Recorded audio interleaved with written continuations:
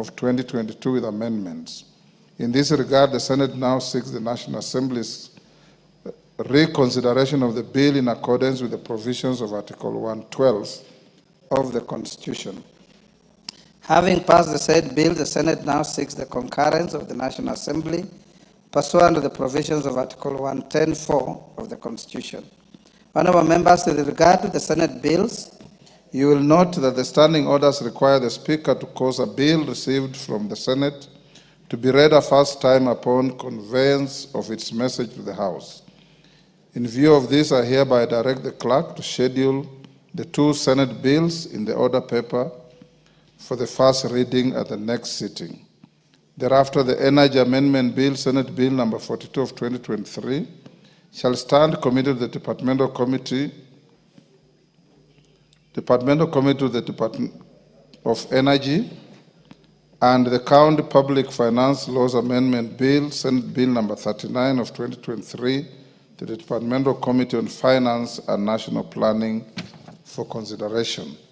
With respect to the Land Amendment Bill, National Assembly Bill number 40 of 2022, the message and the schedule of the Senate amendments to the bill are hereby referred to the Departmental Committee on Lands for consideration and reporting. I also direct the clerk to circulate the schedule of Senate amendments to the bill to all members. The committees to which the bills have been referred are encouraged to prioritize their consideration and submit their reports as soon as is practically possible to enable the House to proceed with the necessary next steps of the bills. I would encourage them to work through the recess so that by the time we resume, they have gone through the bills. Thank you. Next order. Order number 4, petitions. Order number 5, papers. Majority Leader. Yes, Milemba. What's your point of order? Honorable Speaker, I've been following the communication from your desk, especially on bills from Senate. And you notice that, Honorable Speaker, the Senate can even afford to bring a bill here and again withdraw it. And more than many times, we are giving the Senate bills more time as compared to the honorable members' private bills, which could be very, very important for this country. Honorable Speaker, with a lot of humility, I want to beg you that the private members' bills be given more seriousness and time as we move forward. Thank you, Honorable Speaker. Thank you, Honorable Speaker. I would like to join the leader here and the trade unionist to say this, Honorable Speaker, that I noticed on the order paper we have a lot of Senate bills, and Senate bills be given priority in this chamber. But members here, including myself, have always prepared bills tediously, and they send them to legal teams, and we take a lot of time to ensure that we have prepared bills. But Honorable Speaker, those bills hardly find their way to the floor of the House. But yet, we give a lot of preference to Senate bills, which are actually private members' bills. Private members from Senate get a lot more time in the National Assembly. Honorable Speaker, we need to give priority to these members. I remember the 12th Parliament actually prepared very many bills, but only one found its way and it was not even completed. And at the end of the session, Honorable Speaker, this Parliament, you will read a long list of bills that have been prepared by members, over 200, I think it was over 200 last time, which never found their way here. But the bills at the Senate find their way here, and they even have the temerity to want to withdraw them. Honorable Speaker, we need to give members of the National Assembly an opportunity to have a bill in their name passed in this chamber. But if we continue, Honorable Speaker, members will feel discouraged. They will stop legislating and concentrate on oversight and other matters. Honorable Speaker, I beg of you that you need to make a fundamental ruling on which bills get preference in this chamber in terms of private members' bills. Honorable Speaker, I beg. Thank you. Speaker, I think I must admit that the Mwalimu Omboko Milema has raised a very fundamental issue, and also reminded me the trepidation some of us have gone through in the process of presenting bills that come all the way to the floor of the House. Honorable Speaker, I have a living example. My bill went all the way to the second reading and a question was put, and so almost, I think, 4 or so months, it has never found its way in the committee of the whole House. As much as there could be other external forces, indeed, Honorable Speaker, Parliament should be an independent institution. To the point that is switched on and off by external forces that prevent members of bills being progressed, it does not fairly. Order, Oundo. You are making a very outrageous allegation without evidence. There is no external force that presses buttons on this House. And you know that. Complain of the delay in processing your bill, don't make outrageous allegations against your own House. In fact, you must withdraw those remarks. I don't want to go in the history like Martin Shikuku. Let me withdraw that particular aspect. And apologize to the House. Fine, let me withdraw and apologize because I don't want the Martin Shikuku way. But the fact remains, Honorable Speaker, members are being frustrated. The good thing is nobody remembers what Martin Shikuku did. Dr. Kainan can I do, but go on. Honorable Speaker, you must protect the members. You must encourage members. And the only way you can encourage members is to allow members push through their bills to the end. In addition, Honorable Speaker, bills are taken unnecessarily too long to be processed even in our own committees. For example, I don't know if the Budget and Appropriation Committee is overwhelmed by work. You find that some bills stay there for almost 6 months before you are even invited to come and present the bill. Something seriously is not, I don't want to say something's wrong, but something is not working the correct way. You made your point. Thank you. Thank you. Yes, Bokose? Honorable Speaker, Honorable Oundo knows very well that he appeared last week before the Budget and Appropriation Committee on his bill. And we processed it, and we gave him an opportunity to be able to make his statements, and therefore I think he needs to withdraw. He can't make that kind of remark in the floor. Yes, Atandi. Honorable Speaker, thank you very much. I also would like to associate myself with the sentiments expressed by various members over delay of bills by members and even motions. Honorable Speaker, this is really frustrating. I am a victim. I moved a motion last term. I wasn't able to process it because of delays. Again, in this session, I have also moved 2 motions. They have not been processed here on the floor of the House. Honorable Speaker, I think we need to give priority to motions and bills by members of this House as opposed to giving priority to those ones from the Senate. Also, Honorable Speaker, I also want to say as Chair of Budget that as of today, there is no bill by members that has not been processed by our committee. The only bill that has not been processed are only 2, and the members were given a chance to appear, but they were busy, they sent apologies, and we agreed with them that we are going to schedule meetings later when they are available. Otherwise, the Budget and Appropriations Committee is working around the clock to ensure that bills that are before us that require approval is processed in time. I want to urge members that if there's any bill that is before us that has not been processed, please feel free to contact me so that we be able to fast track all those bills. Otherwise, Honorable Speaker, let us give members bills belonging to our members priority, because those are the bills that really go into our names. And today, members are being castigated that they have not been able to move bills and to make laws in this House. I think this is the time, Honorable Speaker, that even the fact that on Wednesday mornings, we sometimes turn down bills by members to give priority to bills from government. I think it's something that I think as a policy we need to stop it, and so that we can serve members. Thank you, Honorable Speaker. Honorable members, this point was canvassed in the House Business Committee yesterday, raised by Honorable Owen Bayer and supported by the entire committee. We did agree that from now going forward, we are going to give priority to private members' bills. I encourage committees where bills have been held for a little while because of backlog of work to ensure that the bills are processed quickly and go to the next stage. 2, honorable members, I have directed the clerk's office, after looking at several of the bills that passed through my office, that we have about 3-4 bills touching on the same issue.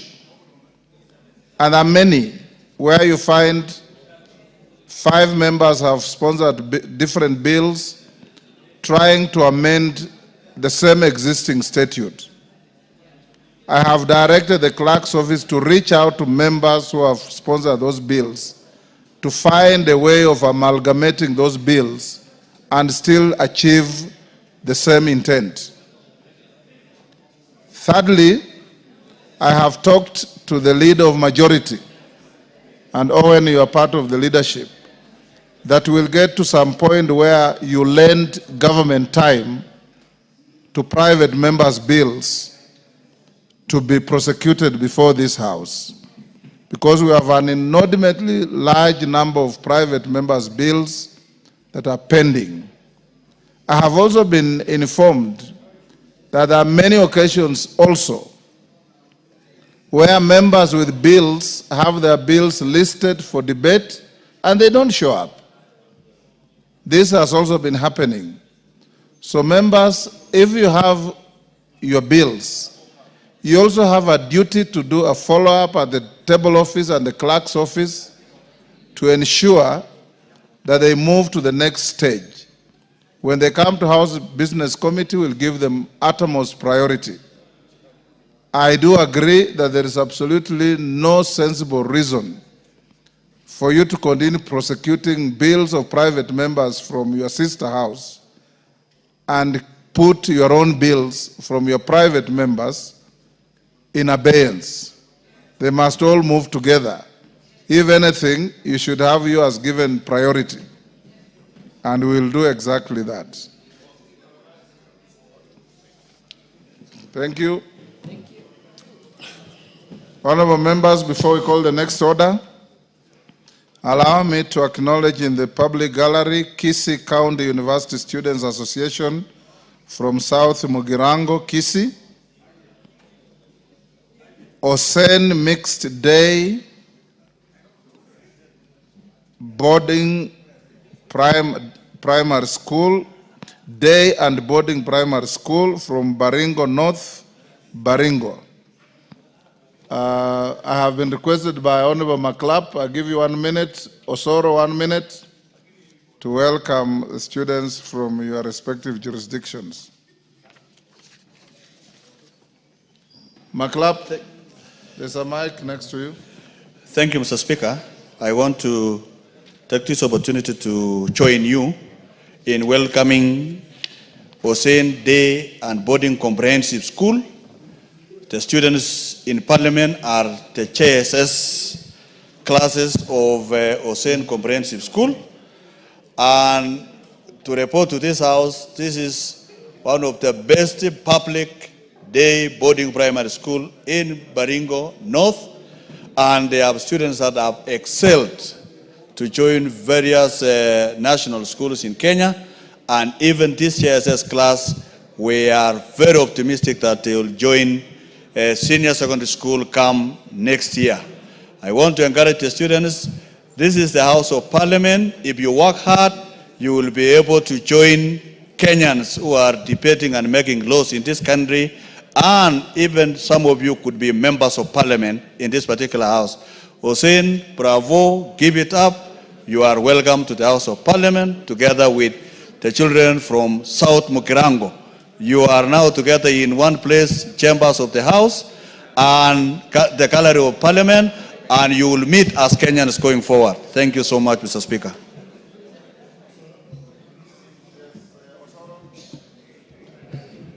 Thank you very much, Honorable Speaker. Honorable Speaker, I also want to join my colleague, the Honorable Maklap, in welcoming all the students in the chambers of parliament, but particularly the students that have come from South Mogrango constituency.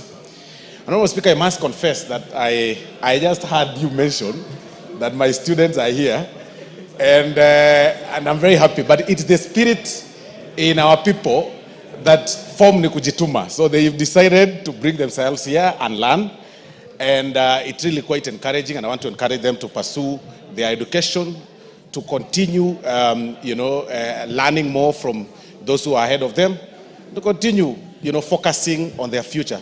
Honorable Speaker, because these are students from the university, it's important for me to mention, Honorable Speaker, that South Mogrango, by record that we have, Honorable Speaker, we have about 12,000 students so far every year going to the university. So really that is encouraging because the constituency is quite diverse with about 120,000 registered voters. So it's quite encouraging, and we want to tell them to proceed and work very hard in their and focus on their life. Thank you very much, Honorable Speaker. Thank you. I join both of you in welcoming the students and whoever is accompanying them to the House of Parliament. Call out order number 5 again. Order number 5, papers. Majority Leader. Thank you, Honorable Speaker. I beg to lay the following papers on the table of the House today, Wednesday, April 23rd, 2025, in the afternoon sitting. A, report of the Auditor General and financial statements of Eldas Technical Vocational College for the year ended 30th June 2023 and certificates therein. B, reports of the Auditor General and financial statements for the year ended 30th June 2024 and the certificates therein in respect of the following. 1, Chama cha Mashinani. 2, Coast Region Water Security and Climate Resilience Project credit number 5543 KE 740 KE State Department for Irrigation. 3, Commission on Revenue Allocation Staff Car Loans Scheme Fund. 4, Commission on Revenue Allocation Staff Mortgage Scheme Fund. 5, Consolidated Fund Services Public Debt, the National Treasury. 6, Devolution Empowerment Party. 7, Kaiboi National Polytechnic. 8, Kenya Institute of Curriculum Development Mortgage and Car Loan Scheme. 9, Cochin Technical Training Institute. 10, Laikipia East Technical and Vocational College. 11, Laikipia West Technical and Vocational College. 12, Meru Technical and Vocational College. 13, Moi Teachers Training College, Baringo. 14, National Council for Children's Services. 15, National Council for Law Reporting. 16, National Government Affirmative Action Fund. 17, Northern Water Works Development Agency. 18, Omuga Technical and Vocational College. 19, Orange Democratic Party. 20, Petroleum Development Levy Fund Holding Account. 21, Receiver of Revenue Statements, State Department for Irrigation and Citizen Services. 22, Revenue Statement of the Business Registration Service. 23, Revenue Statement of the Pensions Department, the National Treasury. 24, Revenue Statements for Department for Internal Security and National Administration. 25, Samburu Technical and Vocational College. 26, Sports Kenya. 27, the Kenya Academy Sports. 28, Tinderet Technical and Vocational College. 29, United Democratic Movement. 30, University of Nairobi Enterprise Limited. 31, University of Nairobi Press Limited. 32, University of Nairobi. 33, Uriri Technical and Vocational College. And lastly, Honorable Speaker, at number 34, Ziwa Technical Training Institute, Wasigishu County. I thank you, Honorable Speaker, and I beg to lay. Next order. Next order.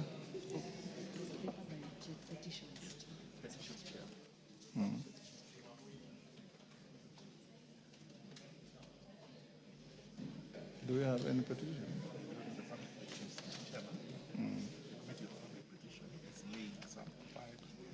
Then call out petitions. Where do you call out? No, it's papers.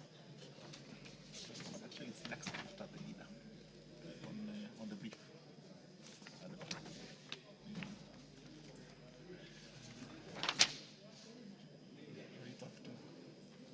You guys are confusing me. I'm following what you are doing. Next order.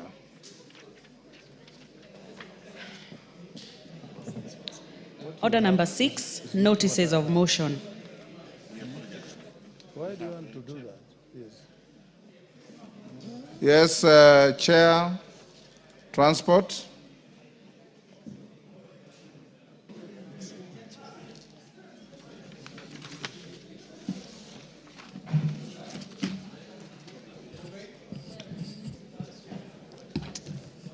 Honorable Speaker, sorry. Hold your consulting with horses. GK, hold your horses.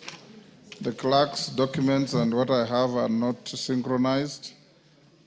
Take your seat. Chairperson, Public Petitions Committee. Thank you very much. Kagezi. Yeah. Thank you very much, Honorable Speaker. Honorable Speaker, I beg to lay the following papers on the table of the House today, Wednesday, 23rd April 2025. Reports of the Public Petitions Committee on its consideration of, number 1, Public Petition number 15 of 2023 by Honorable Florence Jamatia MP regarding the declaration of Mukutani Forest as a public forest. Number 2, Public Petition number 54 of 2023 by teachers regarding unlawful deductions by Teachers Service Commission in favor of Kenya Union of Special Needs Education Teachers, KUSNET. Number 3, Public Petition number 62 of 2023 by the Kenya Union of Post-Primary Education Teachers, KUPET, regarding stagnation of teachers' progression in public service. Number 4, Public Petition number 63 of 2023 by former employees of Bohemian Flowers Limited in Nakuru County regarding the unfair termination. And lastly, Speaker, number 5, Public Petition number 67 of 2023 by Honorable Moses Kirima, MP, regarding the dismissal from employment of Mr. Gerard Muli Kiilu by Absa Bank, formerly Barclays Bank Prestige Center. Thank you, Mr. Speaker, and I beg to lay. Thank you, Kagezi. Next order number 6. Order number 6, notices of motion.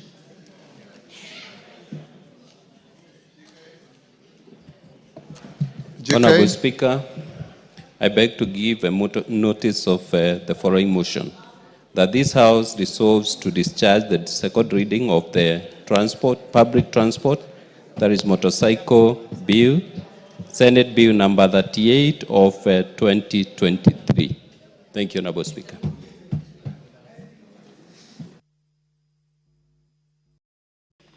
Thank you, GK. Next. Order number 7, questions and statements.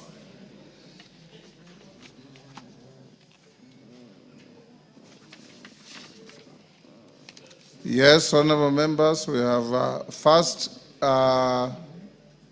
today we were supposed to have the Minister for the Cabinet Secretary for Roads and Transport. I received a letter this morning that the CS is away in China with His Excellency the President for important national business, and is requested that time allowing and subject to the organization of work by the majority leadership, is available to appear next Wednesday or any other day that the Parliament may decide. You will be notified accordingly. So the questions that are listed to the Minister for Roads and Transport will be stayed until then. On the formal order paper, we have no listed statements, but I've been visited by several members who wanted to respond to statements or make statements or request statements. I will allow Dr. Mutunga, I'm not calling you to start yet, Dr. Nyikal, Mandazi, Karemba, Murugara, those are the ones who have talked to me. Don't raise your hand simply because I've said we don't have a list. I'm talking of those who have been like the 5 wise girls in the Bible who came to see the speaker to ask for an opportunity to raise or make their statements. Let's start with the Honorable Murugara. Note your numbers. When one finishes, another one takes Murugara. After Murugara, Karemba. After Karemba, member for Mogotio, Kiborek. After Kiborek, Mandazi. Then we'll close that chapter with responses from Dr. Nyikal and Dr. Mutunga. Those of you who have got statements and have, I think there's a Boer who also saw me, and have not reached the speaker, talk to the clerks at the table. Because I'll not allow you to shoot up with a statement that I've neither seen nor approved. Okay? Thank you, Mr. Speaker. Mine is a response. I think let them request for statements. Yours is a response? It's a response. So start with the turbaned man next to you. Yes, my neighbor. Yes. Yes, the one and only. Thank you, Honorable Speaker. Honorable Speaker, pursuant to the provisions of Standing Order 44-2C, I rise to request for a statement from the Chairperson of the Departmental Committee on Health regarding the challenges faced by teachers and police officers in accessing medical services arising from their medical cover. Honorable Speaker, the government-funded medical insurance scheme for teachers and the police in Kenya, which relies on capitation system, has faced significant challenges due to delayed payments to hospitals. This has resulted in hospitals either refusing to provide services to these groups or demanding out-of-pocket payments. The issue is claimed to stem from the government's failure to release allocated funds, despite teachers and police officers being deducted their medical scheme contributions from their salaries. The contributions of teachers and police officers form the bedrock of society stability and progress. To ensure that they fulfill their vital roles in education and public safety effectively, prioritizing their physical and mental well-being is not just a moral imperative, but also a strategic necessity. Honorable Speaker, it is regrettable that teachers and police officers, particularly those from Runyenja's constituency and Embu County at large, have expressed serious grievances regarding their medical cover. These concerns highlight systemic issues that require urgent attention, as they affect not only teachers and police officers in Runyenja's and Embu County at large, but also thousands of others across the country. This crisis, marked by hospitals denying them services due to unpaid claims and stalled National Treasury contracts, exposes systemic failures endangering public servants and their dependents nationwide. Addressing these challenges is therefore critical to ensuring that these essential public servants receive the health care they deserve, for them to continue serving our communities effectively. Honorable Speaker, it is against this background that I request for a statement from the Chairperson of the Departmental Committee on Health on the following challenges. 1. Plans put in place by the Ministry to remit the medical capitation funds to hospitals and the timelines for the implementation. 2. Action being taken to ensure that teachers and police officers access unlimited medical services, considering that their contributions are deducted from their salaries consistently. And lastly, efforts being made to address the challenges relating to medical insurance and the health service delivery for public servants, particularly police officers and teachers. I thank you, Honorable Speaker. Thank you, Karemba. It was to which committee? Departmental Committee on Health. Dr. Nyikal, can you respond within the first week of resumption from Recess. Thank you, Mr. Speaker. We will be able to give a report within the first week after recess. Thank you. Mandazi.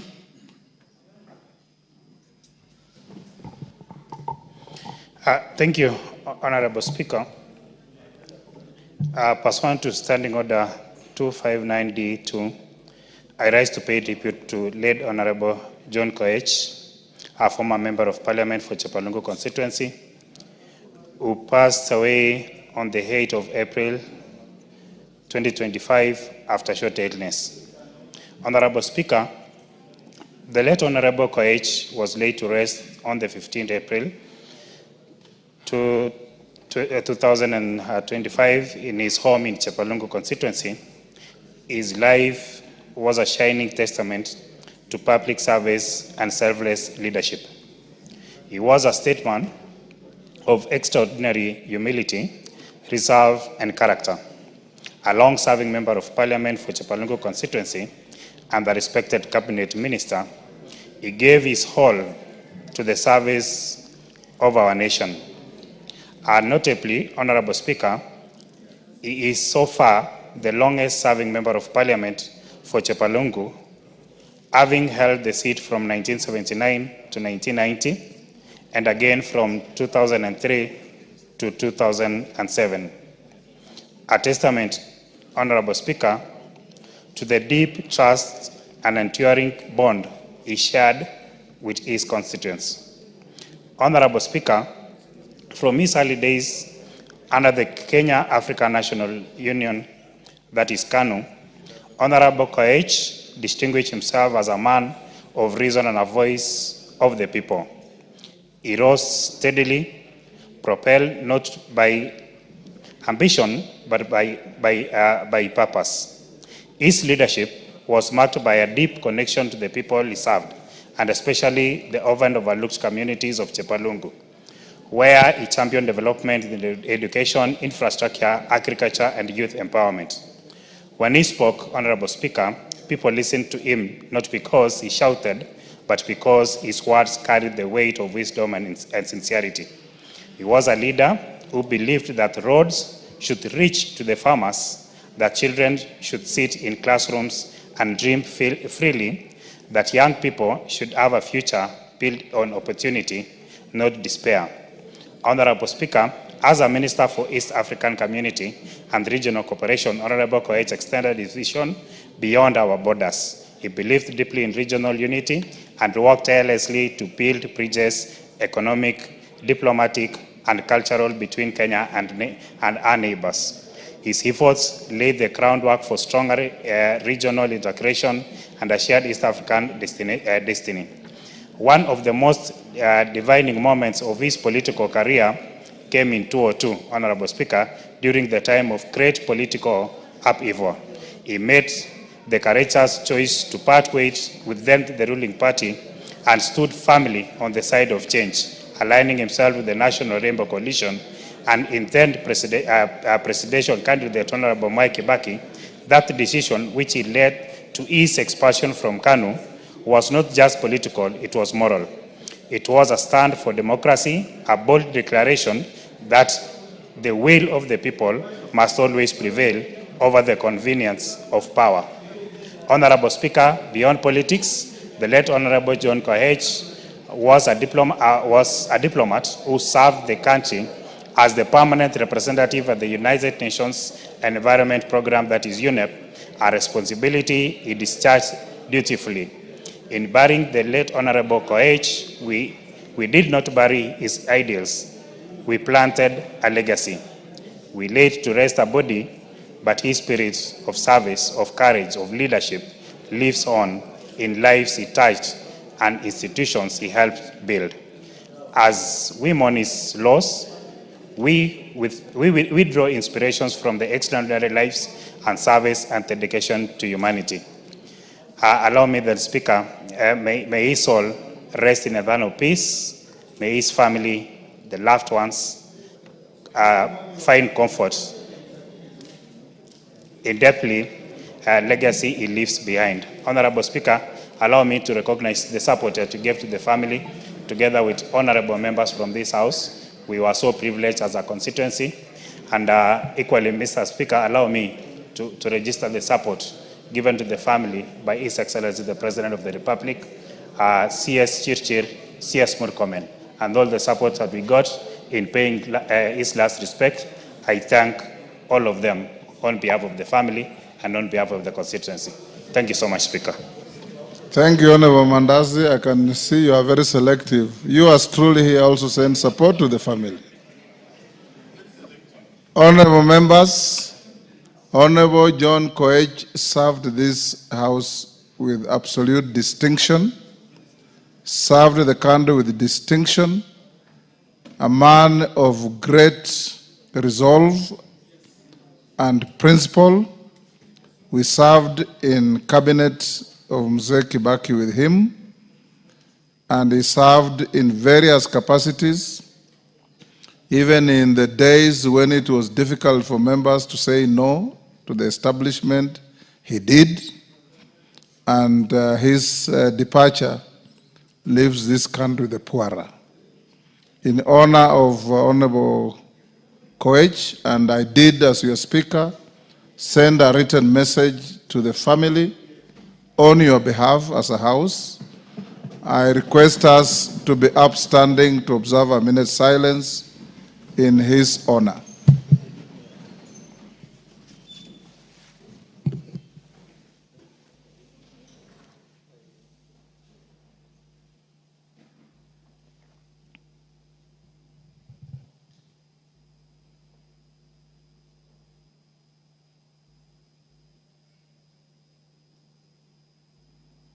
May his soul rest in eternal peace. Amen. Yes, Sunguli. Yes, on the same. Okay, let's start with Sunguli. I'll not give many of you. I'll give Sunguli, Karoli. Mr. Speaker. And the last governor of Rift Valley. Mr. Speaker, I also stand in order to give my condolences to the family of John Koich. We served with John Koich in government, and as a friend of his, as a neighboring constituency, I was always privileged to work very closely with him. John Koich was a man who did not always conform.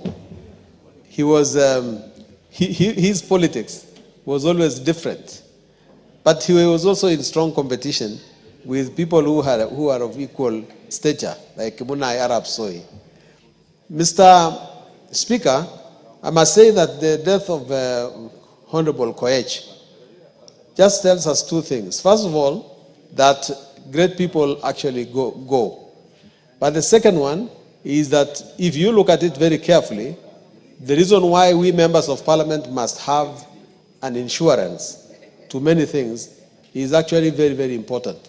And you can deduce that from the way he lived and the way he eventually died.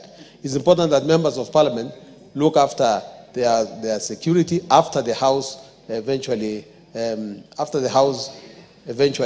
leaves you, or when you leave the House. Mr. Speaker, with those remarks, I must say... Karole Omondi.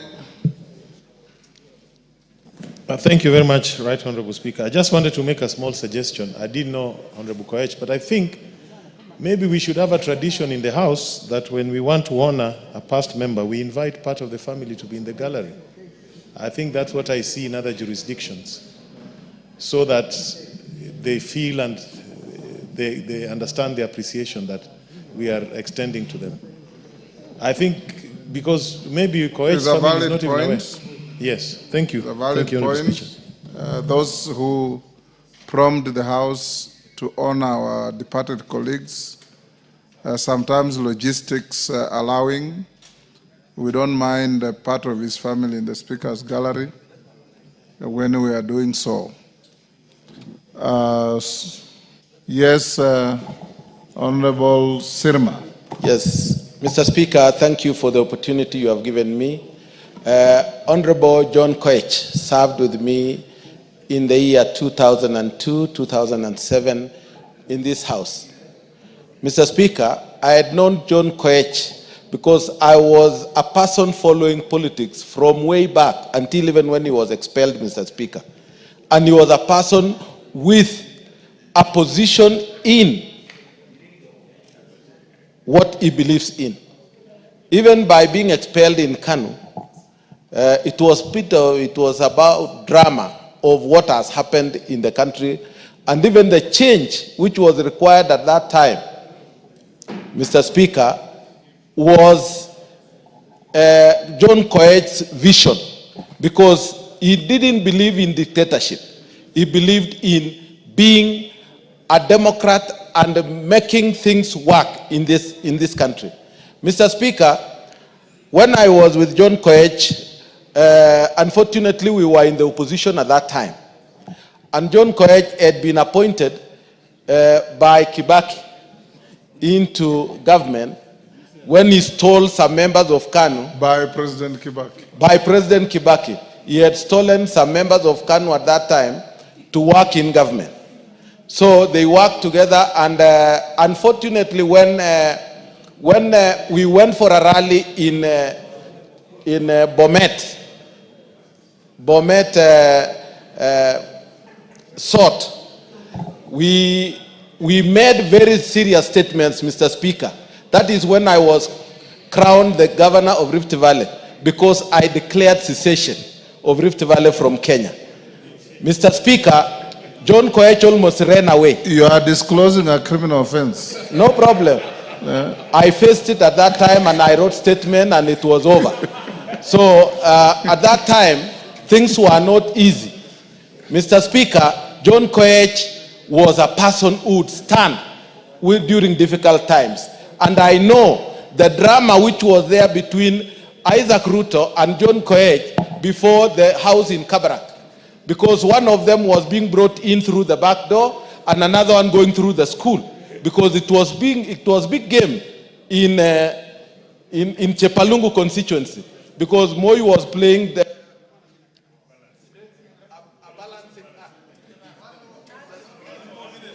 Give him a minute.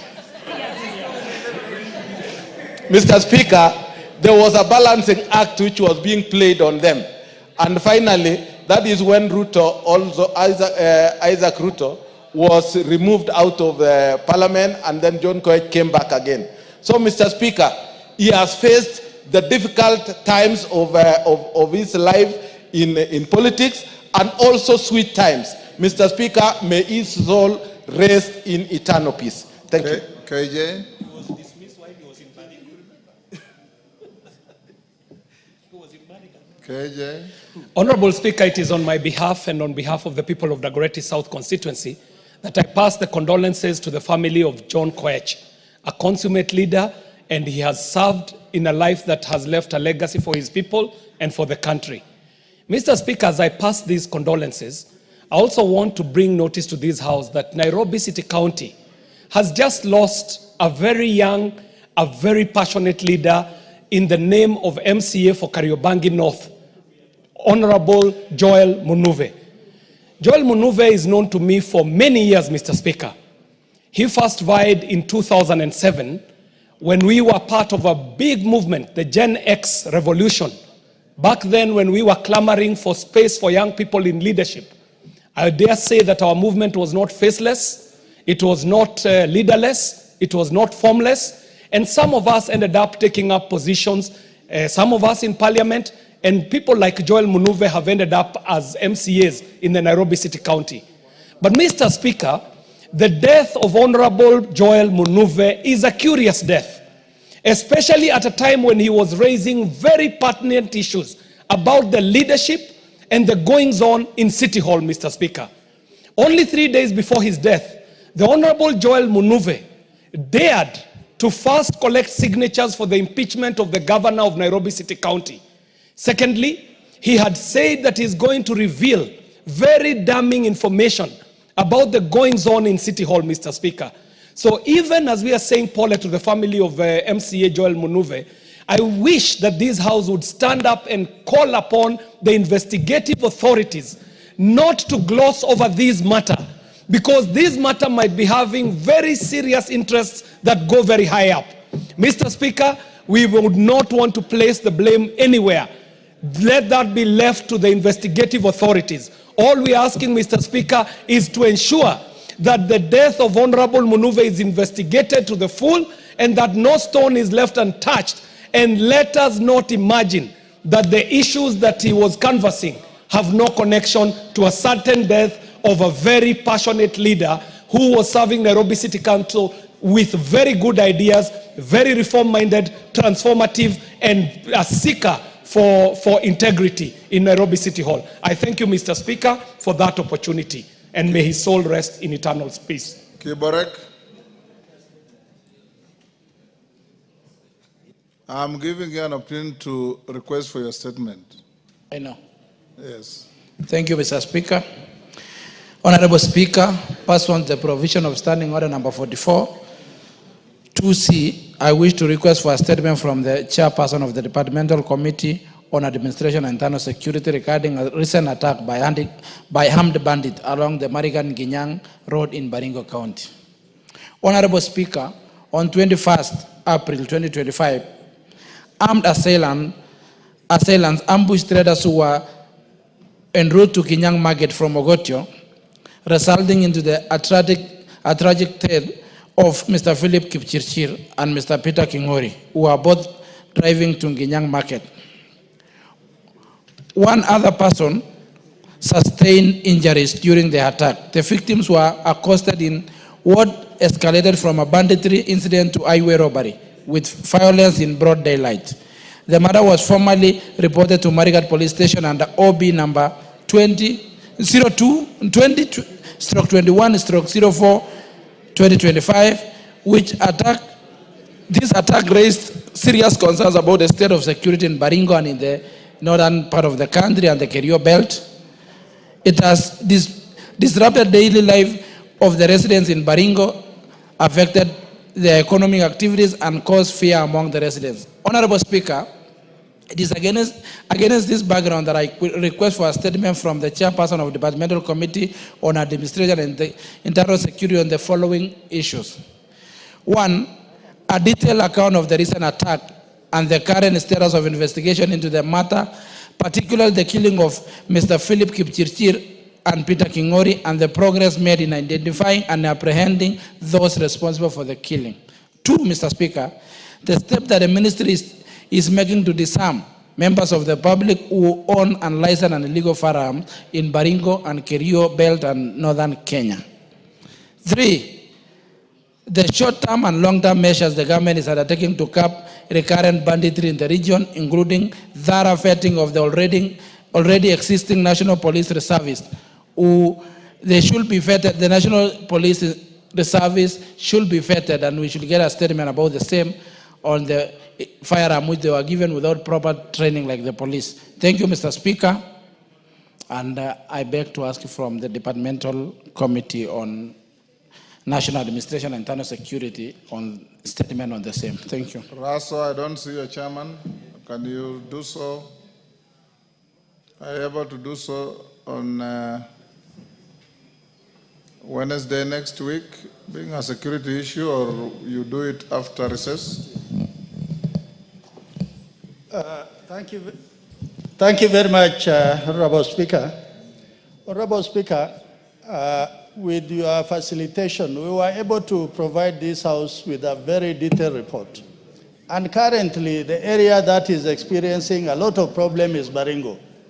While in most of the regions, Turkana, Samburu, Isiolo, Marsabit, the guns are largely silent. Honorable Speaker will be able to give report to the House immediately after the recess. Thank you, Honorable Speaker. Thank you. In addition to that, Honorable Kiborek and your colleagues from Baringo, yourself, Maklap, Kamket, Musa Sirma, Chematia, Kandie, and Kamren, you are leaders. You are going on recess. Go around your county and talk to those young people and encourage them to stop wielding illegal firearms It is those young men who vote for you. It is those young men who you use for good and for bad. Go and meet them and talk to them so that as leaders you also play your role to ensure that there is peace within your jurisdiction. And I'm sure you can. Some of those young men are your age, Kiborek. And I'm sure you can use your magic as a youth to get to them and talk to them. Your access to them is better than probably Musa Sirmas and others. Please go and do that. Don't wait for the police to come from Nairobi. You can also play your part. Yes, Irma?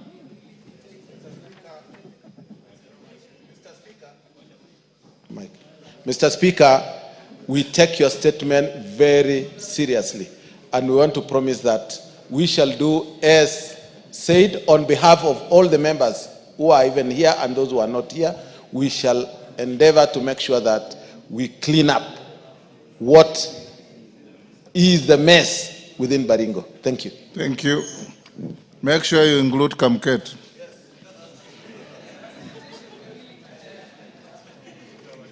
Abor.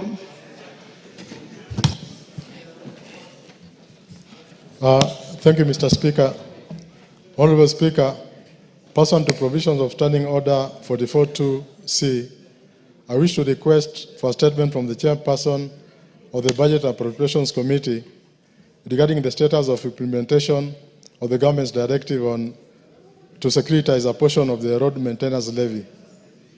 Honorable Speaker, the government, through the Ministry of Roads and Transport, advised the Kenya Roads Board to initiate the securitization of part of the road maintenance levy, RMLF, amounting to Kenya shillings 7 per litre. This directive was aimed at raising urgent funds to settle the mounting pending bills in the road sector, which have continued to stall key infrastructure projects across the country. Honorable Speaker, while the securitization of future cash flows can be a viable financing mechanism under the Public Finance Management Act 2012, Cap 412A, and specifically Section 50 on public debt management, the implementation of such a strategy must be carried out transparently within the framework of public finance principles enshrined in Article 201 of the Constitution of Kenya, 2010. Other principles include openness, accountability, and responsible financial management that must be applied on the securitization proposal. Honorable Speaker, it is against this background that I request for a statement from the chairperson of the Budget and Appropriations Committee on the following. Number one, the current status of implementation of the securitization of the road maintenance levy fund as directed by the government. Number two, the legal and financial framework being used to implement this securitization process, and whether there was approval of Parliament sought as required under Section 52 and 53, Cap 412A of the Public Finance Management Act, where future revenue streams are pledged. Number three, amount expected to be raised through this securitization arrangement and the criteria that will be used to allocate these funds towards spending bills in the road sector. Number four, any guarantees or circulars issued by the National Treasury in connection with the securitization transactions and the implications on public debt ceilings and fiscal sustainability. And lastly, Mr. Speaker, timelines set for the disbursement of the raised funds and measures taken to ensure transparency and accountability during the implementation. I thank you, Honorable Speaker. Budget, that is to your committee. Can you bring a response the first week upon resumption from recess? Yes, Speaker, we agree. Thank you. Murugara George. Thank you very much, Mr. Speaker. Mr. Speaker, this morning, Honorable David Kiplagat, the Member of Parliament for Soy, requested for a statement regarding the venue for recruitment of Kenya Prisons constables of Soy constituency in Uasin Gishu. Is he in the house? He is not here. Okay, go on. I actually sent to him the communication I got. Go ahead. Because I was told actually to deliver tomorrow afternoon. But fortunately, it has actually come from the Director General of Prisons to confirm how it is going to be in Uasin Gishu County as follows. The recruitment will be conducted in the following sub-counties. Trubo sub-county, it's pronounced Tarabo sub-county, Paul Boyd Boys High School at 8 a.m. on the 30th of April 2025. Soy sub-county, DCC's office Sirikwa at 2 p.m. Ainabkoi Waonifo Stadium at 8 a.m. Moiben constituency at Moiben Center at 2 p.m. Keses, DCC's office Keses at 8 a.m. and Kapseret at Eldoret ASK Showground at 2 p.m. Honorable Speaker, there was also a question regarding missing sub-counties, and these members have interest in that because a few sub-counties are missing from the list, including one of my sub-counties in the Tharaka constituency known as Tharaka West.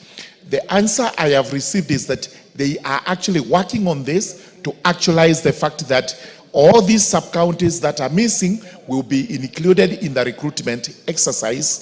And as soon as letters are produced to confirm this, they will be delivered to us for further communication to the honorable members of parliament.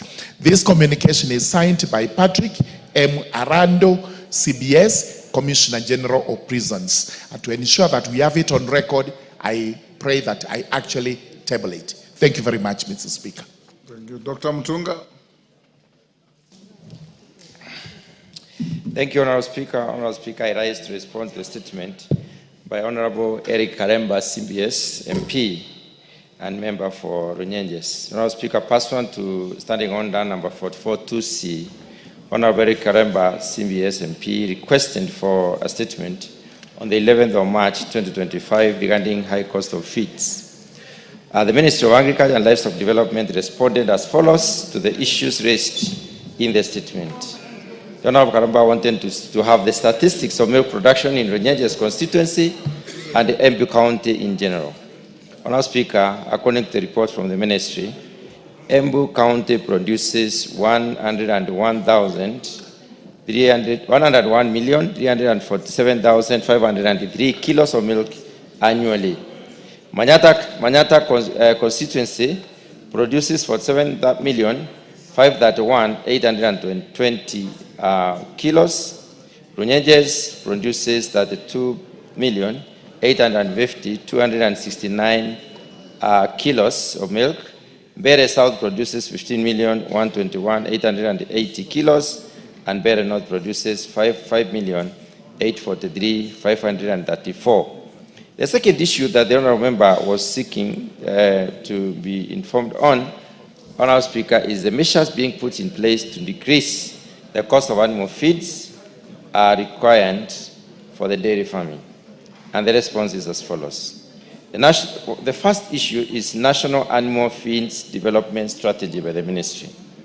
The government has embarked on development of an animal feeds, has developed an animal feeds development strategy to address feed situation in the country, in which it prioritizes promotion of increased production of animal feeds, promotion of animal forage conservation, use of technologies such as irrigation to facilitate production of animal feeds in arid and semi-arid areas, as well as in arid and semi-arid areas, among others. Increase in production will ensure availability of adequate forage and constituent feed ingredients which will in turn reduce the cost of animal feeds. The second measure that the ministry is taking up is land commercialization initiative. The government is availing an unutilized land for animal feed production through the Ministry of Agriculture and Livestock Development.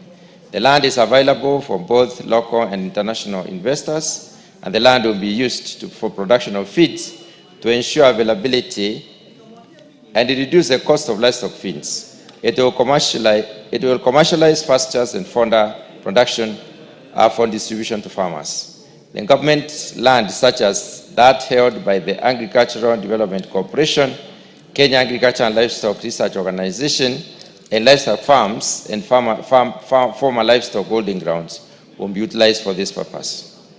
The third measure that the government is the ministry is taking up is public-private partnership in feed production. Madam Speaker, the government is encouraging public-private partnership to ensure that there is sufficient investment in the livestock feed sector. For the last 2 years, the government has participated in international conferences in Rome and other countries where it has pitched for feasible investment options in animal feed industry. As a result, several investors have already arrived in the country to invest, key among them including the following.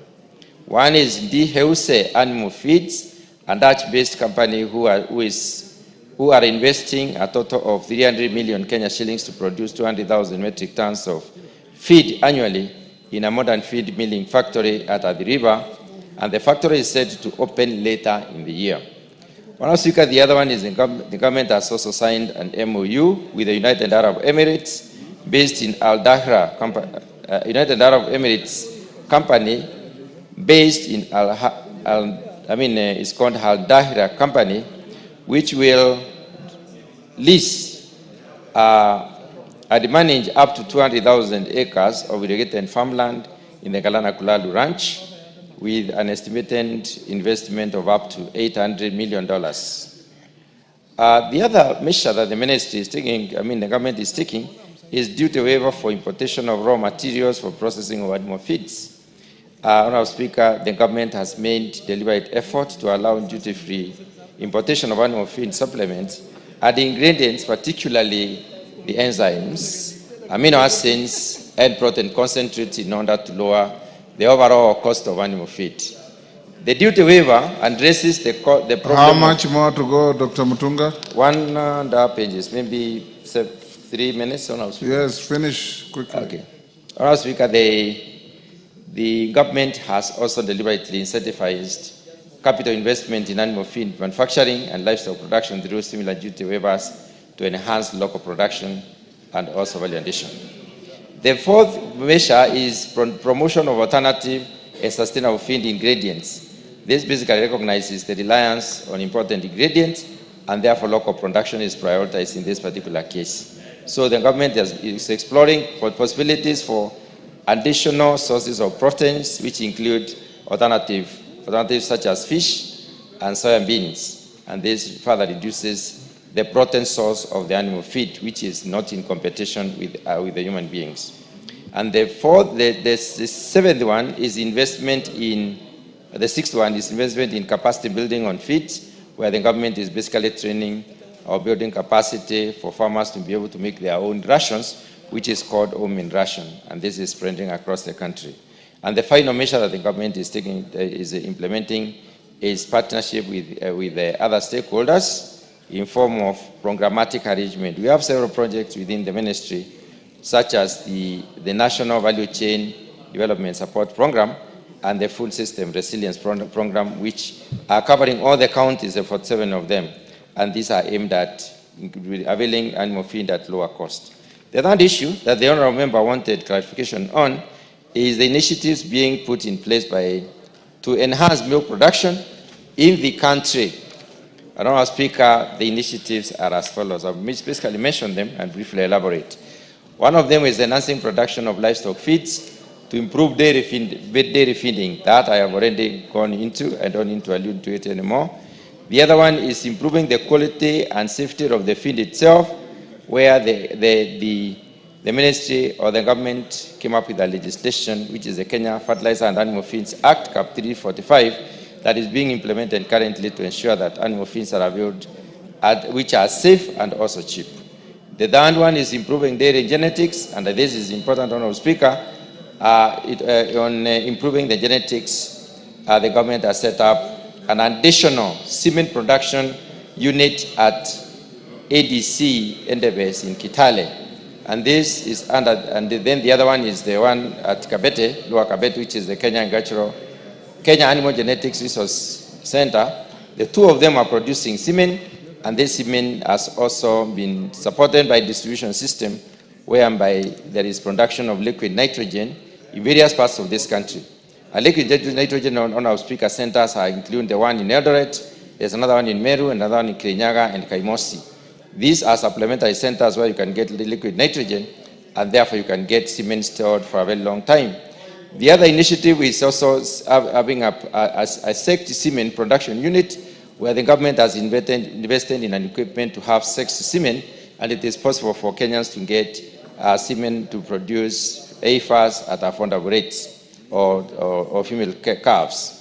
The final, the second last initiative on our speaker is capacity building of farmers and other stakeholders, where various initiatives have been put in place to enable the Kenyan farmers to produce better milk, more milk, and clean milk for that matter at affordable rates. And the final one is implementation of key donor-funded projects that basically include the one I mentioned earlier and others that have got an entire country coverage to enable the Kenyan farmers to improve on the quality of the animals themselves in order to improve on the quality and the amount of milk that is produced.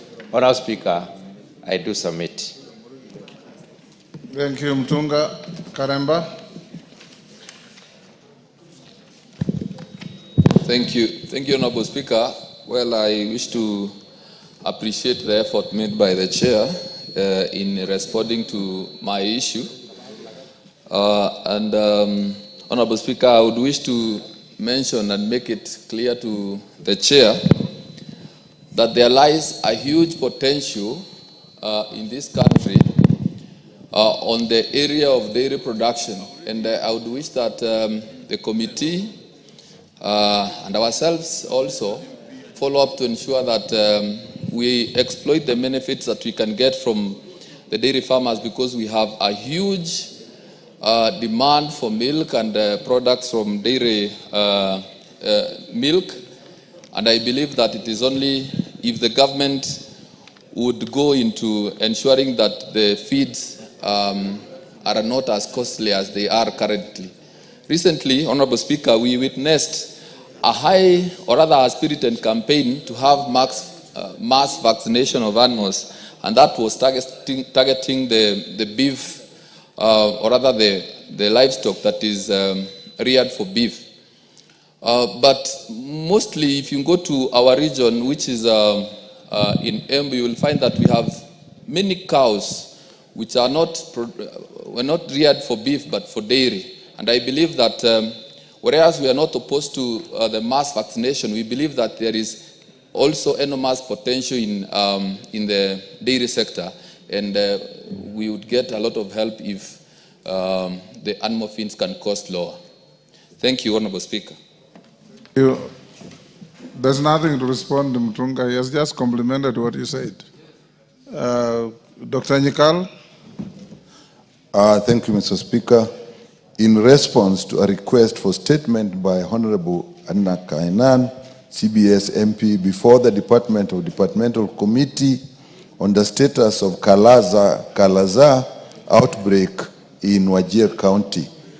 Honorable members, I wish to bring to the attention of this House the current situation regarding the outbreak of Kala-azar, also known as visceral leishmaniasis in Wajir. Kala-azar is a life-threatening parasitic disease caused by a parasite. It is transmitted through the bite of infected sandflies and remains a serious public health concern, particularly in Kenya's northeastern, Rift Valley, and eastern regions. If left untreated, the disease has a fatality rate of 95%. Common symptoms include prolonged fever, weight loss, diarrhea, fatigue, anemia, darkening of the skin, swollen glands, and enlargement of the spleen and liver. Kala-azar status in Wajir County. Kenya has, over the past 6 years, consistently reported between 500 and 1,300 cases of Kala-azar annually, largely concentrated in 11 endemic counties. Since September 2024, however, a significant surge in reported cases has been observed in Wajir County, emerging as the epicenter. To date, Wajir has recorded 672 confirmed cases, the highest among affected counties. Of these, 85% of patients have been successfully treated and recovered.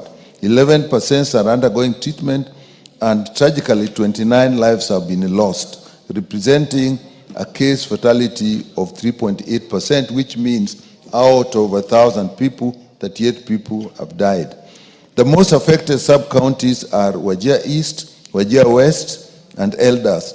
Currently, 86 cases are on treatment across the various sub-county health facilities. In Wajir County Referral Hospital, 55 cases, Girif to Sub-County Hospital, 22, Elder Sub-County Hospital, 8, and Bule Sub-County Hospital, 1.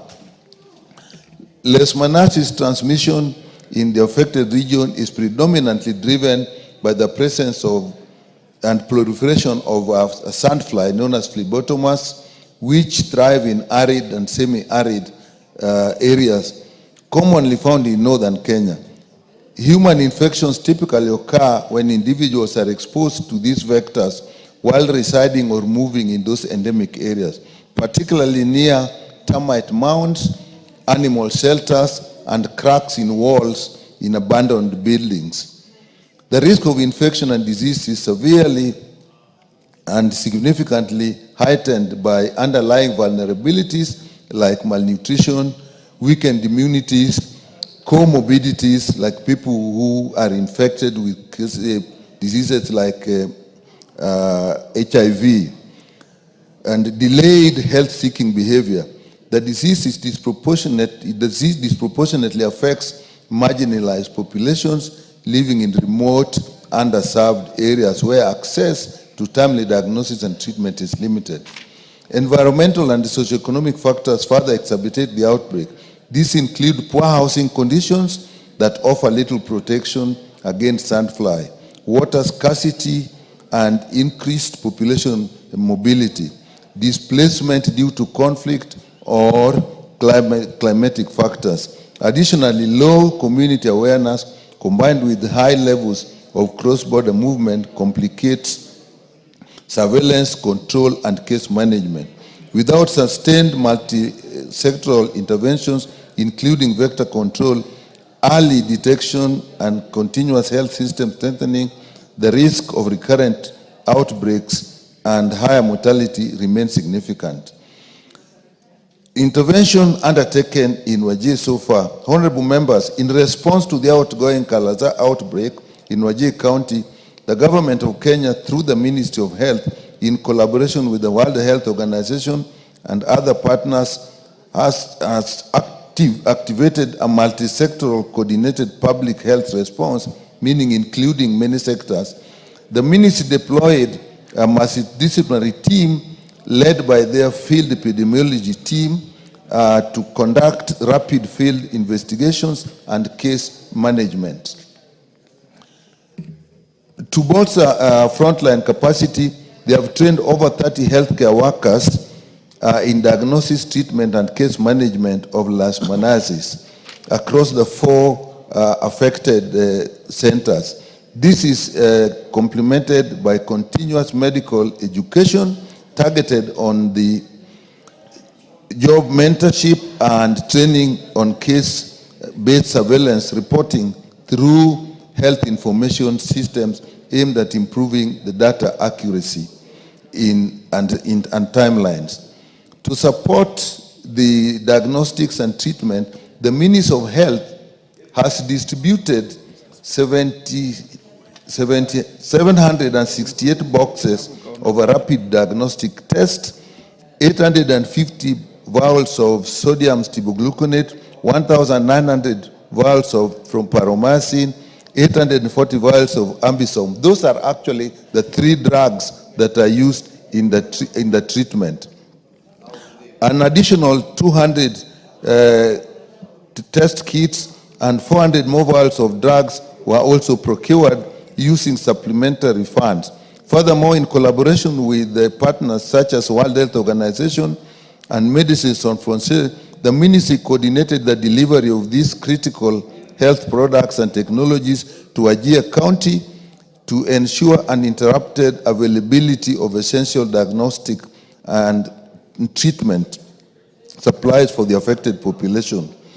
To strengthen inpatient cases, 100 hospital beds and mattresses were distributed to improve the quality of care and comfort in the treatment facilities.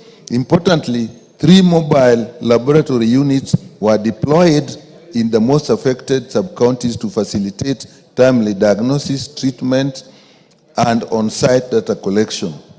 In addition to these medical efforts, the ministry launched comprehensive vector control activities aimed at mitigating the spread of leishmaniasis by targeting sandfly vector responsible for the disease transmission. To this end, the ministry procured 50 farm guard masked duster machines, 150 omni pumps, and 141 two-stroke engine sprayers. Basically, these are actually for spraying in the environment and spraying inside the houses. And also 1,000 sachets of insecticides for the same. These integrated vector management strategies are crucial to reducing vector density and lowering transmission. Also, on the long term, the ministry has continued in the recognition of the current nature of visceral leishmaniasis. The broader and more resilient public health systems in the ministry has initiated long-term measures aimed at sustaining progress and preventing future outbreaks. These include a national strategic plan. They've also provided resources through the supplementary budget, and this has been useful in containing the outbreak. Honorable members, looking forward, the ministry has worked out a plan with KEMSA to distribute the required drugs and equipment in the affected areas. And also, Mr. Speaker, in the long term, Kenya Medical Research Institute has played a central role and will continue to play a central role to actually monitor the disease outbreak, monitor responses for a long. This is not only for the regions affected, but for the country as large. So the ministry remains available to provide any further clarification that this Honorable House may require. Signed by the Honorable Minister Aden Duale, ECG, EGA Cabinet Secretary. Thank you, Mr. Speaker. Kainan.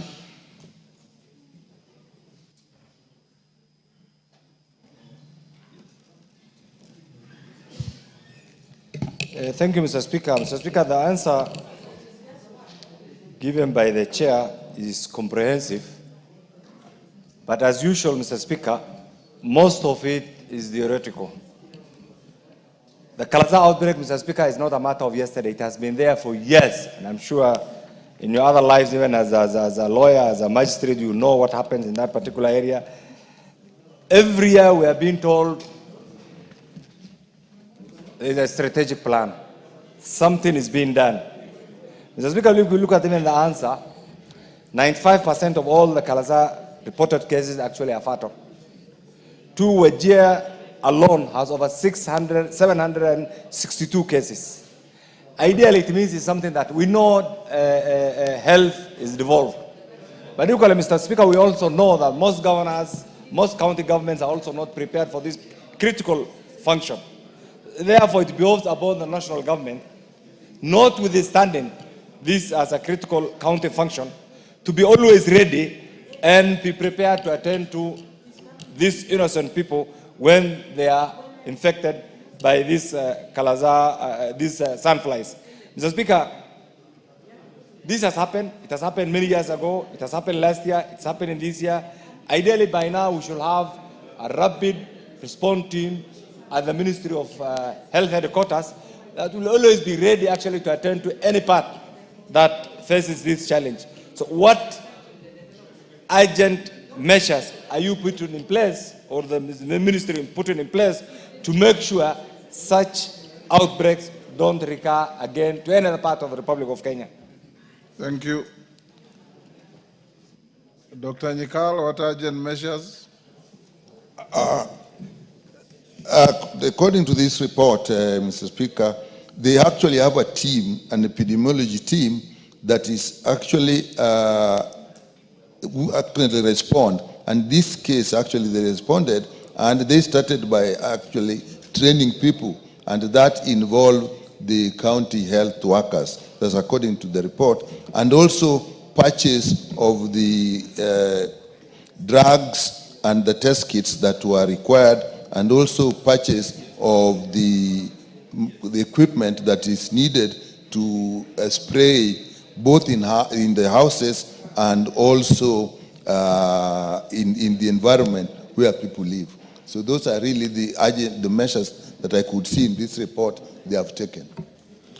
Honorable members, before the next order, allow me to acknowledge in the Speaker's gallery Pare Council of Elders led by Mzerama Lukindo from Taveta constituency, Taita Taveta County. Musimame, mushangiliwe. Asante sana. Munakaribishwa katika jumba la bunge na mkae kwa starehe na fasaha.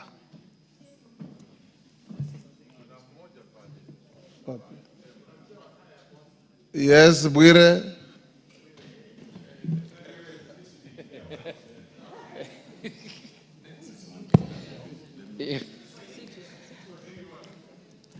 Honorable Speaker, Article 56 of the Constitution. Si usungumuze Kiswahili, wageni wako wakusikie. Asante Mheshimiwa Speaker. Mheshimiwa Speaker, kifungu cha 56 cha katiba ya Kenya ya mwaka 2010 inatoa mwelekeo kwamba serikali itafanya mipango ya kutambua jamii ndogo Kenya, na hiyo mipango itaongeza mambo ya utawala, mambo ya kazi, mambo ya kutambua mila zao na desturi zao. Mheshimiwa Speaker, nakumbuka ukija kwa constituency yangu mwaka 2023, wazee hawa ambao wako mbele yako leo walikueleza kwamba wangetamani sana watambulike kama moja ya kabila la Kenya. Nakumbuka fika Mheshimiwa Speaker, ulieleza hiyo siku kwamba kuchelewa kwa kutambulishwa kwao ni kinyume cha katiba, na kwamba kama jamii zingine, kama jamii ya Wasomali kwa mpaka wa Somali na Kenya, kama jamii ya Waljaluo katika mpaka wa Kenya na Tanzania sehemu za Mwanza, kama jamii ya Wakuria kwa mpaka wa Kenya na Tanzania, pia Wapare ambao wako kwa mpaka wa Kenya na Tanzania kule Taveta watambulike. Leo hii Mheshimiwa Speaker, nakuja hapa kutoa shukrani kwa niaba ya kamati ya wazee wa Kipare na kwa niaba ya jamii ya Wapare ambao wanaishi Taveta na sehemu zingine za Kenya, na kwa niaba ya eneo bunge la Taveta kukushukuru Mheshimiwa Speaker na kushukuru bunge hili la kitaifa kwa kuwapatia nafasi kuleta malalamishi yao bungeni leo. Wamesikilizwa na wamepatiwa uhakikisho kwamba petition yao itaenda kuangaliwa na itahakikishwa. Na Mheshimiwa Spika, niseme tu jambo moja nikiketi. Mwaka 2022 mmoja wa jamii hii alikuwa amependekezwa kuwa nominated councillor kwa chama cha Wiper, member of county assembly kwa chama cha Wiper. Hiyo nafasi ikachukuliwa, na baada ya kwenda kotini, koti ikasema kwamba kwa sababu Wapare wanatambulika kama stateless, basi wao sio minority, na kwa hivyo waliwekwa vibaya kwa ile kategori ya minority tribe. Kwa hivyo hatua hii ambayo imechukuliwa na bunge la kitaifa leo ni hatua ya kipekee sana, na nataka nichukue nafasi hii kuwashukuru Mheshimiwa Spika na kuwashukuru wajumbe wenzangu kwa kuwapatia Wapare nafasi ya kufika kwao bunge leo. Wengine wao wameniambia hawajawahi kutambulika kwa bunge la kitaifa, na hata kuwatambua leo. Mheshimiwa Spika, asante na Mwenyezi Mungu aendelee kukubariki. Asante sana. Asante Mheshimiwa Bwire. Mheshimiwa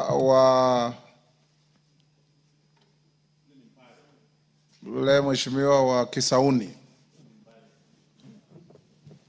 Asante sana Mheshimiwa Spika, pia mimi kunipa fursa hii kutilia nguvu swala la ndugu yetu Mheshimiwa Bwire. Pia mimi niwapongeze wazee wa Kipare waliopata nafasi ya kufika katika bunge hili, na pia nitie mkazo na nguvu kwamba waweze kutambuliwa, kwa sababu kule chini wanapata shida kubwa, kuanzia wao wazee mpaka watoto wao. Inakuwa hata shule za msingi siku hizi mpaka wana stakabadhi ya kuzaliwa ndio uweze kusajiliwa kama mwanafunzi. Inakuwa ni vigumu kwa watoto wao, wajukuu zao, na hawa ni jamii ambayo wako wa Kenya, ni Kenya, hakuna mahali ingine wanaishi.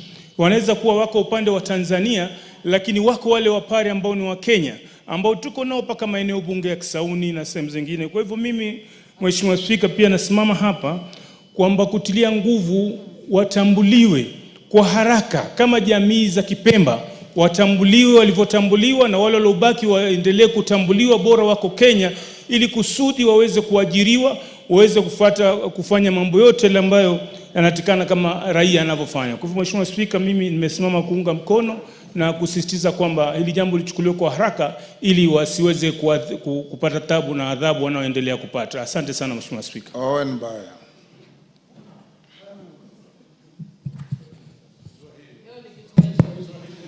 Honorable Speaker, allow me to express myself best in English. I want to address a broader issue, Honorable Speaker. And I want to say this, Honorable Speaker. As a country, we must end... Yes, Honorable Millie Odhiambo.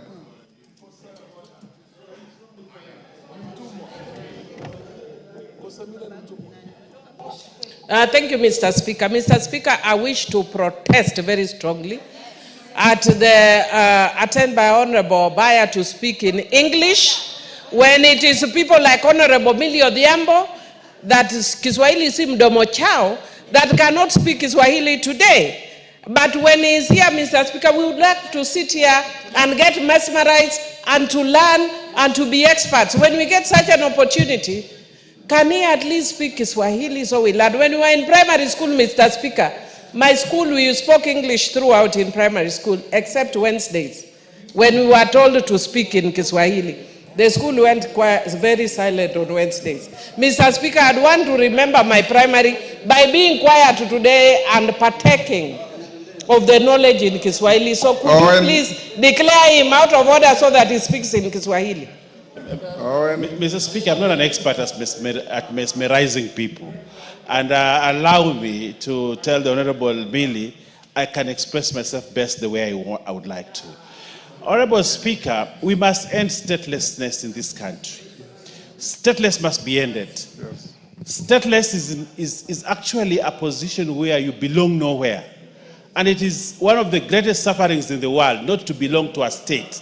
Honorable Speaker, we have salvaged the Makonde, we have salvaged the Shona, the Pemba, the Pare, the Rundi, and the Rwandese that are still in this country require an affirmative action.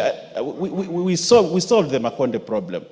We still have a problem with the Nubians because of their code. We have a problem with the Watha, and the Sanya. We still have issues, Honorable Speaker. But as a country, we should be in the forefront to solve the issue of statelessness. I have pushed a bill, Honorable Speaker, in this House that has taken inordinately too long to actually finish, to solve the whole issue of statelessness. And if given an opportunity, I believe this Parliament, the 13th Parliament, should be in record to finish statelessness. And we have a president who is not averse to these issues. I think when he came to Kilifi to give the Pemba citizenship, he was very categorical. Let Parliament do its work to ensure that we have a law that does not allow a Kenyan who is discriminated by virtue of being stateless. Honorable Speaker, I have seen stateless people suffer. You can't register a SIM card, you can't have a bank account, you can't even marry, legally, because you are stateless. You cannot even own children, have children of your own, registered in your name. Those are some of the vagaries that come with being stateless. These Pare people deserve to be Kenyans and belong to the state Kenya. Honorable Speaker, let's use the opportunity that we have as leaders to ensure that we end stateless, and this is a group, and this is a tribe, and this is a community that must be given the due respect by being called Kenyans by virtue of registration and being Kenyans. Minority Leader. Thank you. Mr. Speaker, first I want to congratulate Honorable Bwire for taking this bold step of bringing people who are marginalized and minorities in his constituency. Mr. Speaker, this is what real representation is. Mr. Honorable Bwire, congratulations for the work you've done. This is how you represent your people, by especially taking care of the minorities. But having said... They are worse than minorities, they are stateless. They are stateless, actually. Yeah, right, Mr. Speaker. They're even worse than minorities. But having said that, Mr. Speaker, people only realize the fruits of their rights, enjoyment of a right, when you lose it. Mr. Speaker, there are people also in this country who face a lot of discrimination in terms of even acquiring Kenyans who are unable to acquire national documents like national identity card and passport. Mr. Speaker, I am shocked. I am shocked when I saw a governor in this country, in this Republic of Kenya, Mr. Speaker, shouting at the top of his voice from somewhere in Mount Elgon or somewhere there in Trans Nzoia, saying some Kenyans should not be given the identity cards, Mr. Speaker. Mr. Speaker, I came to realize the training of a person is very important in life. And the way I'm getting trained in this house, Mr. Speaker, is what has made me serve the people. Mr. Speaker, some of the people who have gone through the provincial administration, who have served in that region of northern Kenya, Mr. Speaker. I started training you when you were a councillor. Kabisa, Mr. Speaker. Yes. In Malakisi, you took me to Malakisi in 2005 so I can interact with the public, you remember. Yes. Mr. Speaker, a whole governor stands in his place addressing a gathering of Kenyans saying that other Kenyans must be discriminated against. Mr. Speaker, I know the governor was a former PC or a former DC, and I know the culture that goes on when you are especially posted to northern Kenya, where you have to be paid for you to give somebody's identity card. And that's how some of them have made their money, Mr. Speaker. That is a colonial mentality. That man does not deserve to lead anybody in Kenya, Mr. Speaker. It is very, very heartening, Mr. Speaker. Disheartening. He does not even be a village elder, Mr. Speaker. When you can come openly and say that certain Kenyans should not be given an ID because they are bordering another country. Even him is running a county that is bordering Uganda. Shame on him. Shame on him. Mr. Speaker. Mr. Speaker, I know that community is discriminating against live in Trans Nzoia, Mr. Speaker. And you know you are their leader, Mr. Speaker. You come from there also. I can assure you they will never vote for him again. He has lost those votes. His name is Honorable Nakimbia or Nakimbia. Nakimbia too. He's just running everywhere, Mr. Speaker. Mr. Speaker, I was taken aback, Mr. Speaker. I know what discrimination people go through in that region. There are many children in northern Kenya who have finished schooling, they have finished colleges, they have finished universities, they cannot get employment because they don't have an ID. They cannot even get admission to university because they don't have an ID. That is the kind of leaders nowadays we have in Kenya, who is openly saying in a public forum that let us discriminate against this community. And you are calling yourself a governor who is supposed to be leading a multi-society, multi-ethnic, multi-religious county, Mr. Speaker. Mr. Speaker, this is where I know tomorrow he'll be shouting in a burial there, in Bukusola and in Trans Nzoia, abusing me. I don't care. This is where I will speak. People of Suna, who I represent, who include Luos, Koreas, Subas, Somalis, lawyers, Guerrilla, everybody, have told me to speak here and tell that governor that he is wrong. He cannot discriminate against other Kenyans. Who is he, Mr. Speaker? What the hell does he think he is? Keep on, talking open. And I don't know why NCIC is no longer functioning. I thought the first person they will arrest or they will summon is that governor, that raw governor. Is actually the raw governor. Yes. Mr. Speaker, bordering another county does not mean you must be discriminated against.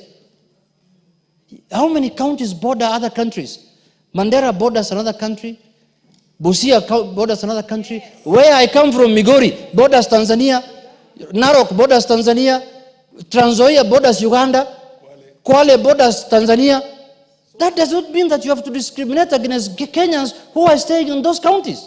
If he's fearing that that community is going to have numbers in the next election and they may vote for in a certain way, let him tell his community to give more birth to more children. Mr. Speaker, I am taken aback, and I'm going to bring a petition, by the way, to discuss that matter in this House. Mr. Speaker, a national leader who is running a county, I repeat again, that's multi-ethnic, multi-religion, denomination. Mr. Speaker, that cannot be left. I saw the other day in some burial I attended, not at some burial, the burial of my speaker's mother, talking a lot of things. I could not even respond to him. I just kept quiet. When I remembered what he said from the community that I come from ancestry, I just looked at him and said, this is the guy who wants to deny my people ID cards. This is the guy who wants to discriminate against other Kenyans. This is the guy who wants other Kenyans to be called non-Kenyans. And he used to be a former regional ward, where if we start talking about what happened even under his leadership in the Rift Valley, Mr. Speaker, we'll be speaking here all day. People were tortured, people were killed, houses were burnt in the Mau Forest, people were removed from Mau Forest at night, their homes burnt, everything done, people died, and he still has the audacity to tell everyone who cares that, oh, you're stupid man, I can talk whatever I want. You cannot discriminate against other Kenyans and you expect us to keep quiet. We will not do that. Thank you. Thank you, Mr. Speaker. But, Mr. Speaker, I will say what I've said on this floor of the House, outside the House, and I will go even to Trans Nzoia in Kitale Town and say it. Those very much, Mr. Speaker. Thank you very much. Karole Omondi. Thank you very much, Right Honorable Speaker. Let me take the opportunity to congratulate Mheshimiwa Honorable Bwire for the bold step of bringing the people of Pare ancestry to the National Assembly. I think as leaders, our job is to find solutions. That is why we are here. We can ventilate, we can say as much as we want, but if we don't offer solutions, then I don't think we are rendering the service that we are expected to do. On these two issues, we already have a solution which I've already proposed and which is being processed by the help of the Speaker and the Clerk. On the issue of the Pares and the other stateless, I've already proposed a bill, Kenya Citizenship and Immigration Bill, which will create a new category of acquiring citizenship by ancestry in terms of historical connection, lineage, affinity, consanguinity, and we'll also implement the right of return for all Africans who are exported out of Africa. So that is a solution. What this House should do is to support that. The second thing, the idea of IDs. Already I've proposed a bill, Registration of Persons Amendment Bill, that will enable students to get ID cards and voter cards while they are still in school. This afternoon, we reiterated what we said in Naivasha, that we should prioritize members' bills. All these solutions are amongst us here. It is up to us to actualize the solutions. So I would plead and give the Wapare people assurance that at least in this house, there'll be a solution. They'll not be stateless. We will pass this bill and they will get the citizenship. In fact, I know Wapares very well. There's a famous joke in Tanzania, not to demean anybody, but they like to say, you know, my mother was from there. If you have money and you want to send it to your mother in the village, if you give it to Ampare, it will get to your mother. If you give it to Amchaga, it will not get there. But if you have a beautiful sister-in-law and you ask Amchaga to escort her to your mother, she will reach there. With Wapare, she will not reach. Thank you very much, Honorable Speaker. Yes, Benja.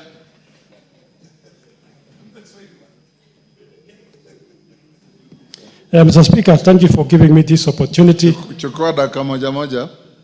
Thank you. Mr. Speaker, let me first of all welcome the guests in your gallery, Mr. Speaker. And I think their visit will go down in history as having brought the necessary changes in this republic. Mr. Speaker, to be a stateless person is the worst discrimination that you can ever be. Mr. Speaker, I'm talking as a former ambassador of Kenya to the Republic of Namibia. And Mr. Speaker, sometimes you find Kenyans who have found themselves in another country without the necessary documents. And the treatment they get, Mr. Speaker, is very bad. So, Mr. Speaker, I want to support the comments made by my colleagues. I also have a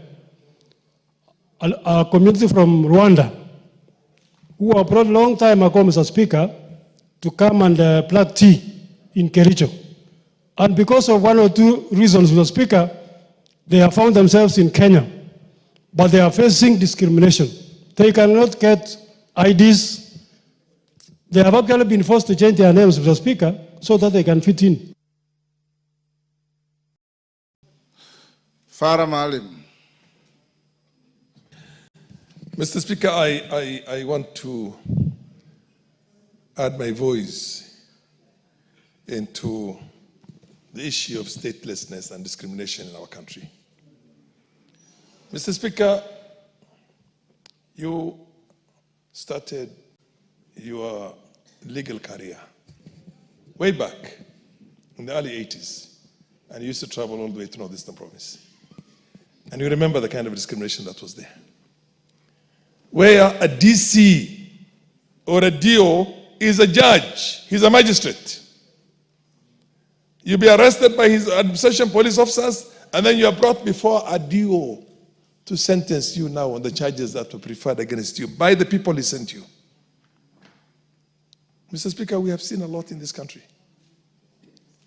I myself, in 1980, when I was going to go out, give me another 5 minutes, Speaker. Yes. When I was supposed to travel out of the country, I was supposed to fill a form called P7 for me to get a passport. And it says to be filled by non-indigenous Kenyans like Asians, Arabs, and Somalis. Now, when you tell the residents of Wajir and Garissa and Mandera are non-indigenous, who is the indigenous community to Mandera or Wajir? Are they Kikuyus? Are they Luos? Are they Luyas? Are they Subas? And you claim,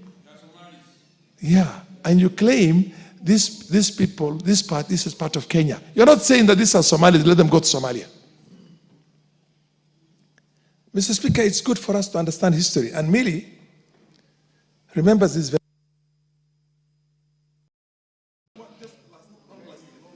Give him 1 minute. Finish up. Mr. Speaker, the DRC has suffered more than 6 million people dead. That problem started with the Banyamulenge, if you remember very well, when Mobutu Sese Seko said, You are not Zairwa. You are not Congolese. Go to Rwanda because you look like the Tutsis of Rwanda. And they went to war. And that war is still going on right now. The M23 you're hearing about is as a result of the problem that started that time. 100,000 people who are discriminated can destroy a nation of 60 million. Wapare don't have any other country.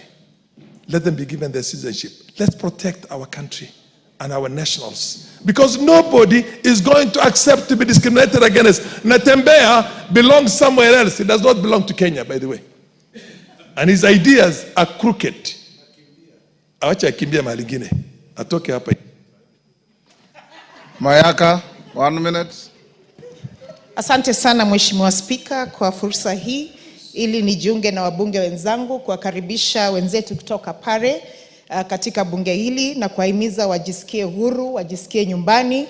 Na Mheshimiwa Spika, kama bunge tunajiunga mkono pia kuwakataza wale ambao wanataka kuwabagua wenzetu ambao wametoka katika sehemu za mpaka na kuwashurutisha na kueleza ya kwamba wengine wao ambao ni viongozi katika kata ama kwa vile mnavyosema kwa county wanafaa wakuwe katika kipao cha mbele kuwahimiza wenzetu ambao wametoka mpakani ili wawe hapa. Lakini pia Mheshimiwa Spika, nataka kuwahimiza wenzetu kutoka Pare ya kwamba siku nyingine mkikuja muje pia na vijana wachanga ili wenzetu ambao hawana mabibi waweze waweze kupata mabwana kutoka sehemu zingine ili Wapare waongezeke na wapate mabibi kutoka. They are not hawking girls. Asante sana.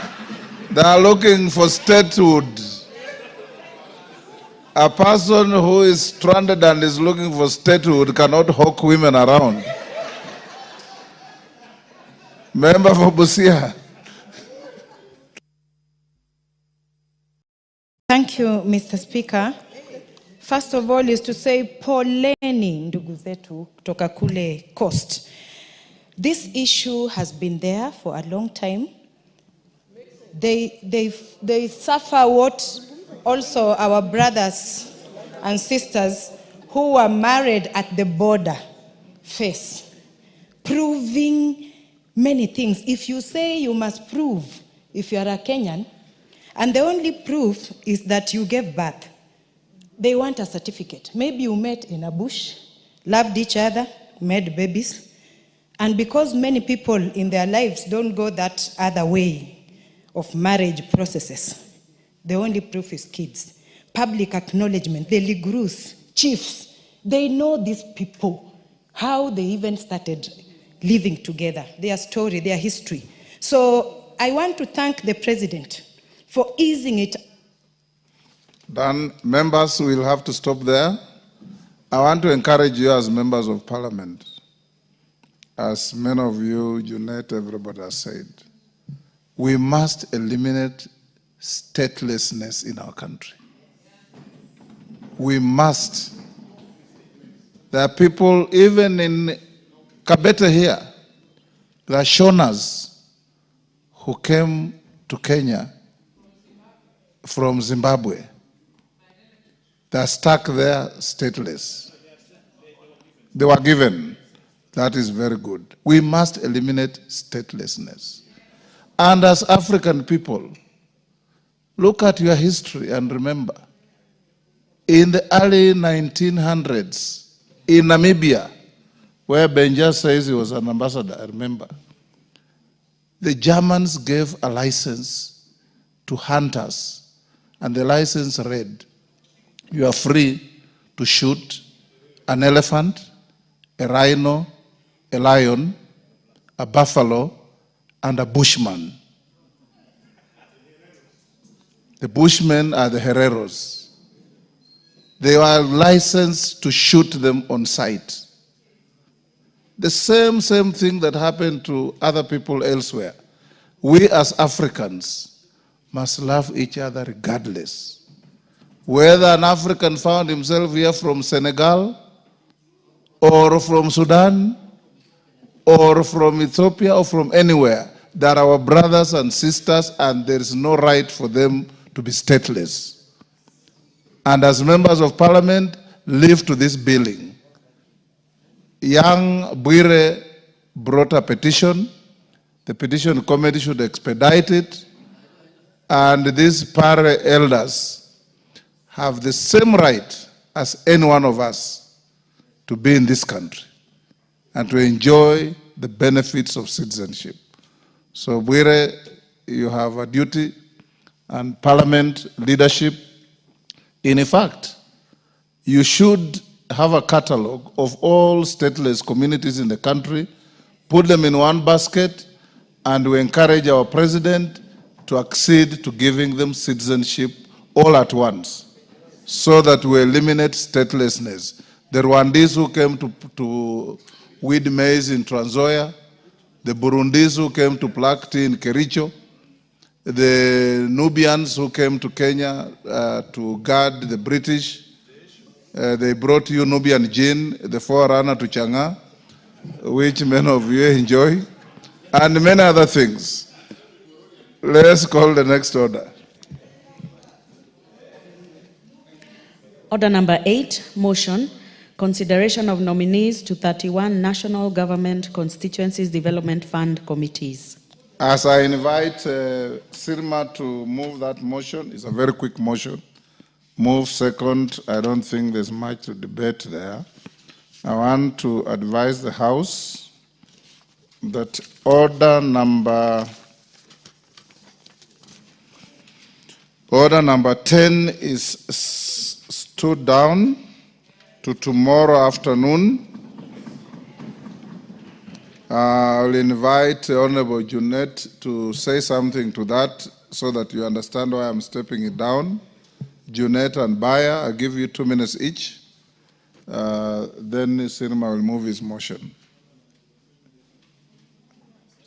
The county government's additional allocations bill is being stepped down on the understanding that you had in the morning, and as leaders you have a duty to tell the House. Yes, Junet, start. 2 minutes.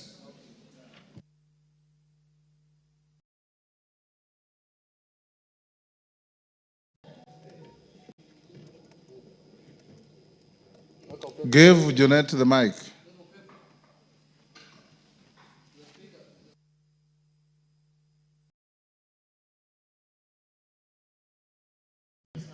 Hello. Mr. Speaker, as you are aware, members are aware, this has been a very contentious bill. And this morning, yesterday, after the matter quorum was raised by none other than myself, the Speaker called for a meeting at his office with the leadership of Parliament, and we discussed the matter at length with the Speaker, and then he invited the Council of Governors to a meeting today, 8 in the morning, which was attended by all the leadership in Parliament, Honorable Baya, Honorable Mili, and Honorable Osoro, and other members, and the Budget Committee Chair. So the Council of Governors was represented in that meeting by their chairman and their legal, chairman of the legal committee, I think, Governor Mutula Kilonzo Jr. And we discussed the matter at length, and there were compromises that were made that they should do, and on our side also we will do. And one of the issues that we agreed was that the matter that is in court, the matter that is pending in court, was, I think, coming up for judgment on 28th. So we agreed in the meeting that that part also, as a House, we now pass the bill, because the bill does not contain RLMF also. It majorly contains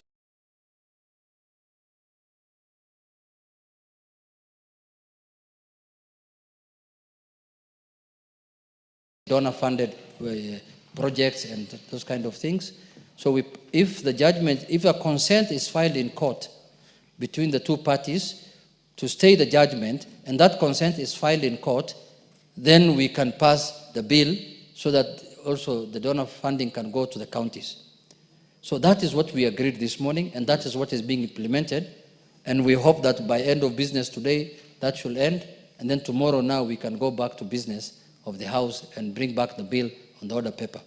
But my last issue, Mr. Speaker, is, Mr. Speaker, no one in the country, whether governors or any leadership or even the citizenry, should never think that this House is opposed to devolution. Mr. Speaker, this House supports devolution completely. And that is why every year we support the division of revenue bill. We have supported every county bill, every bill that concerns counties that has either originated from this House or from the Senate, Mr. Speaker. We support devolution completely because we know the intention of devolution is to make the lives of our citizens better, Mr. Speaker. The soul of this constitution is devolution, Mr. Speaker. Because there are counties that will not have received 1 billion shillings in their lives if devolution did not happen, Mr. Speaker. So nobody should send any notion that National Assembly is against devolution. We support devolution and we will make sure devolution thrives in our country, but we want to have the Constitution respected holistically so that the National Assembly can do their work, the Senate can do their work, and the counties can do their work so that we have a win-win situation for the country, Mr. Speaker. Mr. Speaker, you remember we used to have a tug of war with the Senate on issues of functions. Which house is upper, which house is lower, which functions belongs to this house, which functions belongs to that, to the Senate. Luckily, the senators on their own volition went to the court. They filed a case to nullify 23 statutes that was passed by this House, Mr. Speaker. And they went to the High Court. I think they lost in the High Court. They went to the Court of Appeal. They lost in the Court of Appeal. Then they went to the Supreme Court. And in the end, Supreme Court rendered a judgment 3 weeks ago. And it brought clarity that the functions of the Senate is this, and the function of the National Assembly, there is no ambiguity anymore. The issue of money bills have been sorted. The Supreme Court, in its own ruling, said that money bill is in the domain of the National Assembly. It cannot originate from the Senate.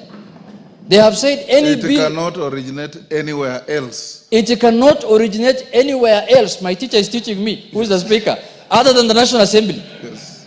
It is saying that bills concerning counties can originate from the National Assembly and can as well originate from the Senate, Mr. Speaker.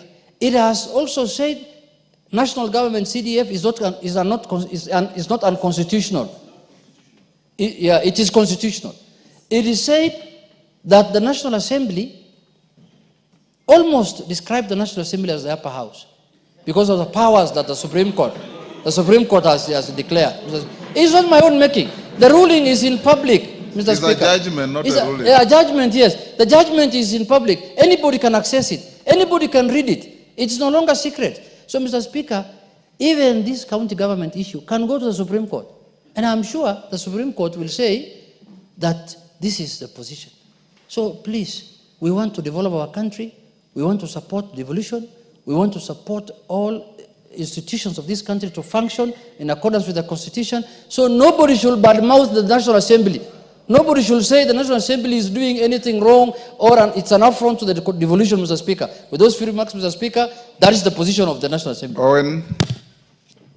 Thank you, Honorable Speaker. Honorable Speaker, I want to thank you for taking leadership in this matter, and also thank the leaders of the National Assembly, Junet, Mili, the Chairman of Budget, Osoro, and myself, who sat at that meeting in the morning, to actually come up with resolutions that take a firm position that everybody should respect their positions. One, Honorable Speaker, I want to reiterate the sentiments of the Honorable Junet. As a House, we support devolution, and we'll go out all our way to ensure that devolution works. But Honorable Speaker, that should not be used to twist the National Assembly. That, probably the National Assembly does not support devolution. We support devolution, but that should not be used to twist us. One of the things, Honorable Speaker, was that this case must be arrested. That's the word that was used, arrested, so that a judgment does not ensue, so that we can deal with the bill that is before us. Yes. So, Honorable Speaker, what I would like to say is that as a House, we will stand very firm on this matter, such that the governors must respect the space of the National Assembly as we respect theirs, and ensure that what is due to members of the National Assembly, or what is due to the national government, remains in the national government, because the funds that they're fighting for are national government funds that are available to Kera and Kura. And therefore, Honorable Speaker, what I would like to reiterate the position. I know yesterday members felt very aggrieved, but I think the leadership of the House will protect the members of this House and ensure that what they will require as funds for roads will still remain there. Honorable Speaker, lastly, Honorable Speaker, I would like to say this, that the governors have for a long time tried to poke holes to get much more every time. And I think it's time that we rested this matter. We pass a law, they go to court. NGCF, they want to go to court. I think it's time that they stopped doing that to ensure that we have a smooth country and everybody remains on his lane and everybody does the functions that they have been given to do. We wish the governors well. When they get money, let them implement projects that help the constituents, the county. Allow national government also to do their work so that all this put together, Honorable Speaker, takes our country forward. But I want to reiterate what the Honorable Junaid said. And I want to say this. The letter that was published by Anyang' Nyong'o yesterday was in bad faith. Bad faith. And as a National Assembly, we condemn it and it must remain condemned. And every governor there must take their position as it is and do their work instead of spending a lot of time trying to do things that are necessary. I thank you, Honorable Speaker. Now, Musa Sirma, you can move the motion at order 8.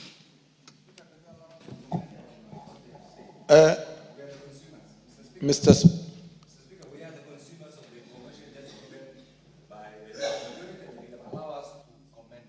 I don't want to open debate on it. They are your leaders. You should trust them.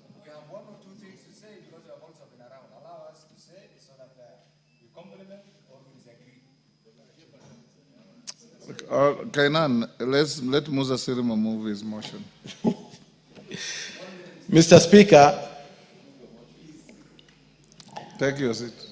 Mr. Speaker, I wish Take your seat. to ask that I move that this House adopts the report of the National Government Constituency Development Fund Committee on its consideration of nominees to 31 constituencies committees laid on the table of the House on Tuesday, the 22nd of April, 2025, and pursuant to the provisions of Section 43(4) of the National Government Constituency Development Fund Act, Cap 414A, and paragraphs 5, 2, and 10 of the National Government Constituency Development Fund Regulations 2016, approves the list of nominees for appointment to the following 31 constituencies committees of the National Government Constituency Development Fund. Mr. Speaker, the names of the constituencies are in the order paper. I do not need to read. And Mr. Speaker, I want to assure the members that the CS made good of his promise and the respect to the chair, because it is so important that funds are released to the constituencies before we go on recess, Mr. Speaker. Mr. Speaker, as I move this, Mr. Speaker, we want prudent use of these funds, which will make development in this country better. Mr. Speaker, without much ado, I beg to move that this House approves. And I want to ask Honorable Wangwe, the MP for Navakolo, to second. Thank you, Mr. Speaker. Thank you, Honorable Speaker. Honorable Speaker, I rise to second the motion as moved by the great member for the chair. And mine, Honorable Speaker, is just to emphasize on one point, which I would want to bring to your attention and the attention of the House. That, Honorable Speaker, as we approve the names, the next stage is normally gazettement of the names. And colleagues, as we sit here today, most of the constituencies that so far have been approved are yet to be gazetted. Meaning, Honorable Speaker, it's a delay that is being caused on the gazettement side. Whoever is concerned, Honorable Speaker, whom I believe is the Attorney General, my request to you, Honorable Speaker, and the House, is that we come in, or you come in, Honorable Speaker, so that the Attorney General moves with the speed, gazettes the names, and let our constituents enjoy the funds that we have been pushing to get to the ground. Thank you, Honorable Speaker. I beg to second. Member on his feet, take your seat. Is that Sunguya? Take your seat. Honorable members, I now propose the question, which is that this House adopts the report of the National Government Constituency Development Fund Committee on its consideration of nominees to 31 constituencies committees laid on the table of the House on Tuesday, 22nd April 2025, and pursuant to the provisions of Section 43(4) of the National Government Constituency Development Fund Act, Cap 414A, and paragraphs 5, 2, and 10 of the National Government Constituency Development Fund Regulations 2016, approves the list of nominees set out herein on the order paper for appointment to the following 31 constituencies committees of the National Government Constituency Development Fund. Do we put the question?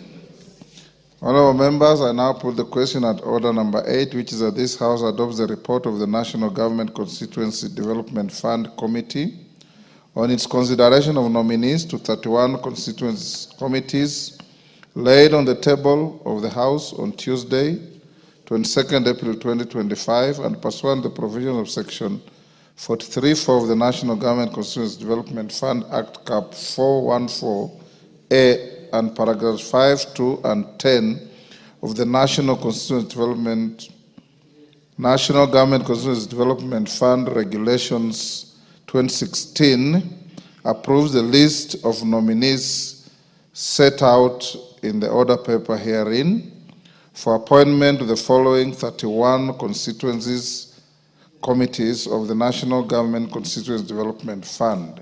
As many as of that opinion say aye. Will those of the contrary opinion say nay? The ayes have it. Next order. Order number 9, the Social Protection Bill, National Assembly Bill number 12 of 2025, second reading. Resumption of debate. My record shows, Carol Omondi, you had 7 minutes to wind up your speech or your contribution.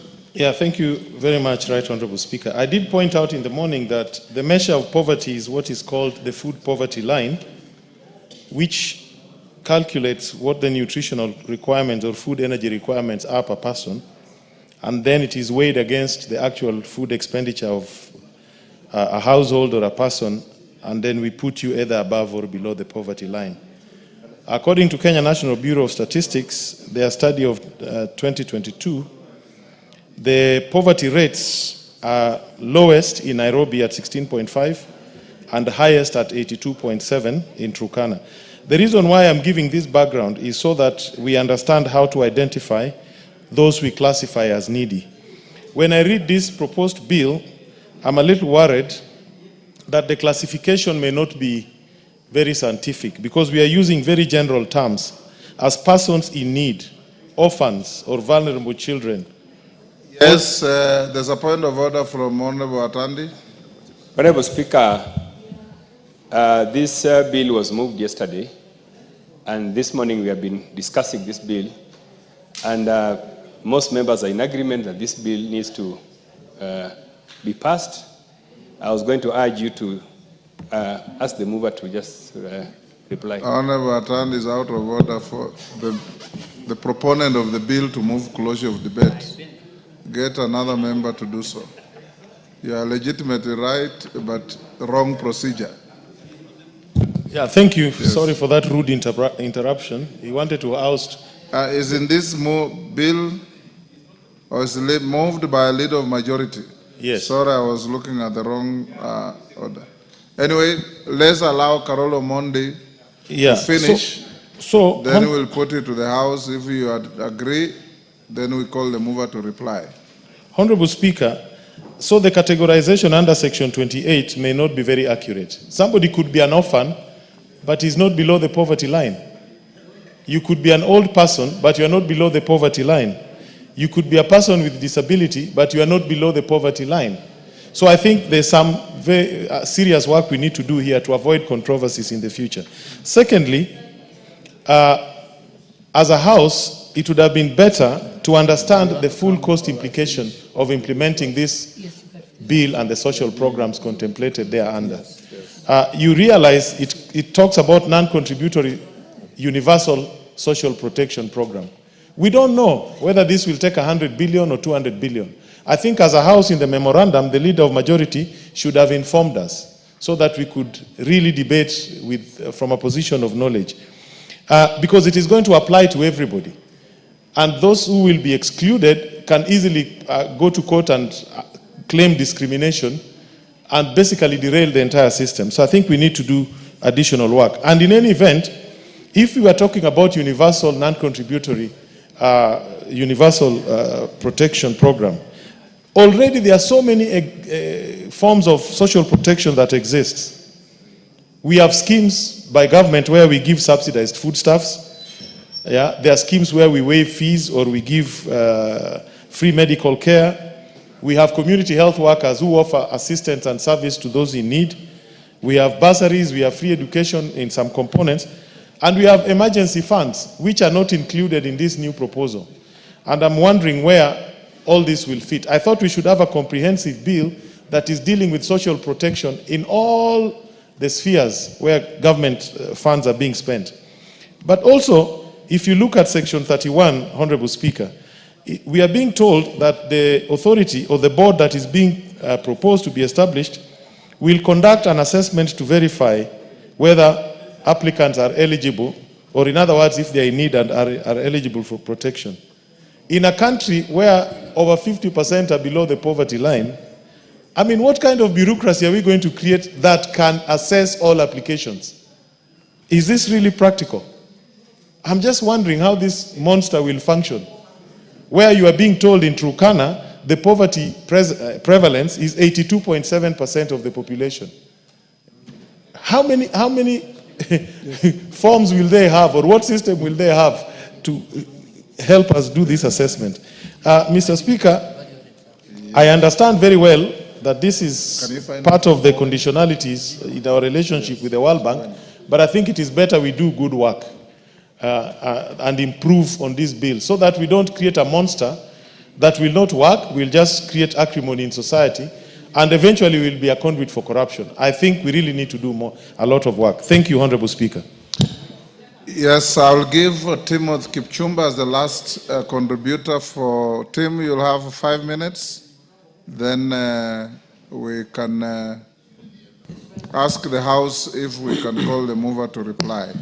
Thank you, Honorable Speaker. Honorable Speaker, I rise to support the letter, the intent, and the purpose of this very progressive piece of legislation. Honorable Speaker, this bill collapses the Social Assistance Act. Actually, it says when it is passed, it repeals the Social Assistance Act, which, in my opinion, had a lot of loopholes. So, Honorable Speaker, these are very progressive piece of legislation that as a House we should be able to support. Honorable Speaker, this bill addresses the issue of second generation rights, that is social and economic rights. Honorable Speaker, those are rights that are provided for by the Constitution, and therefore we cannot ignore as a nation. Honorable Speaker, if you read clause 28.3 of this bill, it actually widens the scope of those who are entitled to social assistance and financial assistance at the age that they attain. Honorable Speaker, it expands that scope to include orphans and vulnerable children, poor old members of society, persons with disabilities, persons in extreme poverty, and persons affected by shocks. Honorable Speaker, that category of persons were not able to be assisted under the Social Assistance Act, which will now be repealed once this progressive piece of legislation is passed. Honorable Speaker, apart from that, if you read clause 30 of this bill, it also includes a category, a very special category of non-Kenyan citizens in an emergency situation. Honorable Speaker, there has been a challenge on how to handle non-citizens who have an emergency in this country, and I believe that this bill, once it is passed, that category of people has been provided for and therefore will be subject to assistance. Honorable Speaker, of great importance is, if you look at part 4 on the issue of offenses, Honorable Speaker, for the first time, many vulnerable people have been conned or have been the subject of fraud by people who collect money on their behalf, pretending that they are the ones who are entitled to it. I've read Honorable Speaker Clause 45 on the issue of fraud, which provides that any person who defrauds the board or conspires or aids or abets another person to defraud the board commits an offense and shall be subject, and on conviction shall be liable to a fine not exceeding 2 million shillings or to imprisonment for a term not exceeding 5 years. Honorable Speaker, that provision was not there is not there under the current Social Assistance Act. So, Honorable Speaker, that is, for me, it is a progressive provision under this particular statute which will be able to assist or to curb the issue of fraud. Finally, Honorable Speaker, in terms of transition, under Part 6, there is a provision on repeal savings and transition provisions. Honorable Speaker, since we are repealing the Social Assistance Act and replacing with this the Social Protection Bill of 2015, it provides very clearly that any person who immediately before the coming into force of this act was an officer or member of staff of the Directorate of Social Assistance of the National Social Protection Secretariat, not being under a notice of dismissal or resignation, shall upon commencement of this act become an officer of the board. Honorable Speaker, many other times as a House that we've passed legislations that have ignored the issue of transition. Honorable Speaker, remember the issue of SHA. We passed a bill here, but we were not very clear on the issue of transition, such that officers from NHIF would have been taken to work under SHA. But because there was no clear transition provisions, those officers who are under NHIF were not transitioned to SHA. So, Honorable Speaker, this is progressive because officers or any person who had been appointed to work under the Social Assistance Act that we shall repeal shall now work under this particular statute. So, Honorable Speaker, I submit, I second this bill, and I urge the House to proceed to pass this particular piece of legislation. Thank you, Honorable Speaker. Thank you, members. Order Mawade, take a seat. Following the request by the Honorable Atande, I now put the question to the House that the mover be called upon to reply. As members of that opinion say aye. Aye. Those of the contrary opinion say nay. The ayes have it. Mover.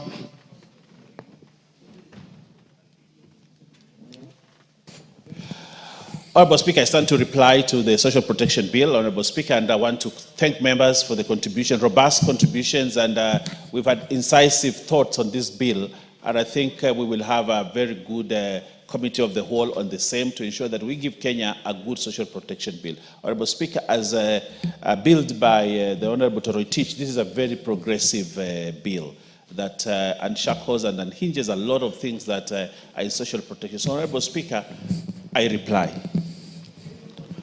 Honorable members, we'll put the question to this tomorrow at 2:30. Now call out order number 11. Order number 11, the Value Added Tax Amendment Bill, National Assembly Bill number 11 of 2025, second reading. Majority Leader. Honorable Speaker, I beg that the Value Added Tax Amendment Bill 2025 be read a second time. Honorable Speaker, this is a very short piece of legislation, a small amendment that is required to ensure that we remove some ambiguities in the value-added tax. And as I do that, I want to prepare the Honorable Junet to second. Honorable Speaker, this bill just needs to do a small thing, and I want to do that. What it wants to do is that to amend the value-added tax. The bill amends the first schedule in paragraph 146 of Part 1 to remove ambiguity caused by the use of the words after this date. When this bill was passed, there was that element that was put there that after this date. This created ambiguity in such a way that it was not clear which date the bill would take effect. And because of that, therefore, we want to substitute that small bit with the exact date of when the bill takes effect. So, Honorable Speaker, during the implementation of the Tax Laws Amendment 25, it became evident that the changes introduced ambiguity. The proviso added to paragraph 146 states, providing that the value of such investment is not less than 2 billion shillings and the exemption was granted before 1st January and shall continue to apply for 12 months after this date. Honorable Speaker, this House is aware that the Tax Amendment Act took effect on the 27th of December 2024. As currently worded, the amendment appears to apply retrospectively, implying that the Cabinet Secretary should not have granted exemption after January 2024 and that only exemptions granted before this date are valid for 12 months ending in January 2024. This does not reflect the intended purpose of providing a transition period of the VAT exemption. Instead, it inadvertently suggests that the Cabinet Secretary acted contrary to the law by granting exceptions through 2024, despite the law at the time permitting such grants. Honorable Speaker, so what are we doing in this law? Honorable Speaker, if you look at the law, therefore, what we are trying to amend is this, that the first schedule to the value-added tax is amended in paragraph 146 of part 1 by deleting the words 12 months after this date and substituting, therefore, the words 12 months from the date of commencement of this act. That is what we are doing. Just putting the words, substituting 12 months after this date to 12 months from the date of commencement of this act. And that is what we are doing, Honorable Speaker, in this small amendment. And therefore, I don't want to belabor the point. It is straightforward what we want to do as a parliament, and we should not take a lot of time. I want to request the Honorable Junet Mohammed to second, and after secondment, 1, 2, 3 contributions, and we call the mover to reply, and we go ahead, Honorable Speaker. No, I'm just making a suggestion in my contribution. Honorable Speaker, the Honorable Junet.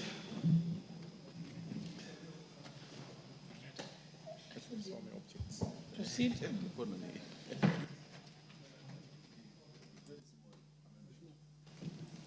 Honorable Junet, you may proceed.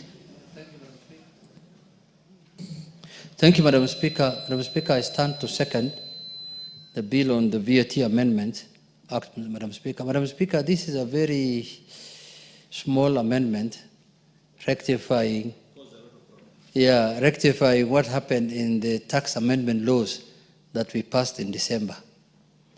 It's a very controversial one, but Madam Speaker, is also a necessity because it is helping manufacturing, big investors who have, who has put faith and decided to take risk in investing in our country, Madam Speaker.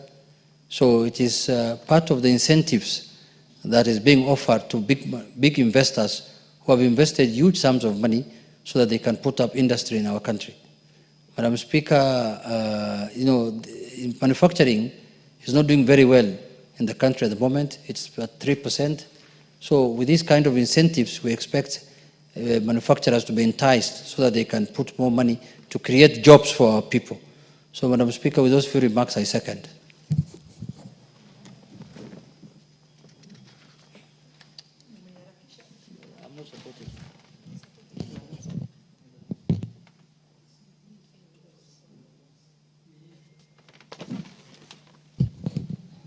Honorable members, I now propose that the Value-Added Tax Amendment Bill, National Assembly Bill number 11 of 2025, be read a second time.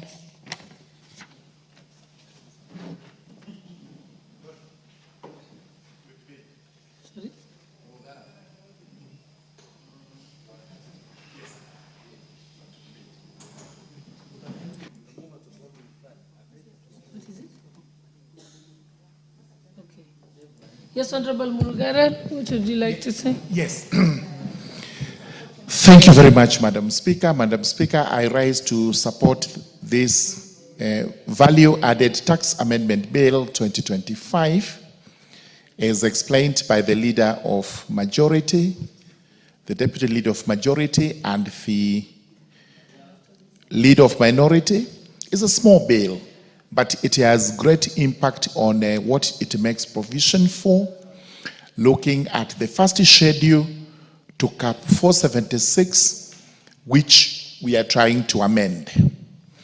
This particular section 146 deals with, or clause 146 deals with exempt supplies, And the provision that was made here is that the Cabinet Secretary has to make a determination on what to exempt from VAT to the provided magnitude so as to promote investment and manufacturing in the country or in the sector. It's important that every moment we pass these tax laws, we look at what investment we are promoting and what manufacturing is also to be promoted. And for purposes of legislation, it is vitally important that pieces of legislation have to be clear so that everyone reading the law understands exactly when that law is going to affect the person. So the provision to the Act is that provided that the value of such investment is not less than 2 billion shillings and the exemption was granted before 1st January 2024 and it shall continue to apply for 12 months after this date. And this is where the proposed amendment comes in, that we now have to substitute 12 months after this date, which is the 1st of March, the 1st of January 2024, with 12 months from the date of commencement of the Act.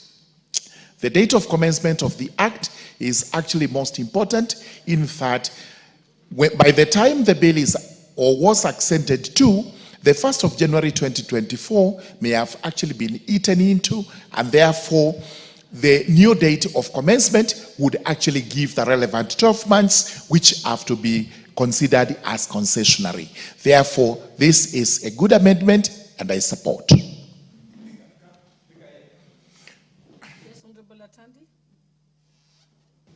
Honorable Speaker, I also rise to support the bill as presented by the Deputy Leader of Majority.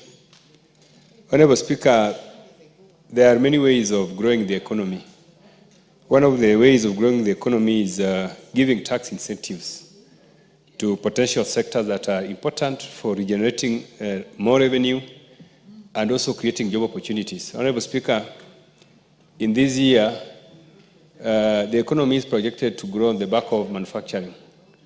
And we are projecting that manufacturing is the one that is going to help us to collect more taxes and also create job opportunities. Therefore, Honorable Speaker, the incentive that will be given to manufacturers in the steel sector to be able to defer taxes, VAT on their products is something that we really need to support as a House. And even though in the past I've said, Honorable Speaker, that tax incentives is an area that we need to kill so that we can be able to save 300 billion that we lose on VAT waivers. On this particular one, because of the prospects of job creation and growth of the manufacturing sector that we foresee, I think this is something that I want to urge the House to pass and allow these particular investors to be able to move in and pump in the resources they have. Some of them are foreign investors, some of them are local investors, and we believe that they are going to create the jobs that we need for our people. Honorable Speaker, in line with the bottom-up economic transformation agenda that we are championing as broad-based government, this is something that is going to help the economy. Honorable Speaker, I support.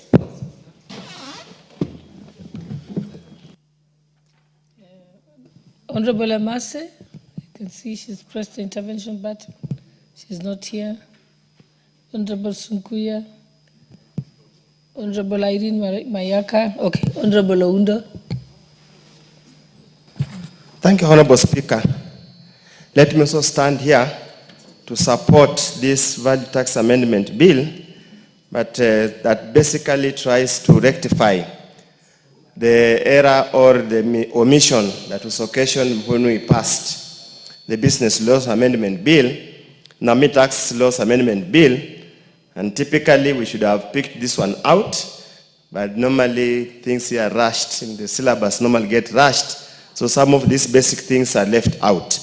Honorable Speaker, what the bill is actually proposing to do is to extend tax incentives to investors. Typically, Honorable Speaker, in such an arrangement, this actually amounts to tax expenditures, whereby a country forgoes revenue with this hope that the investment will result in higher revenue. Honorable Speaker, I have attended so many forums on this subject matter, but the truth of the matter, it hasn't made any significant changes. We only end up enriching the manufacturers, and yet we leave the country poorer than it was before then. Honorable Speaker, EPZs have been here with us for many years. We have granted them tax incentives, yet they have not contributed significantly to improving the GDP of the economy, improving capital growth, and even improving per capita income in this country. So, Honorable Speaker, many of us were always apprehensive when these kind of amendments are brought without having any study to determine what's the long-term impact of this kind of tax incentives at basically milk and transfer the benefits from the people of Kenya to some amorphous institutions outside of this country. We just hope and pray that these incentives should only last for the period intended here. They should not go beyond this particular moment. And Honorable Speaker, tellingly, it's just targeted to a certain class, a certain sector, Honorable Speaker. And many Kenyans, if you Google, they know who are the investors in this sector, the steel sector. We must get away from this country passing laws that seems to only geared towards pleasing some certain quotas for their personal gains, because some people somewhere are the beneficiaries of the end results of this matter. At this Honorable Speaker, we are going to legislate about everything, anything, in order to support certain forms of businesses, forgetting to look at the employer effect of those kind of changes. So, Honorable Speaker, with those few remarks, I support but obvious reservation, but we need to get it moving as it is. Thank you, Honorable Speaker. Who else wants to contribute? Honorable Mayaka. Thank you, Honorable Speaker. Honorable Speaker, I also stand to support this particular amendment because, Honorable Speaker, as has been indicated by the mover of the bill, is that this is in essence going to help in correcting the ambiguity that was caused by the previous bill. But also, Honorable Speaker, so to speak, is also just to encourage and promote a method of people being more of investors than not being investors, Honorable Speaker. And Honorable Speaker, 1 year for an investor, for manufacturers, is a very long time, and especially in the steel industry, because that is one industry that doesn't have that many people. But also, Honorable Speaker, the people who are there are making a lot of impact. Honorable Speaker, we are a country that is largely an assembling nation rather than manufacturing. And therefore, when we have situations where we are encouraging people to go into the sector of manufacturing, then that is always a welcome. And Honorable Speaker, because this is a very brief amendment, with those very few remarks, I want to support this, and I submit. I thank you. It seems like there is no further interest. This matter, we shall put the question at a later time. You can move a reply? Yes. Sorry, Honorable Speaker, in reply, I would like to say this, that this is a bill that gives incentive to manufacturing and turns Kenya into that manufacturing giant that we have always wanted to be. And Honorable Speaker, this is an important piece of legislation that encourages manufacturing, encourages investors, and therefore it's important that we pass this bill. Also, Honorable Speaker, we are correcting the ambiguity that was created when we passed this in the Business Laws Amendment Act, the omnibus law, and therefore because of that, and I think we need to be more careful as Parliament in future so that we don't create this kind of errors that put cabinet secretaries who are implementers of this law into an awkward position. So, Honorable Speaker, I reply.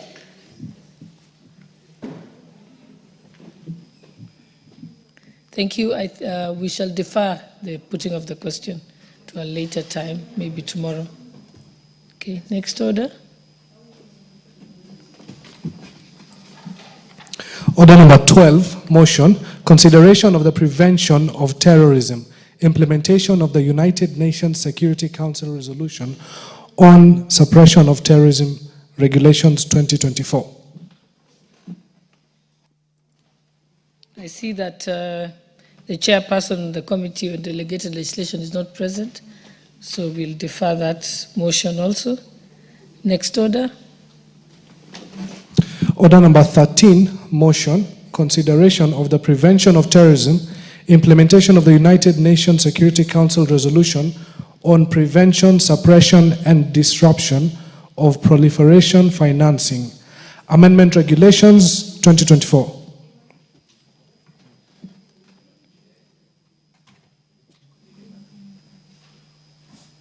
Okay, I also see that the chairperson still, so supposed to be the chairperson Committee on Delegated Legislation, is still not present, so we shall proceed to the next, we'll defer it and proceed to the next order. Order number 14, motion, consideration of sessional paper number 1 of 2025 on the Kenya foreign policy. You may proceed.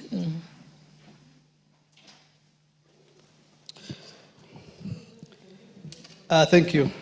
Honorable Speaker, I beg to move that this House adopts the report of the Internal Committee on Defense, Intelligence and Foreign Relations on its consideration of the sessional paper number 1 of 2025 on the foreign policy of the Republic of Kenya, laid on the table of the House on Tuesday, 22nd April 2025, and approved sessional paper number 1 of 2025 on the foreign policy of the Republic of Kenya. Honorable Speaker, Kenya's place in the world is neither accidental nor static. It is shaped by a deliberate, constitutionally grounded foreign policy. Sessional paper number 1 of 2025 on the foreign policy of the Republic of Kenya was laid on the table of the House on Thursday, 13th February 2025, and thereafter committed to the Departmental Committee on Defense, Intelligence and Foreign Relations for consideration. Honorable Speaker, as Kwame Nkrumah once said, and reminded us powerfully so, we face neither east nor west, but we face forward. This sessional paper embodies that forward-looking stance. It provides a bold, coherent, and adaptive roadmap for Kenya's foreign policy, anchored in our history, aligned with our developmental aspirations, and calibrated for a rapidly shifting international landscape. With strategic themes such as digital diplomacy, science and ocean diplomacy, and multilateral engagement, it positions Kenya not only as a defender of its own interests, but as a credible global voice for Africa's collective future. Honorable Speaker, Kenya's foreign policy was consolidated into a single framework in 2014, bringing together provisions from various sources, including the Constitution, treaties, and political pronouncements. The sessional paper updates this fundamental document to reflect the evolving global and domestic context, climate change, geopolitical shifts, digital disruption, and pandemics. It aligns Kenya's external relations with the national agenda like Vision 2030 and the bottom-up economic transformation agenda better, while modernizing the foreign service and broadening engagement in emerging diplomatic spheres. Structured across 8 chapters, the policy outlines Kenya's diplomatic history, key influences, thematic priorities, institutional frameworks, and strategies for effective implementation and evaluation. Honorable Speaker, the sessional paper addresses gaps in coordination, funding, and risk management that hindered the 2014 framework. It proposes institutional reforms, legal adjustments, and new focus areas to ensure responsive and inclusive diplomacy. Emphasis is placed on integrating diaspora, environmental, and digital initiatives to better Kenya's influence and protect its interest in an unpredictable global arena. Honorable Speaker, to ensure transparency and results, the committee observed that the paper is anchored in a rigorous results framework. This includes both midterm and end-term reviews aligned with the National Integrated Monitoring and Evaluation Systems, ministerial strategic plans, and annual performance contracts. These tools will only ensure institutional accountability but also allow Parliament to track the implementation of foreign policy goals in measurable terms. Honorable Speaker, legislatively, the policy calls for updates to the Foreign Service Act, Cap 185E, and Privileges and Immunities Act, Cap 179, to institutionalize professionalism, enhance Nairobi's role as a diplomatic hub, and align Kenya's diplomacy with international standards. Honorable Speaker, in line with Articles 1181B of the Constitution, the committee ensured robust public participation in its review of the sessional paper. A public call for memorandum published on 19 February 2025 yielded 6 submissions from key stakeholders. While some proposals echoed existing policy provisions or lay outside the sessional paper's scope, all contributions enriched the committee's deliberations, reinforcing transparency, accountability, and institutional integrity in Kenya's foreign policy making process. Honorable Speaker, the committee observed that the policy is forward-looking and constitutionally grounded. It positions Kenya as a strategic global actor anchored in peace and security, economic diplomacy, oceans and blue economy, multilateralism, climate action, innovation, diaspora engagement, and socio-cultural diplomacy, all aligned with our constitutional mandates. However, Honorable Speaker, the committee noted the implementation hurdles of this sessional paper, number 1. Weak legal frameworks, institutional inefficiencies, underfunded missions, lack of labor migration policies, and poor strategic communication hinder its impact. These gaps undermine Articles 10, 16, 19, and 232 of our Constitution, calling for reforms, increased funding, and coherent public diplomacy strategy to protect national interest. Honorable Speaker, in conclusion, the committee urges the House to adopt this report and approve sessional paper number 1 of 2025 on the foreign policy of the Republic of Kenya as Kenya's authoritative foreign policy blueprint. Its adoption will ensure coherence across all diplomatic legislation and initiatives, fortifying Kenya's voice on the global stage and advancing national interest and anchoring international engagement in constitutional values and strategic clarity. Honorable Speaker, this sessional paper, actually it is the first time that we have a sessional paper that talks about the Kenya's foreign policy. It's the first of its kind. And as a committee, we looked at it, we engaged all the stakeholders, and we had a retreat with the Ministry of Foreign Affairs on the same. And we actually agreed as a committee that this is the right way to go. And I think when you look at that document, it's a bit voluminous, and I'm sure from time to time, Kenyans and even members of parliament have been talking about where is the Kenya's foreign policy? Is it documented? Is it in writing? Is it anchored in the constitution or something like that? Now we have a document that's well grounded with a sessional paper so that any person who wants now to discuss Kenya's issues on the foreign policy will be able to refer back to the sessional paper. And I think it's something that we are looking at. People have been talking about Kenya. Where do you lie? Do you look east? Do you look west? Or so? But I think the best way, as Komen Nkrumah has said, and I mentioned before, we're neither looking east or west, but we are looking forward. That means we're able to engage as a country with any country that has the interest of Kenya at heart, and equally we also have their interest at heart. That means our interests come first so that we can serve the Kenyans, whether they are in Kenya or they're in the diaspora. So with that few remarks, I want to beg to move and equally ask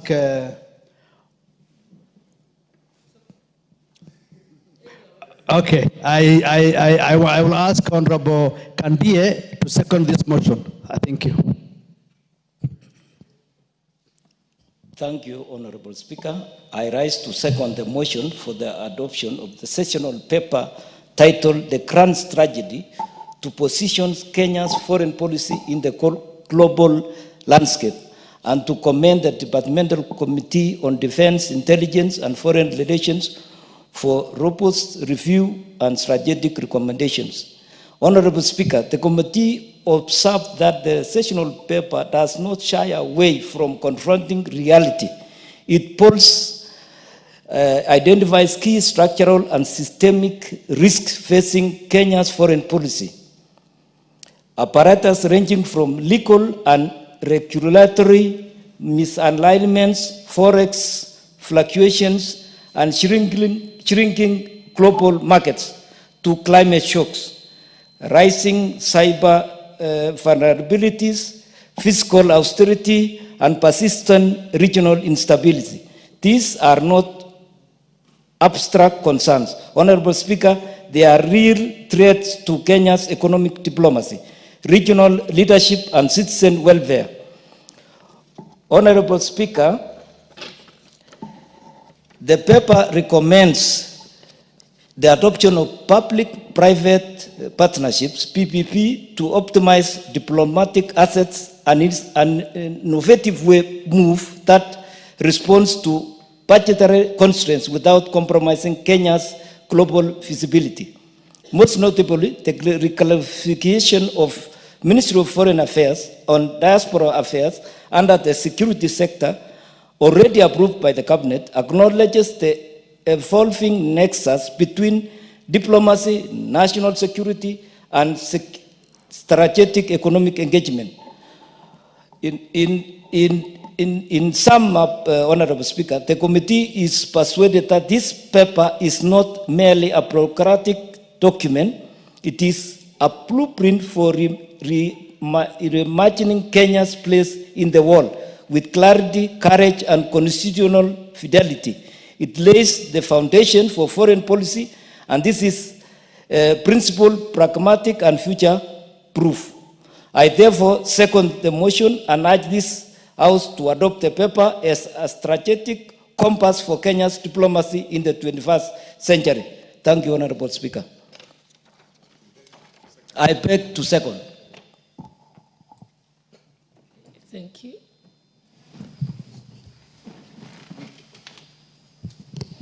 Honorable members, I now propose the question that this House adopts the report of the Departmental Committee on Defense, Intelligence, and Foreign Relations on its consideration of the sessional paper number 1 of 2025 on foreign policy of the Republic of Kenya, laid at the table of this House on Tuesday, 22nd April 2025, and approves the sessional paper number 1 of 2025 on the foreign policy of the Republic of Kenya. Honorable Murugara.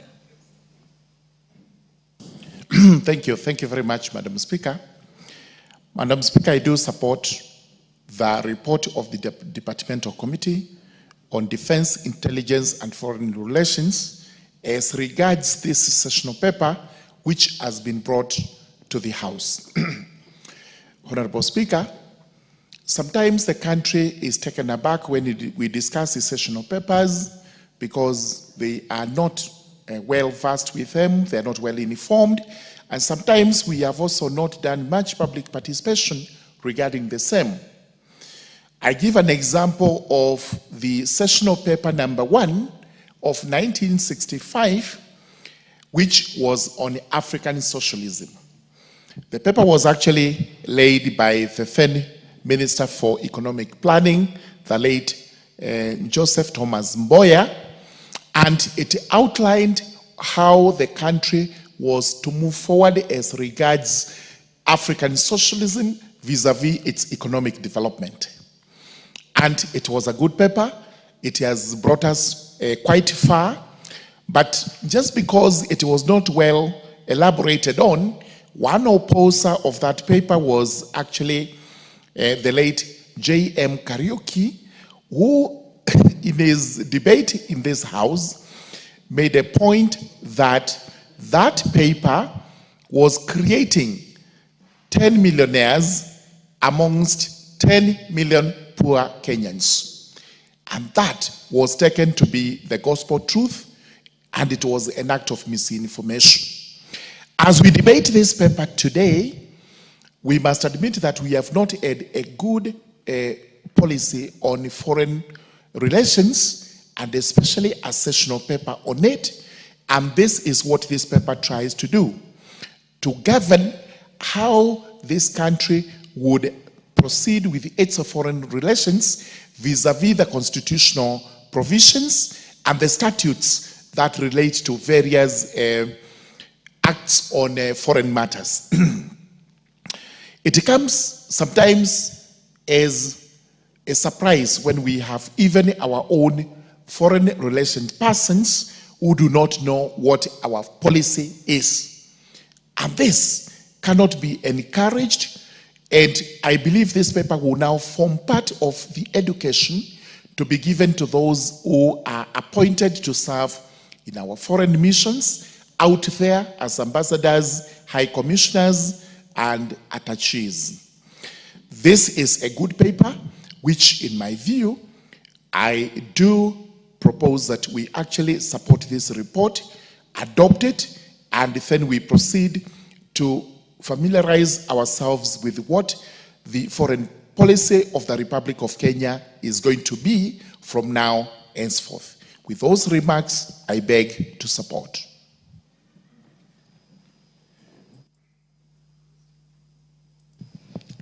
Any other members who want to contribute? Honorable Millie Odhiambo, member for Suba.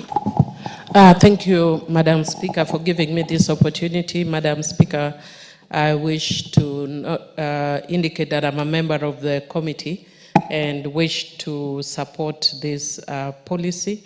Madam Speaker, I want to agree with our chair that in Kenya we have no choice but to look forward in a rapidly changing world. Madam Speaker, it would only require a stranger in the world not to know that things are happening globally very quickly and very fast. If you see what is going on in the United States of America, only countries that are not strategic are likely to survive economically and otherwise. And Kenya must also reform its policy to conform with what is going on in the US. And in conforming with what is going on in the US, we must place Kenyans first. We have always known that a lot of Kenyans have preferred the United States of America as a strategic destination, both for tourism and for education. But given that there are challenges now in that direction, we must put Kenyan first. Donald Trump is putting America first. Kenya must put Kenyans first.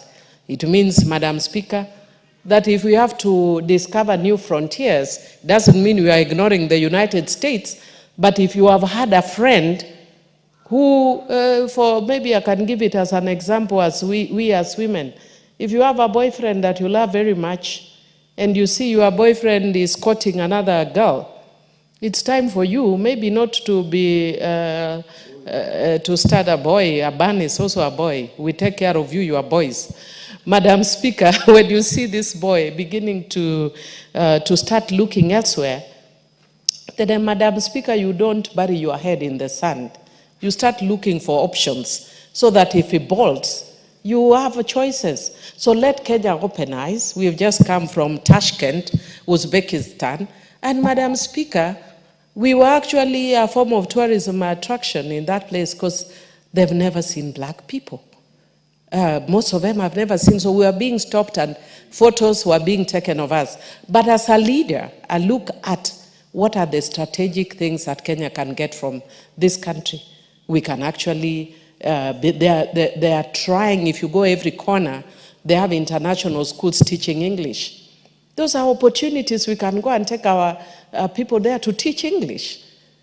Madam Speaker, there is opportunity for trade in that area.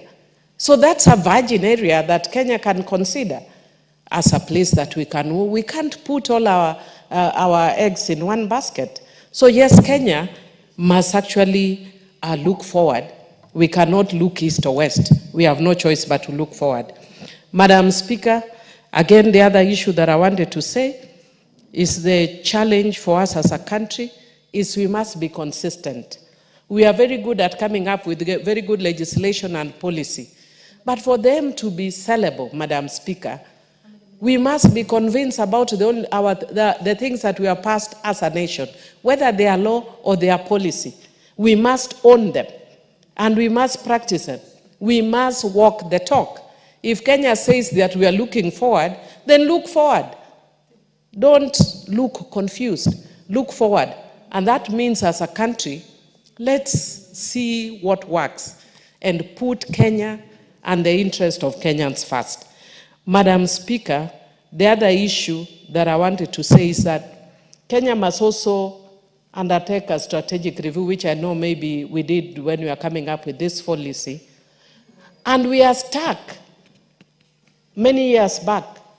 Whenever I hear Kenyans speaking, we keep talking about we are the greatest economic hub. We are. Have you ever been to Ethiopia of late? We are the greatest economic hub. When were you last in Arusha? We are the greatest economic hub. When were you last in Rwanda? Mr. Speaker, while we are sleeping, our neighbors are rising. And Kenya must place itself strategically, economically, knowing that this is just like even any business venture. The others, when they see that you are doing well, we look for different ways to go ahead of you. And how are they going ahead of us? Look at Rwanda. The same thing I've seen at Tashkent. You walk in and the first thing you see is how clean, how tidy, how safe. And those are concepts that must be infused in any foreign policy document. You cannot say that we are going to promote tourism so that people can come to Kenya when they are fearful that they are walking and somebody might grab our bags. Mr. Speaker, when we were in Tashkent, Mr. Speaker, I was amazed. There were people who were assigned to us as translators, and they did an amazing work. And in our typical Kenyan way, we wanted to say thank you by tipping. They will not allow you to tip. They say in their culture, a thank you suffices. Why can't we have those uniquely African, Kenyan cultures that we are losing that made us so attractive? Teaching people to smile. It used to come naturally. I know because we are having challenges, it's going. Just our hospitality. As an African people, we are very hospitable. That seems to be growing off the window, Mr. Speaker. Mr. Speaker, we need to leverage on technology, especially if you are talking about making Kenya a serious economic hub. I've heard the chair speaking also of the PPP. Mr. Speaker, I want to thank the Parliament of Kenya, and I want to ask that we take most MPs through this, the training on PPPs. And then let us also let the public know. If you look at what is happening in Ethiopia and every others, it's because of PPPs. But then unfortunately, we are so opaque in the way we do things, maybe because there are few people who want to steal here and there, but that, especially when we don't have other means of getting resources without taxing Kenyans immediately, of course, because you'll be taxed eventually, is the PPP is the way to go. So, Madam Speaker, finally, I want to suggest that Kenya must work stealthily, but carefully and strategically as we forge ahead. Madam Speaker, we must walk the talk. I was giving an example here to Honorable Junet as we were seated here, that there's a lot that is changing in the world and we don't realize it. Honorable Millie, I am here. There's no Madam Speaker. Oh, sorry, Mr. Speaker. It's good once in a while for us to discriminate. You are always discriminating against us. So, Mr. Speaker, now that the Madam Speaker has left, I want to say that I was talking to Honorable Junet here earlier.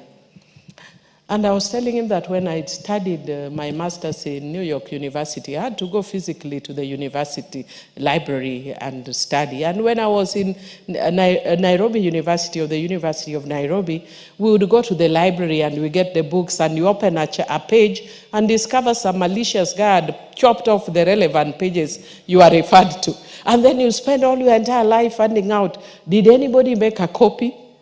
Mr. Speaker, right now I'm doing my PhD at Data University on leadership and governance. And Mr. Speaker, what happens as I'm going online and I'm studying, AI comes and tells me, Why are you struggling when you can do X, Y? Of course, it's very tempting, but because I come from the traditional school, I want to study a journal. I actually love it even when I have a book and a real journal in my hand, and I read and I light. That's kind of my kind of thing. But now the library has come to me. I don't have to go to the library and look for those pages. But our mind as a country is still where we were going to the library to read journals in the library, where somebody has plucked off. We cannot say we are technological as a country, but our psyche is still very analog. We must know the world is moving extremely fast. When I was in New York University, Mr. Speaker, if you referred to any study that was like now season are there, they're in the spring, and you made reference to a study in last summer, it was outdated. The last you can refer to is, in the winter. So they say in the study of the winter. That's how fast the world is moving. But Kenya, we are trying to catch up. So I'm even seeing in my university, we are still referring to XYZ, but we are not moving that fast. So what I'm saying is we must change our psyche as a nation in the way we pass law. We are doing excellent, I think, because the majority or the average age of this parliament is fairly young, extremely well educated. I see now members are bringing so many bills. The days when we used to bring bill when I first came into this parliament, it was like you performed a miracle. There's no more any miracle. But now we need to move from the miracle of passing laws to implementing. We need to move from the miracle of passing policies to implementing. And this is sometimes where the technocrats fail us. And I would want to encourage, if we are truly patriots, that sometimes I think my little action does not affect my child not getting a job, does not affect my neighbor getting the hospital's bill sorted out. But I broke a piece of the complete whole when I did one wrong thing. So let's all learn to do things in the right way so that we can move the country forward. With those many remarks, Mr. Speaker, I do support. The Honorable Wilberforce Oundo. Thank you, Honorable Speaker. Let me also stand here to support sessional paper number 1 of 2025 on Kenya's foreign policy. Honorable Speaker, as a country, we must leverage on a strategic location. We must leverage on our history. We must leverage on our connections. Our foreign policy, Honorable Speaker, should first and foremost be for the benefit of the people of Kenya. We must see results, we must see benefits, and we must guard against any form of subjugation of the people of Kenya simply because pursuing a certain foreign policy. Honorable Speaker, ordinarily when a policy is being developed, I hope and believe there is abundant public participation. There is adequate public participation where issues are deliberated, discussed, and basically sorted out. Honorable Speaker, I remember when I was personally involved in developing the national land policy and the housing policy, we went all over this country. We did a lot of desk research to find out the best practices that we put up together to provide a roadmap on how to proceed and deal with the things. Honorable Speaker, ordinarily, a policy must be formulated, approved, before subsequent legislations are passed. Unfortunately, in this country, Honorable Speaker, we passed a bill on foreign relationship sometime last year, without a foreign policy. Of course, everybody, a session of paper on foreign policy, everybody will obviously ask, what was the anchor? Or is this the typical way of Kenya doing things? You speak out the end, then you start saying the end. I mean the mean, the end justifies the means. I just hope that there has been adequate consultation with the ordinary mwananchi, the experts, and those who serve in foreign relations. Honorable Speaker, I've had an occasion to travel before becoming a member of parliament and also as a member of parliament. We have very commendable people outside there serving your foreign or missions abroad. And Honorable Speaker, one of the greatest challenges they go through is inadequate funding. I just hope and pray the policy has addressed the issue of facilitation to enable them undertake the functions or the duties that have been assigned to undertake.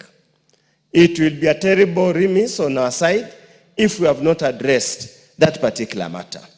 Honorable Speaker, the issue of strategic missions becomes critical.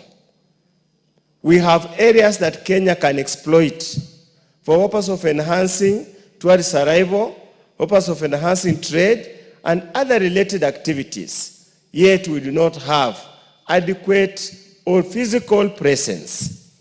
Simply because at times, whoever we send in those foreign missions, I want to be very guarded in the use of the word I want to use, and Honorable Speaker will permit me. I want to put it in brackets. Political rejectees who have no training at all in diplomacy, who feel they are just going to look for a job. It's not a career calling. Simply, they report, sit around, come to the office, walk around, and do nothing. I hope Chair is here and the committee are alive of these challenges, and they will indeed resolve these issues. Honorable Speaker, if you speak to career diplomats in the Ministry of Foreign Affairs, they cut a case of a very frustrated lot. They have the skills, they have the experience, they have the drive, yet when it comes to the appointment of ambassadors and high commissioners or go to missions, they pick anybody, anywhere, anytime, as long as that particular person is politically correct. And that's why, Honorable Speaker, it's no wonder that in this country, we have made so many diplomatic goofs. We have made so many diplomatic mistakes that literally embarrass Kenyans. And then you ask a very simple question. Do we have a diplomatic, do you have a Minister of Foreign Affairs? Do we have a robust diplomatic position that enables us to speak out what to say and what not to say? Honorable Speaker, we as a politician, when you go where it was written even, I think in Chinua Achebe, when you talk about old bonds, old women become upset, and old men likewise. You want those old women to support you, and yet you make reckless statements, you make reckless maneuvers that really leaves you wondering, what is it all about? And Honorable Speaker, Honorable Millie Odhiambo has talked about that we probably, when you have a boyfriend and he starts looking for another girl, I just want to correct, it's not because you have a problem, just because probably the man wants to sample. In any case, sharing at times is caring. Honorable Speaker, Kenya and the world should not have a problem. We are supposed to interact and do business with everybody. So we must anchor our foreign policy that as we deal with the East, we do not antagonize the West. The West does not see as if we are abandoning them to go to the East. That requires tact, requires skills, requires training, requires experience. The people who make top-level decisions, Honorable Speaker, do not have that training, do not have that experience. That's why you find we oscillate one regime, we are on this side, another one we are on this side. When we go and we get stuck in the other side, we try to go back this other side. We end up, Honorable Speaker, with very expensive loans. We end up with programs that are of no value to the people of Kenya. Honorable Speaker, foreign policy should transcend personal interests. Honorable Speaker, the tiff we have with Sudan was avoidable. Tiff we have with Sudan was avoidable. Personal business relationship between two people should not have led us where we are now. To the extent that a foreign country can petition the National Assembly, the parliament of a country, to intervene is a very telling statement, Honorable Speaker. Honorable Speaker, I just want us, we need to put our acts together. We were rated very highly many years back, but Kenya is no longer rated, is not revered, is not respected as it was then. If we were, Honorable Speaker, we would not have been taken on a roulette route in Addis Ababa, where Baba Raila Amolo Odinga, with his status in this continent, could have been beaten or could have considered to avoid lengthy processes to an unknown somebody from a small country. It has shows, Honorable Speaker, that our foreign policy has got a lot to be done. Much, much more has to be done, Honorable Speaker. And I call upon the committee that oversights. We must get our acts together.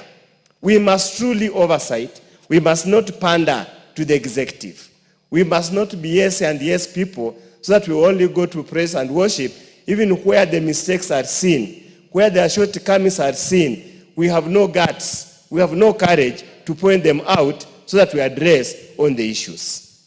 And of course, Honorable Speaker, a policy, a sessional paper policy is not static, must be alive to changing circumstances. Donald Trump has thrown the world upside down. He says America first, the rest of you don't care.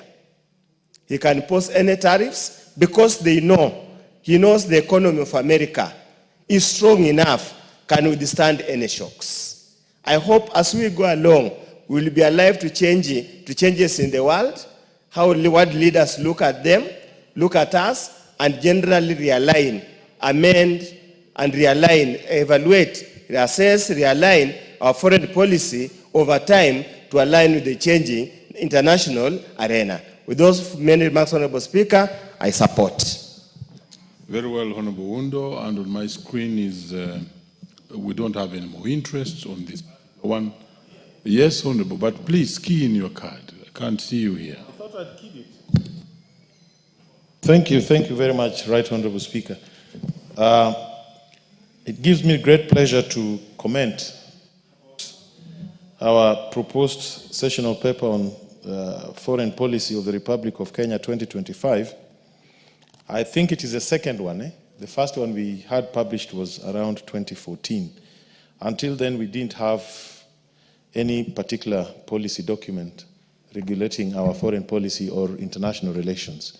Honorable Speaker, when I got this document, I first quickly took a good look, and my expectation was that I would see a certain set of goals.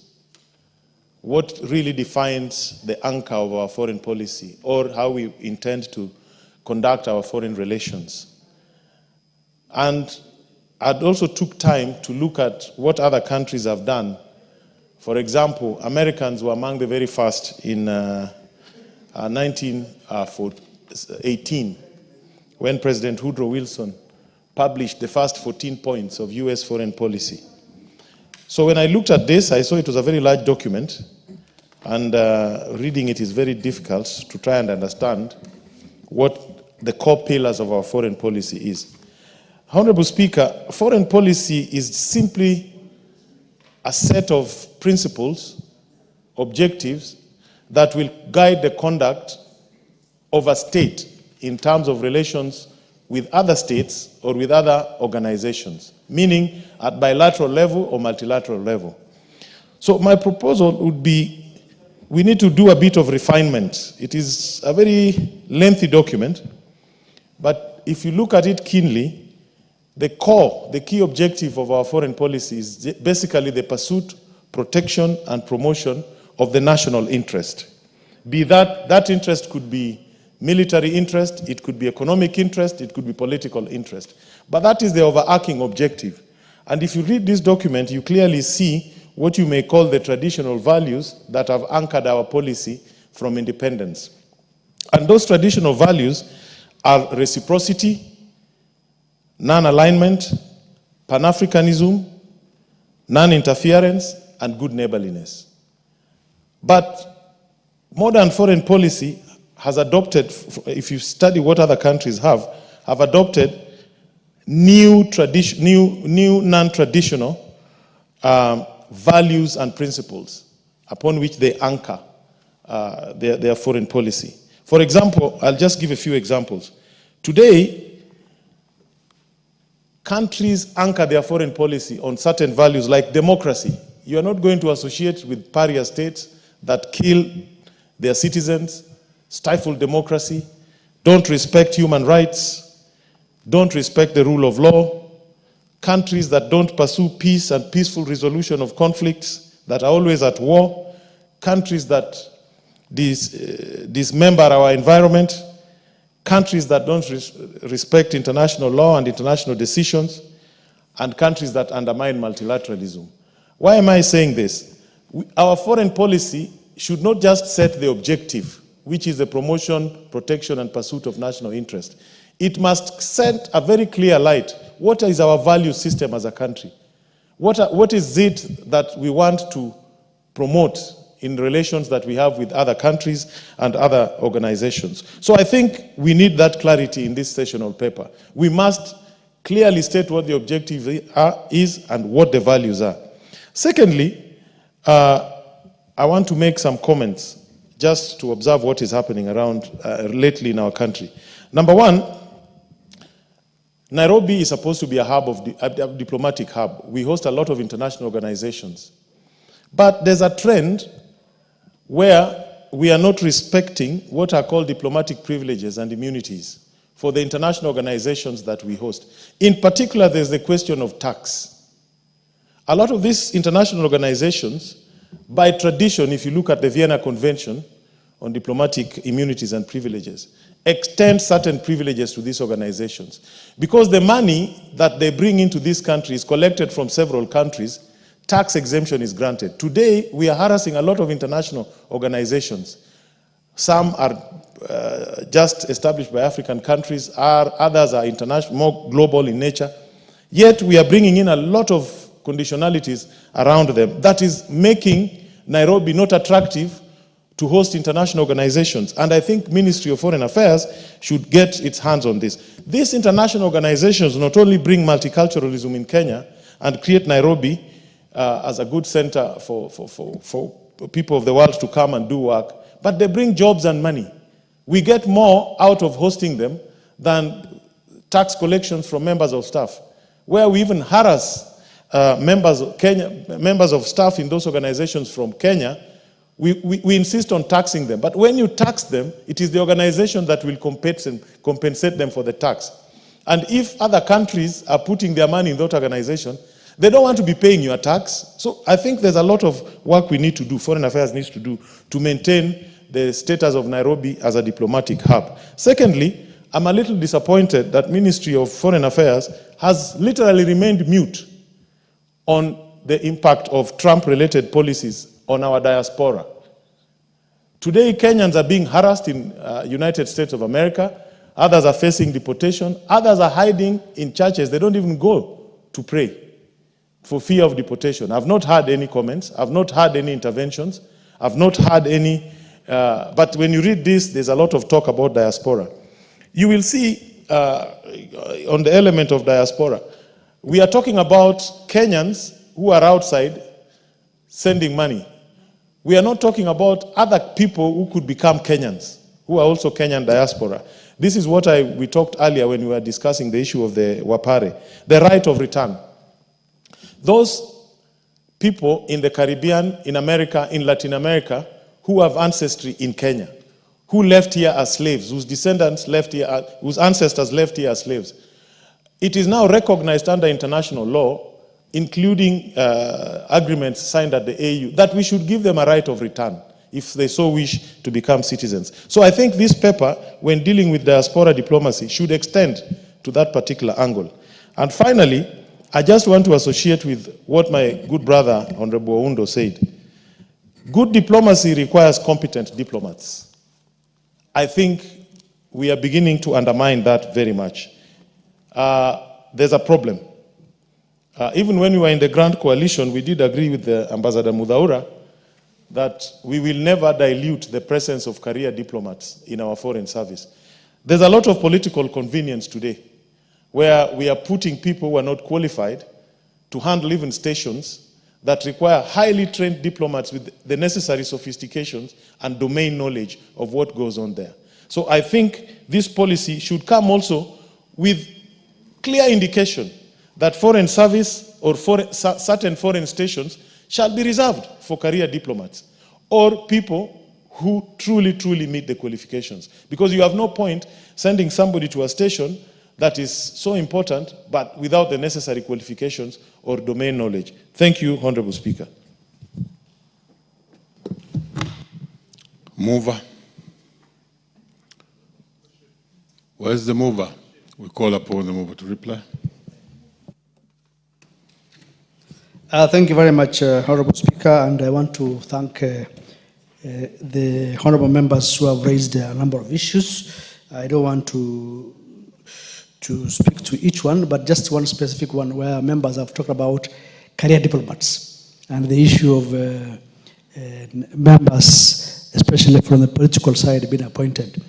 And I think it's not good to use the word political rejects. They are not political rejects. I think they just want, the voters decided that it's not your time now and that somebody else takes over. So I think it's not about political rejects. It's a matter of going for elections and the electors deciding that you need to take a break. And if you look at... Honorable Undo, there's no point of order on that. He's just speaking, putting language that is I'm trying to put in a proper language. Order, member. Remember, Honorable Undo, even you yourself, you were reluctant to use that word, and you knew very well it was not admissible. Proceed. Thank you. Honorable Speaker, when you look at the Foreign Service Act now, it talks about a ratio of 70-30. 70 for career diplomats and 30 from outside. Initially, it was actually like almost 40 career diplomats and 60 outside. But with the Foreign Service Act that we have in place now, and actually is also tabulated in this circular paper number 1 of 2025, it talks about 70-30. And I think that probably cures the issue of saying that we need to have career diplomats in most of the stations. So I think it's something that is looking forward. We are trying our level best to ensure that this foreign policy is a living document. Members have talked about that it's a living document. That means it's not cast in stone. It's something that is changing in realities. So I think, thank you very much. We have taken note of that for your contributions, and I beg to reply. Honorable members, we shall put the question in the next sitting. Next order.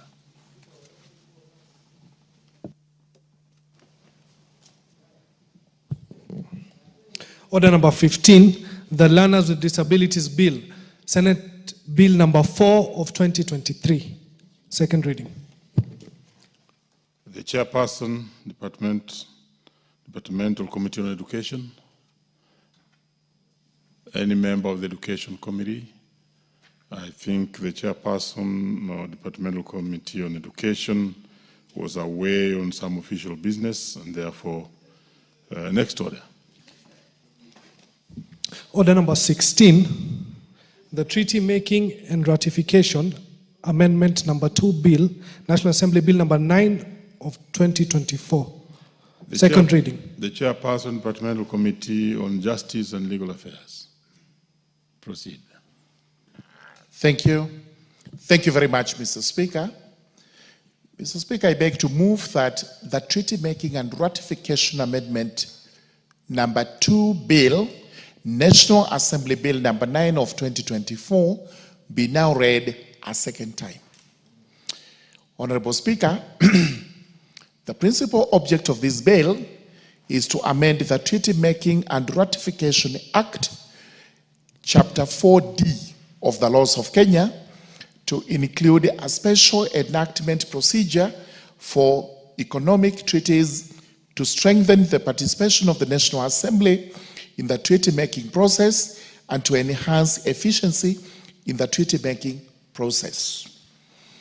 Honorable Speaker, as the House is very much aware, all international treaties, conventions, and agreements that our country ratifies actually become part of our internal laws, domestic laws. And they become part of the domestic laws because they have to be brought to Parliament for purposes of ratification or approval, so that once the country signs a treaty out there, it is then brought into the House, it is ratified, and it becomes part of our domestic law. The problem we have had is that even those treaties that we ratified since independence, upon commencement of the new constitution, became part of our domestic law. And after the commencement of the new constitution, all treaties now must be brought to the House for ratification, and once that is done, they are confirmed to be part of our laws. However, there comes a time that this House asks questions as regards exactly what some of these treaties are. And since the input of the House is minimum, we have to live with it, because there is no room for the House to amend such treaties. So we have to live with it, we have to ratify as they are, and they are binding on us in the form they are in. And if we breach them, we are actually in the breach of our own laws. This is the reason why a proposal has now been brought to the House, and this is very good law, I must confess, by the Justice and Legal Affairs Committee, so that we can amend and make certain provisions peculiar to certain circumstances, whereby this House will now be involved in the treaty-making process. And those two instances are: Clause 3 proposes to amend Section 3 of the Principal Act by deleting what there is and introducing a new clause where multilateral treaties, including treaties which deal with the trade agreements, where Kenya undertakes to engage in fewer trade protections with other countries to promote more trade. And number 2, treaties that relate to taxation, trade, or investment, or unilateral agreements between Kenya and any other country involving a one-sided arrangement in which Kenya benefits from lower trade barriers from the other country. These are specific 4 instances when we will now be required to bring such agreements to the House, not for ratification, but as the process begins. I will take you to clause number 4, which makes a provision that the new Section 5A is introduced after Section 5. And this is exactly where you find objects of this particular bill, because it says that within 14 days of commencement of negotiations for a treaty, and the treaty are the ones referred in Clause 3, the Cabinet Secretary responsible for matters relating to the treaty making shall notify the National Assembly of the following. Here, our Cabinet Secretary for Foreign Relations, Foreign Affairs, would have to bring to the attention of the House within 14 days when the country starts negotiating treaties with foreign countries. And what is to be brought to the attention is set out in subclause A to E, and includes the negotiation objectives, the proposed heads of agreement, the need for the treaty, the potential benefits of the treaty to Kenya, the implications of the agreement on the economy, existing agreements, laws, and taxes. Then from there, we have to move on with the subclause 2, which is going to be the new Section 5A, subsection 2, the relevant Cabinet Secretary shall notify the National Assembly of any changes to information relating to the negotiation of a treaty within 7 days of such change. What this in essence means, once we begin negotiating a treaty within 14 days, it has to be brought to the House. This treaty is economic purely. It is not every treaty. It has to be brought to the House, and after it is brought to the House, as the process continues, there are possibly changes that will be brought to the provisions of the treaty, and within 7 days of occurrence of those changes, the House must be informed. The new subclause 3 relates to the relevant committee of the National Assembly. Clause 2, yes, the relevant committee of the National Assembly, then in as far as it's practically possible, would have to confer with the Cabinet Secretary once the treaty is brought to the House. Again, this is similar to what we call pre-publication scrutiny, when we actually look at laws before they are published, or even what are called the bylaws, the delegated legislation. We look at it before it is published, so that just in case there is any input from the House, it is included in what is going to be published. In subclause 4, because this is what is very important, the relevant Cabinet Secretary shall table an annual report to the National Assembly on the status of the ongoing negotiation of treaties. All the treaties that have to be brought into this House will now have a record or a register kept, so that every year the Cabinet Secretary would have to give us a report on the status of each of the treaties being negotiated. And from there we move to the proposal which is clause 5, which proposes to amend section 6 of the Principal Act to make the following provisions. In negotiating an economic treaty, the National Executive or the relevant State Department shall ensure that the terms of the treaty do not adversely affect. We have A to D, which are the areas which are protected by this Act when it comes to negotiations to bring into being existence of new treaties. The ability of the country to mobilize domestic revenue, that is, the treaty should not curtail our ability to raise money internally through taxes.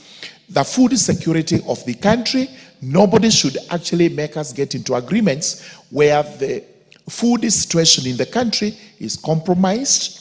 The establishment and the growth of local industries, again, which we are all looking into, to develop the country, to industrialize the country. We would not allow any treaties that are trying to curtail this to come into being, and the ability of the government to regulate an industry in the public interest. That is, whether the treaty brings in a new industry or a new sector, economic sector, all the time the government has the residual powers to ensure that it will regulate that industry purely because of public interest.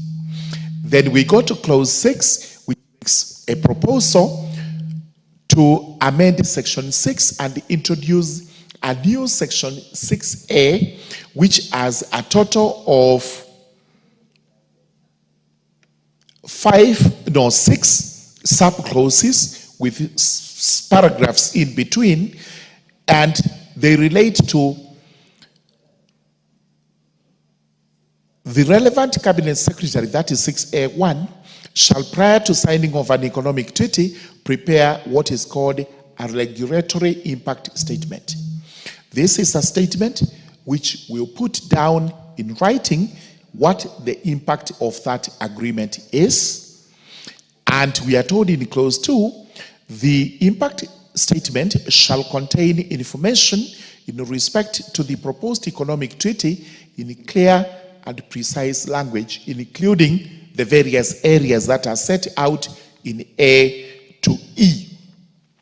What we are saying is, what is the economic effect of this agreement to the country? and how will the country benefit from such a treaty. From there, we move to a proposal to bring in 6B, which provides that the notification of the regulatory impact statement would actually be gazetted. This means the public would be informed of what we are negotiating on, and the impact of that treaty is to have upon the country. This is taken to be information to every Kenyan as regards that particular treaty. And we go on with what is required in the regulations, including the consultations that are necessary to bring into effect that particular treaty. We go to clause 7 that proposes to amend clause 8 of the Principal Act. And the provision here is that the National Assembly may introduce any reservations as a provision into a treaty. It opens up the process of negotiating treaties to the National Assembly. It means our hands are not as tied as they are today when this act comes into force. Where we feel that there is need for us to make reservations so that they do protect the interest of the country, we would be allowed to actually do so by this particular act. And we have clause 8 that proposes to amend section 9 by introducing a procedure during the ratification process at the National Assembly. What the National Assembly is supposed to do once it is introduced here, it would be that it has to be committed to the relevant committee for consideration. The committee would actually make the relevant consideration, and in addition to the information prepared and submitted to the National Assembly under the written law, the committee may actually require the relevant cabinet secretary to submit further information relating to what the treaty is all about, and specifically what is set out in paragraph A, and B. Once that is done, a report is prepared, it is brought to the House. The House would actually adopt the report, in which case then the treaty would come into force. Now, we have clause 9 that makes a provision to amend section 10 of the Principal Act. And this is the new provision that we actually intend to introduce, which is that the relevant cabinet secretary may, at the point of ratifying a treaty under this act, be accompanied by the leader of majority and the leader of minority party of the parties forming the government or their representatives. I think that is purely formal as the conclusion towards ratification is made. And with those remarks, then we have made a statement on what this bill is on. And in a nutshell, we have to ensure that, especially where we are protecting the economy of the country, National Assembly as the House charged with all the economic matters of the country, right from budgeting to taxation to appropriation, everything else needs to be actually involved in the making of those treaties. This is purely because of public interest, sovereignty of the country, to ensure that the laws that we domesticate here, the laws that we make and the laws that are made out there are all in conformity with our constitution, with our statutes and the regulations that we make as a house. With those very many remarks, I beg to move the second reading and now invite the minority whip, the gracious lady, the Honorable Millie Othiambo, assistant lawyer, who is now doing a PhD in something very serious, which is relevant to what she's going to do here and to say here. I now request you to second the motion.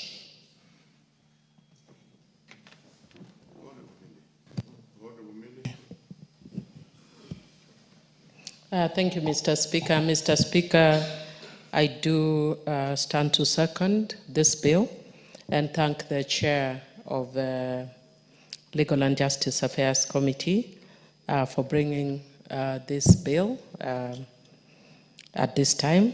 Mr. Speaker, I know that Honorable Kaluma had actually brought similar amendments, and I hope that your proposed amendments have been consolidated with those proposed amendments by Honorable Kaluma. Mr. Speaker, I am honored that I actually brought the bill, the Treaty Making and Ratification Act, that is now law, that is now being amended. And Mr. Speaker, it is said the proof of the pudding is in the eating. And there's been a lot of eating of this act, and it is apt time that it be amended, because in eating, you discover where there are gaps.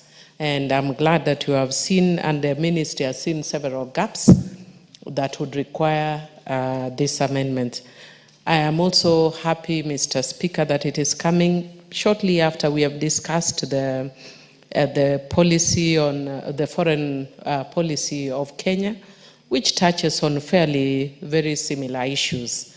Mr. Speaker, if I talk about the background of how I came up with this act, I know I've said it before the floor of this House before, but I'll just repeat that when I sat in the Select Committee on the Constitution in 2010 when we were coming up with a new constitution, and the religious sector, especially the church, came out very strongly against Article 2.6 and 2.7 of the Constitution that was providing that treaties that are ratified by Kenya shall become part of the laws of Kenya. And they were saying that we cannot give an individual or other people the power to enact laws without involvement of a parliament that are elected as representatives of the people. And one of the things that I promised the church then is that I will bring a law that will give that authority back to Parliament. And so in bringing the Treaty Making and Ratification Act, we did exactly that, which was to try and give that power back to Parliament. However, one of the things that became very clear, when you are dealing with international law, Mr. Speaker, once a treaty is ratified, it becomes law. And once the country ratifies, it becomes law. And so what happens is that let me not talk about ratification first. In the negotiations, when the country goes to do that, Parliament is not involved. When they come to tell us that we are about to ratify, Parliament can only put reservations, and it has been a problem that we either reject a treaty wholesale or recommend reservations. But what this bill seeks to do is to get Parliament to be involved in the positions prior, so that when it comes to Parliament, we don't find ourselves in that position. At the same time, it still gives that power of negotiating treaties primarily to the executive, as it should be, because that is primarily the role of the executive. But because it will become law, the voice of Parliament must be heard and must be seen to be heard.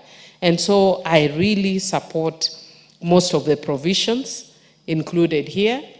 One of the gaps that we had actually missed in this, because my mind is mainly on the areas that I have expertise, which is in human rights and social justice and all that.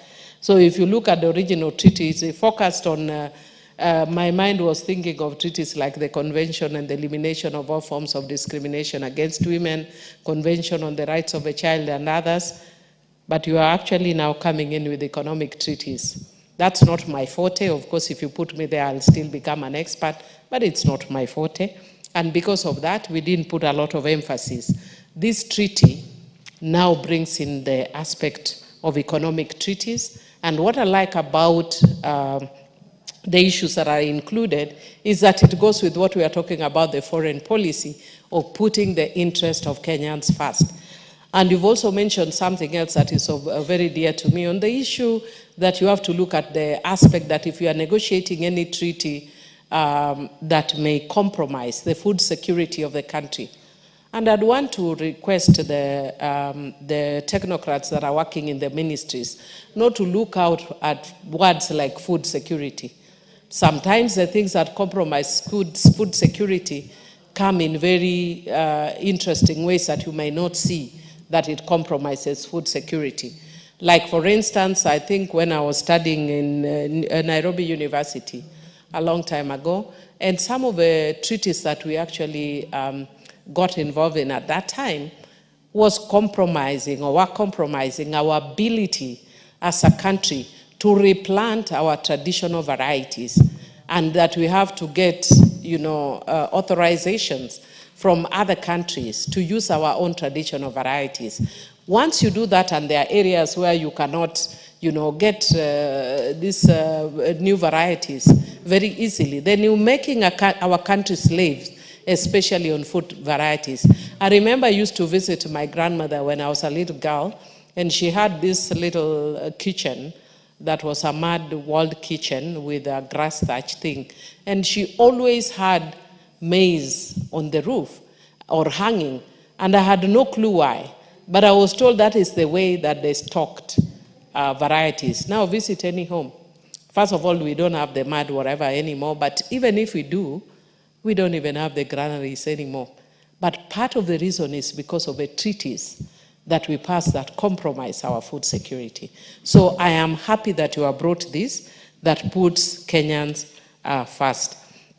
Mr. Speaker, I also, maybe if I look at clause 5 of the clause 5 of the new bill, is it clause 5 or 5 or 6? Oh, that is the one on food security.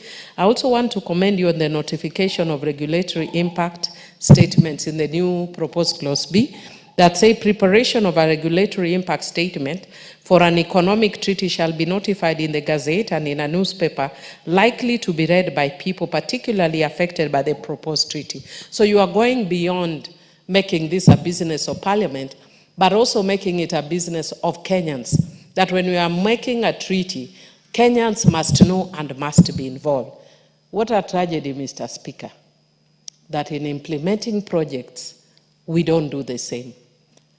Mr. Speaker, I want to bring a bill, that in that bill, we will force the government, I don't know, I'm still looking for the name for that bill, that if CDF has done projects, it must be circulated that Suba North constituency, CDF, has done so many projects in this financial year. And if a county has done projects in this financial year, it has done so many projects in this financial year. By ward, let's start by village, by ward, by sub-county, by county. Mr. Speaker, because there's a lot of pilferage, because we don't have that step of accountability, Kenya is not that poor a country. What we have is poverty of commitment, poverty of integrity. What we need to do is to enhance that, so that when we have monies for CDF, for the counties, and from any other source, how do we account? Even money by NGOs, how do you account for monies that go to the ground? If all those monies were made, if Kenyans were made aware, not by what I voluntarily as a member of Parliament tell you that our NGCDF has done this building or blocks. I may choose what to show appropriately, or I may show but not and leave out the core issues that the public needs to know. So I think I laud you very statement. We'll empower Kenyans so that when we are getting into an economic treaty, Kenyans will know. Similarly, let us have, as part of our oversight role, and as part of Senate oversight role, as part of oversight role in the counties, that the Kenyans must know exactly what has been done in the country. Mr. Speaker, I see my time is up, and with those few remarks, I wish to second.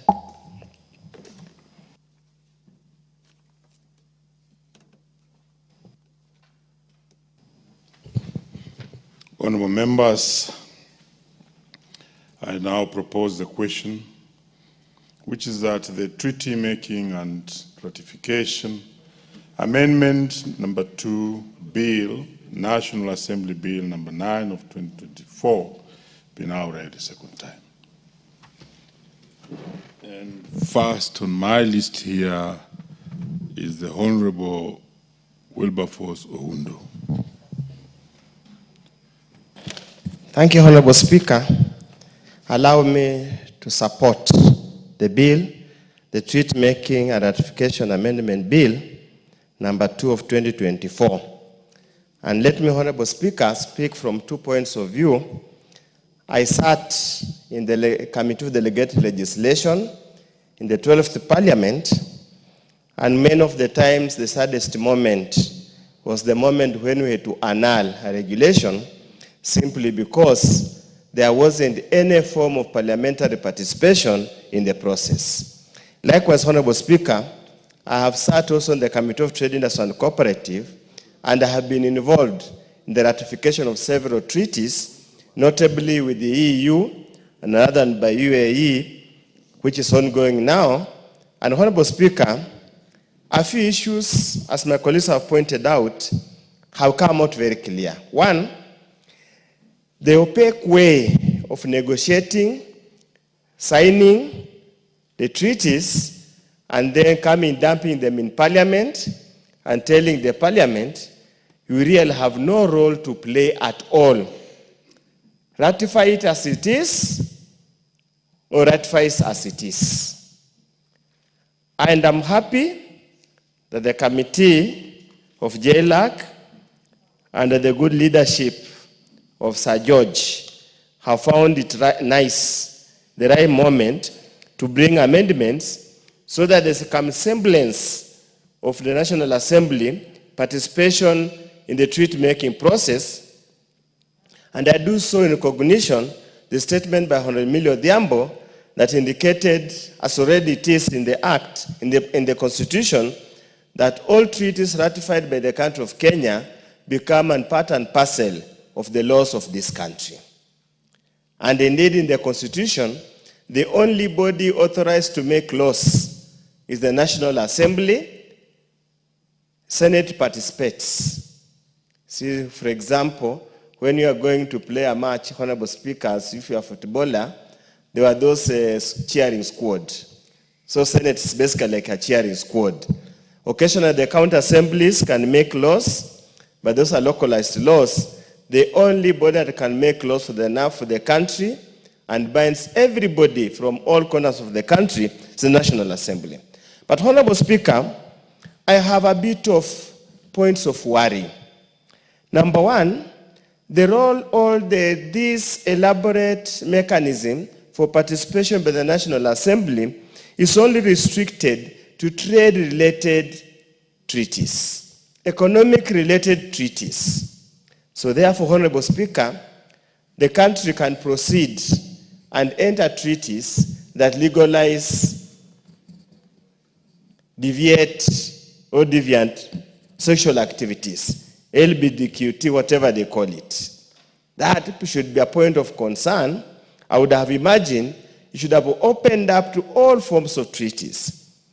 We have cases here where, by Honorable Speaker, the country now will continue to enter into treaties, like, for example, to establish military bases, where they insulate the military from foreign countries who harass, kill, and maim ordinary wananchis, like the case it is in Laikipia. We could also get into a situation, Honorable Speaker, that the country goes ahead to sign treaties that probably allows those Johnnies to come impregnate our women and are not subject to paternity tests, so they are held upon for child protection. That, Honorable Speaker, is a source of worry, and I do hope the committee in its public participation, I suppose they have received those kind of representation, and when we get to go to the committee of the whole house, we'll then have a chance to review at the matter critically. Honorable Speaker, Clause 4 that seeks to amend Clause 5 and by including Clause 5A lists areas, the checklist. What are the issues to be checked? what are the issues to be considered at? Honorable Speaker, the procedures are fairly elaborate. At times they could be cumbersome. They're going to be onerous, but that's the price you have to pay to make sure that whatever we legislate and approve in this country has a very clear provision of the interests of the Kenyans. However, Honorable Speaker, I have another two concerns. And this, if you allow, Honorable Speaker, without interfering with my timing, I would want the chair, probably at the appropriate time, to clearly come out very clear what is negotiation, what is execution of the treaty, and what is ratification. Honorable Speaker, in my understanding, and that brings me to the point of clause 9, as I'll go back. Ratification is done by the National Assembly. So I do not understand that I need to be guided and educated why the leader of my majority party or minority party forming the government has to accompany the cabinet secretary in ratification, ratifying the treaty. I thought ratification is Parliament that ratifies, and that is why the bill, even the Act, is a treaty making a ratification. So that's a point that we need to clearly understand.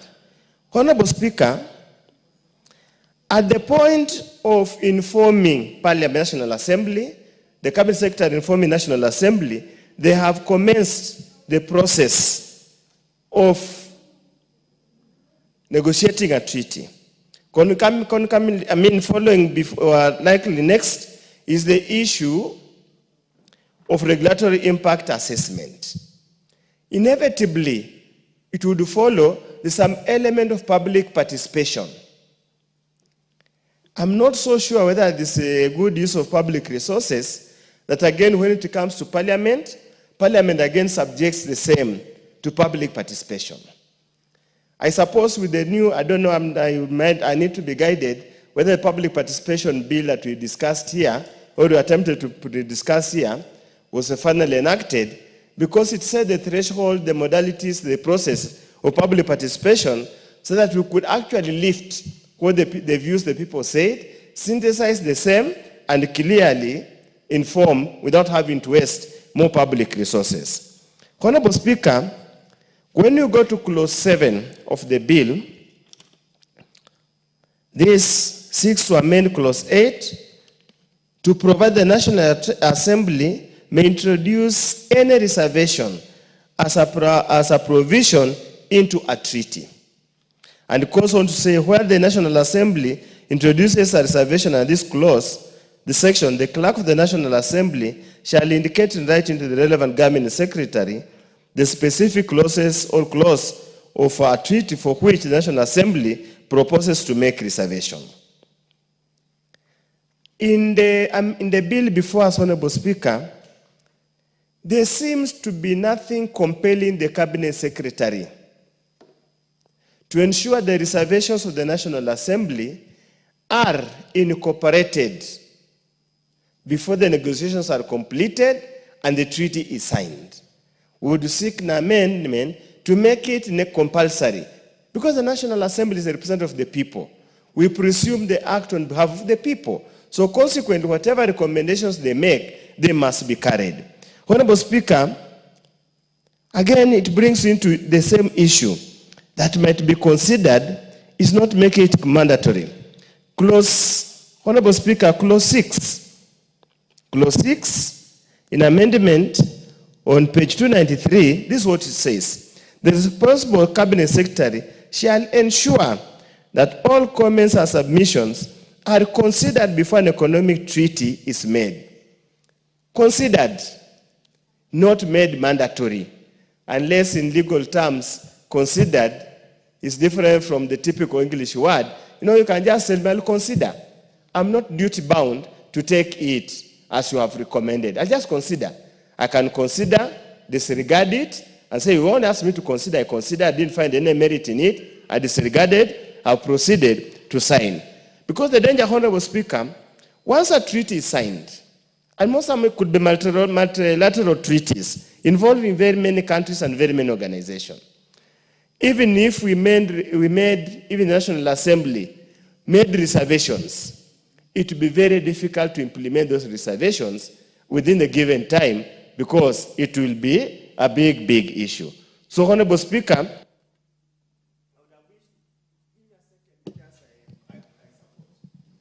you have had your bite, and you had actually indicated you support the bill. So let's have the next speaker, Honorable Mary Amase.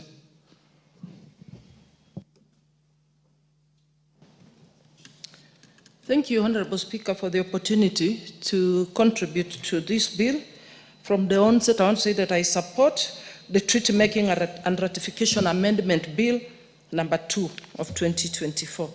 Honorable Speaker, this bill is very timely and it is very important. One is that it gives Parliament the opportunity to be able to represent and protect the people of Kenya.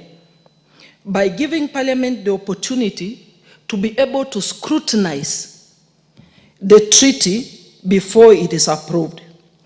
Because, Honorable Speaker, we know that all these treaties that are signed have some ramifications.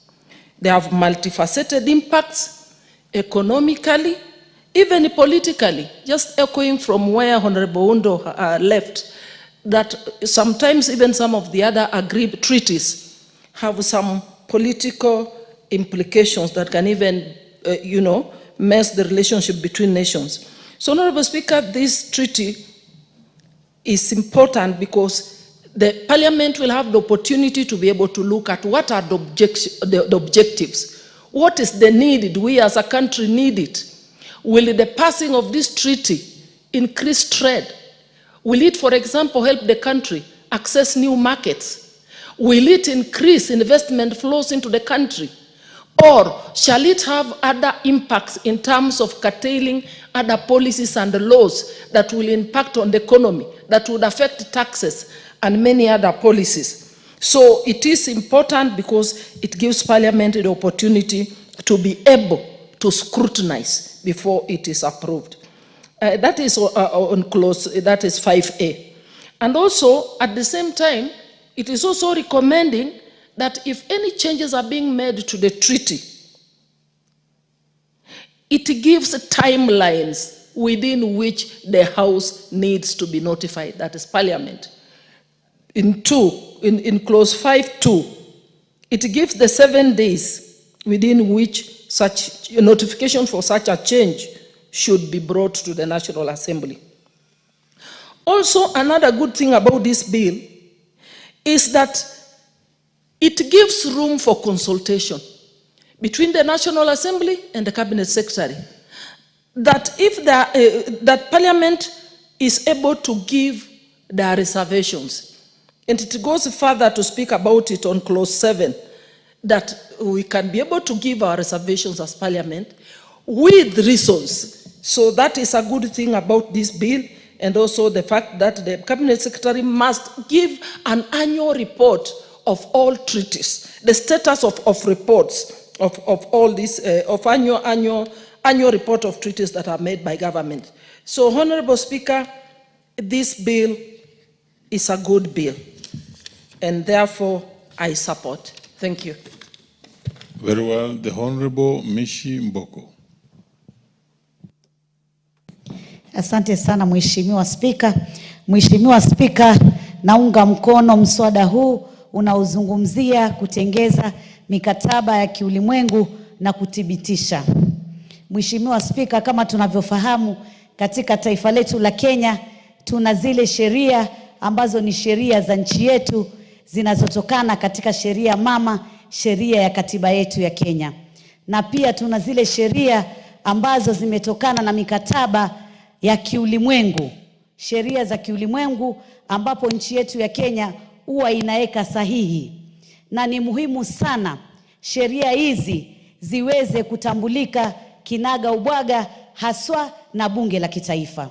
Kwa sababu sheria hizi kabla hazijakubalika huwa ni paka bunge liweze kuthibitisha ndiposa bunge litawezesha kutengeza sheria katika nchi ambayo itakuwa pia inaambatana na katiba yetu ya Kenya, ndio iweze kutambulika kiulimwengu mzima ya kwamba nchi yetu imekubali.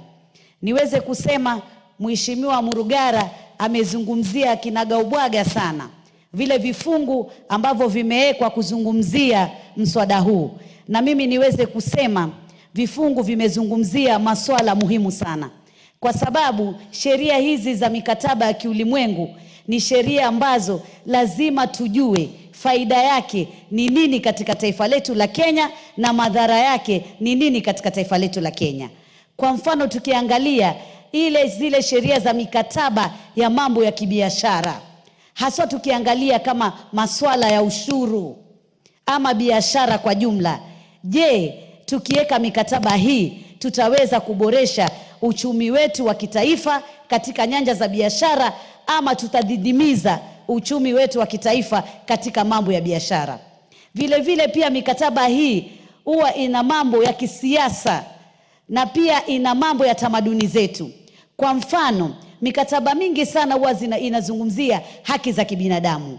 Hivi juzi na jana tumeona ya kwamba kuna nchi kadhaa ambazo zimekubaliana kuzungumzia ya kwamba pengine mwanamke na mwanamke wanaweza kuwa wapenzi, mume na mume wanaweza kuwa wapenzi. Je, kwa mfano kutengeza mkataba kama huu, iwapo hautaletwa bungeni kwa wakati unatengezwa na tukaujua na tukafanya mashauriano, mkataba kama uno unaweza kutuletea dhara katika mila zetu za Kiafrika na katika tamaduni zetu za kidini, dini yetu ya Kiislamu na pia dini yetu ya Kikristo. Kwa hivyo swala kama hili ni swala muhimu sana. Pili pia, kwa mfano kuna ile mikataba ambayo, kwa mfano sisi kama kina mama, wakati wa kuidhinisha siku za kina mama, huwa tunaenda katika ule mkutano mkubwa kule Amerika kuzungumzia zile haki za kimsingi, haswa haki ambazo zinaangalia masuala ya kina mama, masuala ya watoto na masuala ya walemavu. Na huwa si bunge lote ambalo limekwenda pale, ni watu wachache ambao wamechaguliwa kuweza kuhudhuria mkutano kama ule. Na wakati mwingi kunafanyika mikataba kama hiyo na unapata nchi imeweka sahihi pengine bila kuangalia vizuri mkataba kama ule, alafu baadaye tunaona inakiuka mila zetu, desturi zetu, na pia inakiuka katiba yetu ama sheria mama ambayo ni katiba ya taifa letu la Kenya. Mswada huu pia umezungumzia ya kwamba utatengeza wakala ama gazeti ambalo litatangaza ya kwamba tunatengeza mkataba wa sheria hii ya kiulimwengu ya kuzungumzia jambo fulani, ambapo Wakenya pia wataweza kuelewa na kufahamu, kwa sababu katiba ishasema ya kwamba Wakenya wapate uhuru ama nafasi ya kupata ufahamu ama kueleza mambo ambayo yanajiri, kuweza kupata mawasiliano ya mambo ambayo yanatukabili katika taifa letu la Kenya. Kwa hivyo ule muda ukitolewa gazeti kama lile, Wakenya wakiangalia pia wataweza kuwaeleza mawakilishi wao ambao ni wabunge katika bunge la kitaifa ya kwamba mkataba kama huno madhara yake ni haya, faida zake ni hizi, na iwapo sisi tumekubali ama hatukukubali swala kama hili. Kwa hivyo jambo kama hilo ni jambo zuri sana. Pia vile vile ya kwamba watu wataweza, wabunge wataweza kushauriana na waziri muhusika katika swala lile ya kwamba je, mkataba kama uno wa kiulimwengu utakuwa sawia, utakuwa sawa na sheria zetu na sera zetu kabla haujaweza kuidhinishwa kamili na kuweza kuchapishwa. Swala hili ni swala ambalo hivi sasa nafikiri haliko, lakini tunapopitisha mswada kama uno na unapotiwa sahihi na rais wetu ambaye tunamheshimu sana, itaweza kuwa nafasi ya kumpatia waziri, kuwapatia wabunge kuweza kuwa na ushirikiano na mazungumzo ya kuweza kupata mwongozo ya kwamba iwapo tutaufuata sheria hii tuweze kuitengeza na tuweze kuithibitisha, ama tutaweza kusema hatuwezi kuithibitisha. Vile vile pia tutaweza kupata nafasi mwafaka ya kuweza kupiga msasa, kwa sababu unajua hii mikataba huwa ni kama vile sheria hizi ambazo tunazitunga hapa katika hili bunge la kitaifa. Huwa ina vifungu, inazungumzia na maneno mengi sana, vile kama sheria nyingine. Na vile pia tutapangilia ya kwamba, je, iwapo sheria hii tumeikubali, tukaweka mkataba, tuna uwezo wa kuitengeza sheria katika taifa letu ili ule uthibitisho uweze kuwa sawia, ndiposa iwe pia sisi ni pamoja na zile nchi ambazo zimekubaliana na sheria kama ile. Mara nyingi sheria hizi pia huwa zinakuja kisiasa sana. Unapata nchi fulani ambazo zimejiweka pamoja, zina ushirikiano fulani, pengine wa kisiasa ama wa kibiashara, wanakubali mkataba kama huu. Na unapata nchi nyingine ambazo pengine hazishirikiani na nchi hizi kwa mambo ya kisiasa, pengine wana mizozo, wana vita fulani vya kisiasa, vya kibiashara, unapata wao hawaungi mkono. Sasa saa nyingine mnajipata nyinyi ni nchi mumeingizwa katika mkataba ambapo kumbe wale ambao wameshiriki ama wamekubaliana na mkataba ule ni mahasimu ya wale marafiki zenu katika nchi kadhaa. Kwa hivyo hili ni swala nyeti sana. Sio swala la rahisi, ni swala nyeti sana ambalo lazima kuwe na mazungumzo na ushirikiano wa kina kwa Wakenya, kwa wabunge ambao wanawakilisha Wakenya wengi huko nyanjani, ili kusudi wakati tumeweza kusema kwamba tunathibitisha ile tunaita kwa lugha ya Kiingereza ratification, ama ile treat making, kama tunatengeza wakati inatengezwa. Maana mara nyingi sisi tunatengeza, lakini kunakuwa na uwakilishi ya watu ambao wanatoa mapendekezo, na wakati mapendekezo yale yanatolewa ni wakati mwafaka tuyajue yale mapendekezo kabla ule mkataba wenyewe haujatengezwa, na sisi kuletewa tu kuambiwa kama taifa ekeni sahihi katika mkataba kama uno, kwa sababu unazungumzia haki za kibinadamu, unazungumzia haki za kimsingi. Kweli haki za kibinadamu ni muhimu sana, lakini katika hizo haki za kibinadamu kuna haki nyingine ambazo zinakiuka mila zetu, kuna haki nyingine zinakiuka tamaduni zetu na dini yetu na Waafrika ama Uafrika.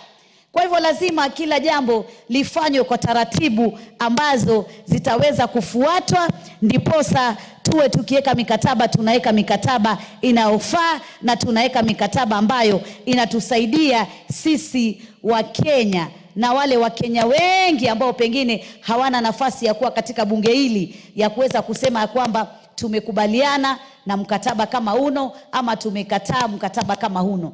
Na ule muda pia uliowekwa, muda ule wa siku 7, ya kwamba lazima bunge liweze kujulishwa na watu waweze kufahamu, pia ni vizuri kuwe na muda wa kuwekwa. Si ati mumeletewa tu na mnaambiwa muweke sahihi ama mnapatiwa vikwazo, kwa sababu mara nyingi pia hii mikataba ya kiulimwengu ya kitaifa huwa inakuja na vikwazo. Pengine mnaambiwa ikiwa hamtaweka sahihi, basi sisi katika msaada uno ambao tunawapatia hatutawapatia, ama sisi tutasitisha msaada kama uno ambao tulikuwa tunawapatia, hatutawapatia tena. Kwa hivyo Mheshimiwa Spika, mswada huu ni mswada wa muhimu sana na ni mswada wa maana, naunga mkono, na nimwambie Mheshimiwa Murugara asante sana kwa ufasaha wako ulivyouelezea kinaga ubwaga. Asante sana Mheshimiwa Spika.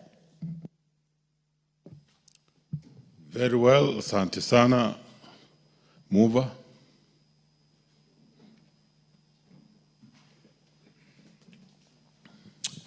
Thank you very much, Mr. Speaker. Mr. Speaker, allow me to thank everyone who has made a contribution to this bill. It's a very important bill, and the speakers have actually openly and candidly stated how important it is for this House to be involved in treaty making. Instead of just doing the ratification alone, we are also doing treaty making. I did listen to Honorable Oundo when he actually said we have to make it very clear what we are doing and where this accompanying is going to be, whether it is at the time of signing or it is at the time of ratification, because the words may have been interchanged. We will be looking at this as we move to the Committee of the Whole House so that we are able to get it right. Thank you, Honorable Speaker. I beg to reply. Very well, and very progressive law. Next order. Order number 17, the Kenya National Council for Population and Development Bill, National Assembly Bill number 72 of 2023. Second reading. Leader of the majority party. Honorable Speaker, I want to thank you for this opportunity to move the Kenya National Council for Population Development Bill 2023. Honorable Speaker, I beg to move the Kenya National Council for Population and Development Bill 23 be read a second time. Honorable Speaker, the gist of this bill, and that's what I want to say at the beginning, is very simple: to anchor the Kenya National Council for Population and Development in law. It has existed because of a legal notice. And you know, like we passed in this parliament, legal notices can only exist for up to 10 years only. Beyond 10 years, they collapse.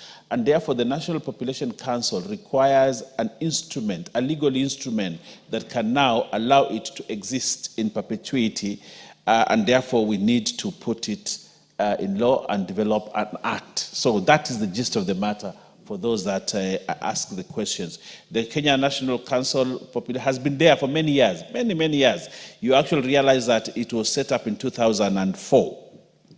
2004. It's been there for many years, but it has existed on the basis of a legal notice. And it is this legal notice that we want now to transform the National Council for Population into an act of parliament, and therefore give it a better platform for it to exist. It is a saga within the National Treasury, and therefore, Honorable Speaker, if you allow me, I want to go into the details of it a little bit, and then I'll ask the Honorable Bashir to actually second. Honorable Speaker, by way of introduction, the National Council for Population Development was established in 1982 as a department in the then office of the Vice President and Minister of Home Affairs. The National Council of Population Development was set up to formulate population policies and strategies and to coordinate population-related activities. In 2004, the National Council of Population Development gained the status of a SAGA, semi-autonomous government agency, under the name National Coordinating Agency for Population and Development, NCAPD, through a legal notice number 120 of 2004. In 2011, Honorable Speaker, NCAPD reverted to its original name, NCPD, through legal notice number 172 of 2011.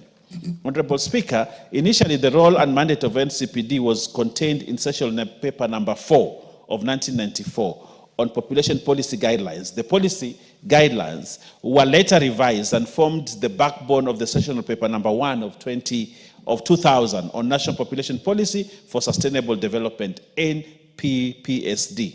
In 2012, the government issued the sessional paper number 2 of 2012 on Population Policy for National Development, PPND. Subsequently, sessional paper number 3 of 2012 on Population Policy for National Development was revised, leading to the issuance and adoption of sessional paper number 1 of 2023 on the Kenyan National Population Policy for Sustainable Development that recommended the establishment of NCPD through an Act of Parliament. So, Honorable Speaker, see how late we are. In 2023, that's when a recommendation was made to actually transform the NCPD through an Act of Parliament. And that's why, if you look at this bill, Honorable Speaker, it is the National Council for Population Development Bill 2023. We are late, Honorable Speaker, on this matter. And therefore, Honorable Speaker, looking at the transformation, many sessional papers have gone through and all that to eventually come back to the fact that it has to be enacted and anchored in law. And that is what we need to do, Honorable Speaker. Presently, the Executive Order number 1 of 2023 on Organization of Government dated January 2023 recognizes NCPD as a SAGA under the National Treasury and Economic Planning State Department for Economic Planning. So that is where it is actually anchored, Honorable Speaker, at the National Treasury. Honorable Speaker, as you may be aware, Section 21(1) of the Statutory Instruments Act 2013 provides for the automatic revocation of statutory instruments after the collapse of 10 years.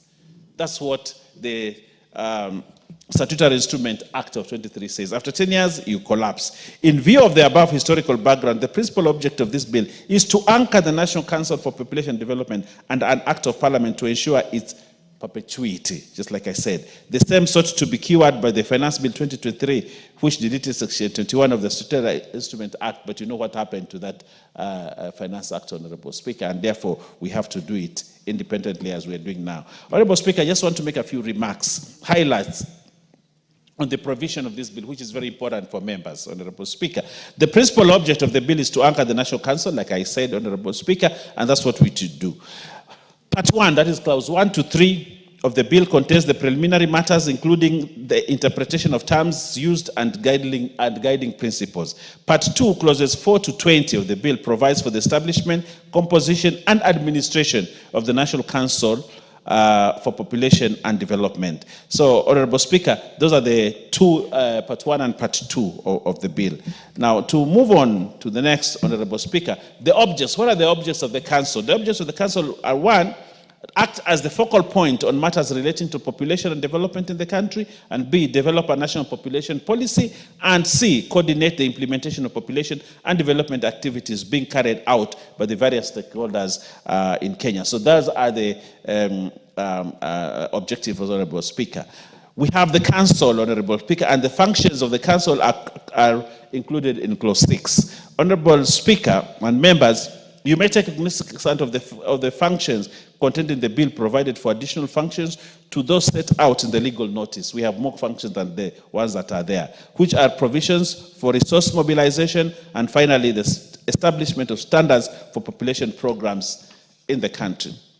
Honorable Speaker, governance structures are in Clause 6, and of course, the work around the State Corporations Act and that Cap 446, which provides for membership of board of body corporate to include the principal secretary for the relevant parent. So all that, Clause 7, Honorable Speaker, gives you the governance structure for this bill. Honorable Speaker, the bill further seeks to establish an audit committee and any other committee that will enhance the Council's performance under Clause 12, which seeks to strengthen the role of the Council to enable it to perform its duties. Honorable Speaker, Part 3, that is Clauses 21 to 26 of the bill, provides for financial provisions. Just like any other saga, the financial provisions are provided in Clauses 21 to 26. Part 4, Honorable Speaker, that is Clauses 27 to 31 of the bill, sets out general provisions of the bill, and Clause 27 provides for the seal of the Council, and Clause 29 allows the Council to engage persons or organizations with specialized knowledge and skills in different areas where necessary for the Council to discharge its functions and to offer consultant services. Clause 30, Honorable Speaker, provides for the services and documentation. The last part, Honorable Speaker, that is Clauses 32 to 33 of the bill, proposes transitional provisions. We need to transit from the secretariat that sits at Treasury now to a full autonomous organization that is called the National Population Council and Development, that is established and anchored in law. And therefore, Honorable Speaker, the current secretariat and the members that are there will transition to the new organization. Honorable Speaker, in conclusion, I urge members to support this bill as it strengthens the implementation of the population programs and enhances interagency collaboration. Honorable Speaker, as I move, this bill is an important piece of legislation to ensure that all the gains that we have had through the National Population Council and Development that has been there for many years can now be anchored in law for perpetuity, and to ensure that we have an organization that looks at population in this country and looks at policy on population. We don't want to end up the Chinese way. We just want to of course, we are Africans and children are blessings, and the higher the population, the bigger population is good for a country. But then we need to have it controlled in such a way that development programs, financing, and all those come together, you know, a harmonized way. What we do with our schools is about population. What we do with your universities is about population. What we do with our food production is about population. What we do, even with the economic activities that we have in this country, is about the population that is here. And therefore, this is an important bill that we must anchor in law and ensure that the perpetuity of this organization is assured, but more importantly, Honorable Speaker, to deal firmly with matters, population, and development. I thank you and request the Honorable Bashir to support. To second. Honorable Bashir.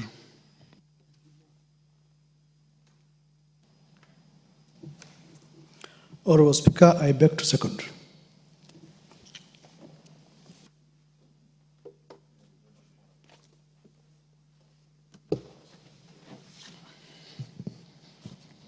The honorable members, I now propose the question that the Kenya National Council for Population and Development Bill, National Assembly Bill number 72 of 2023, be now read a second time. First to speak on this is the Honorable Mary Emase. Thank you, Honorable Speaker. Honorable Speaker, I want to support the bill as proposed. And it is a very straightforward bill, Honorable Speaker, because the bill seeks to give the council, the Kenya National Population Council, seeks to give it legal standing so that it becomes a body corporate. And secondly, it seeks to give it a new lease of life after the expiry of the 10 years as stipulated by the policy or the act at formation. Issues of population, especially population census, are very emotive issues. We've had cases in this country where even after population census, some Kenyans in some areas have felt the census was not done properly. So therefore, it is important that this bill sets to give this council a legal status so that it can be properly constituted, properly staffed in terms of the employees that it requires in terms of the qualifications so they can be able to do a good job for this country. In terms of even the budget, you know, when it has been given a legal standing, then it is even possible to give it its own independent budget by this House, Honorable Speaker. Honorable Speaker, like I said, the bill is straightforward. The rest of the clauses as moved by the mover just speaks to the function of this Kenya National Population Council, speaks to its duties, speaks to the administration issues, speaks to the audit, speaks to the general provisions, and how it transits further to the next level for the future. Honorable Speaker, I support. Thank you. The Honorable Gitonga Murungara. Thank you very much, Mr. Speaker. Mr. Speaker, allow me also to support this bill, which seeks now to establish for us the Kenya National Council for Population and Development in the country. It's a bill that has been with us for quite some time, but it is important that it has now been reached and we are in the final stages of passing this one so that we can establish the Kenya National Council for Population and Development.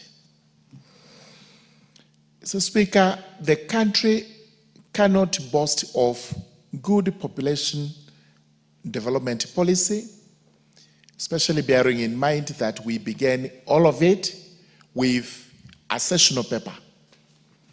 Then after that, we had a legal notice coming in. A legal notice is subsidiary legislation.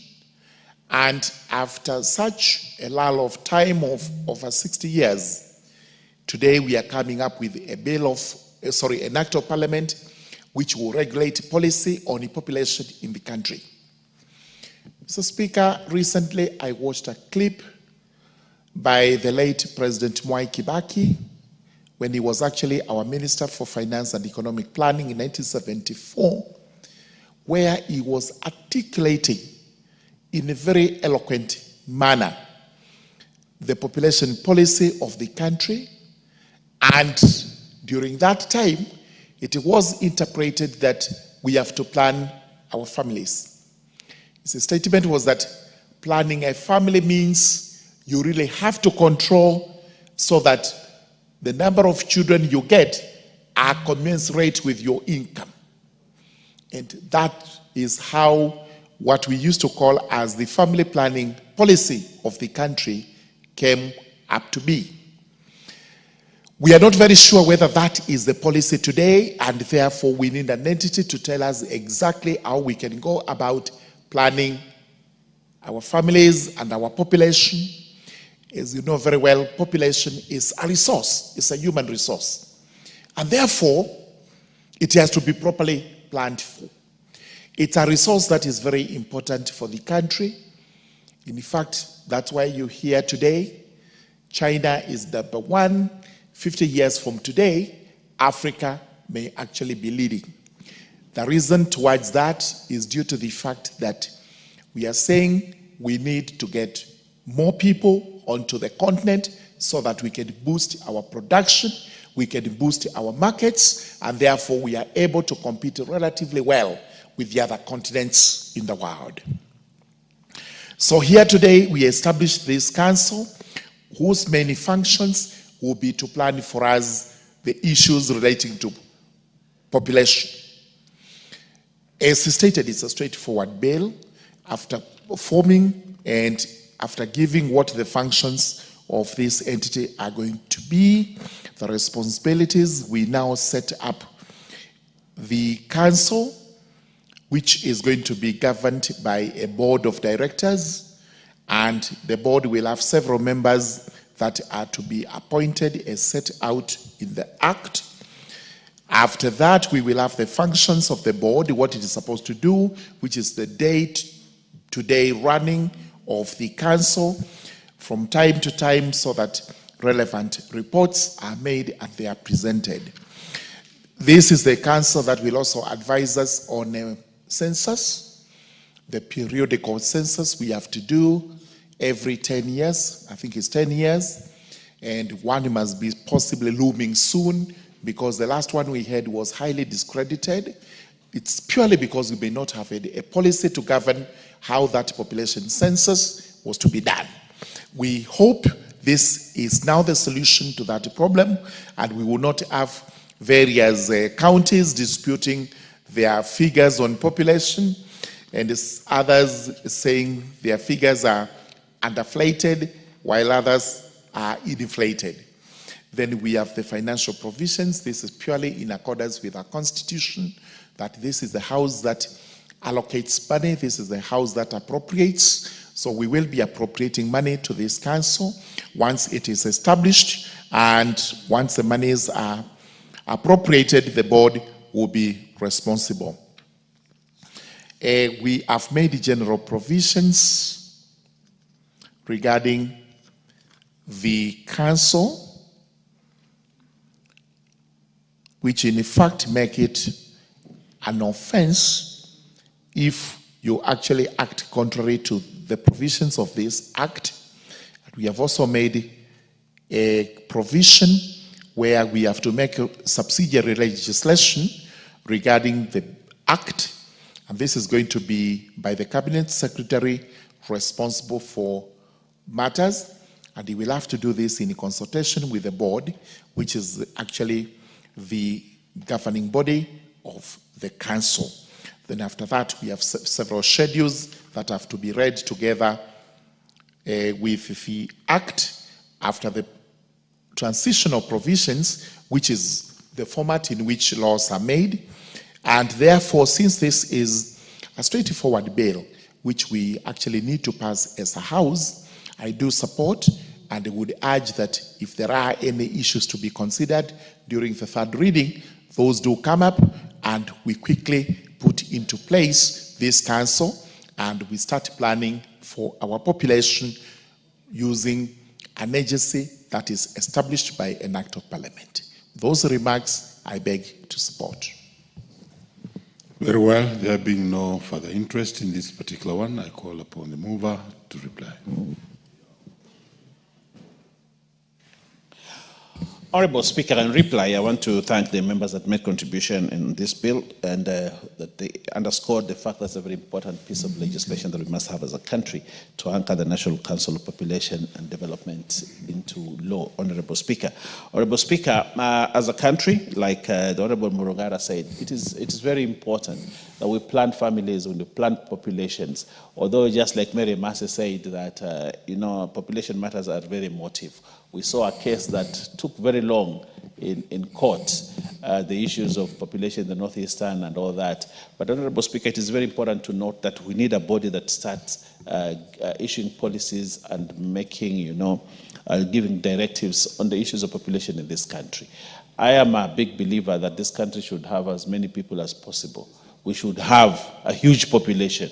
It's a good market for our products. It's good for productivity. But also having a good population without properly planning for it, for our schools. We need to have good plans for school.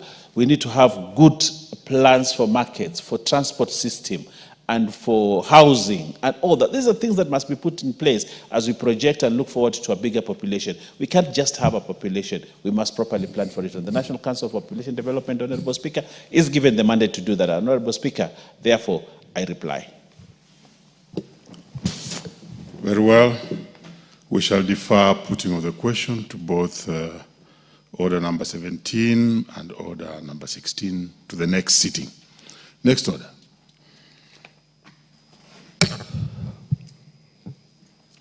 Order number 18, the National Cohesion and Integration Bill, National Assembly Bill number 74 of 2023. Second reading. Chairperson, Committee on National Cohesion and Equal Opportunity. The chair had already gave a notification that he will be away on some other important matters affecting that particular committee, and therefore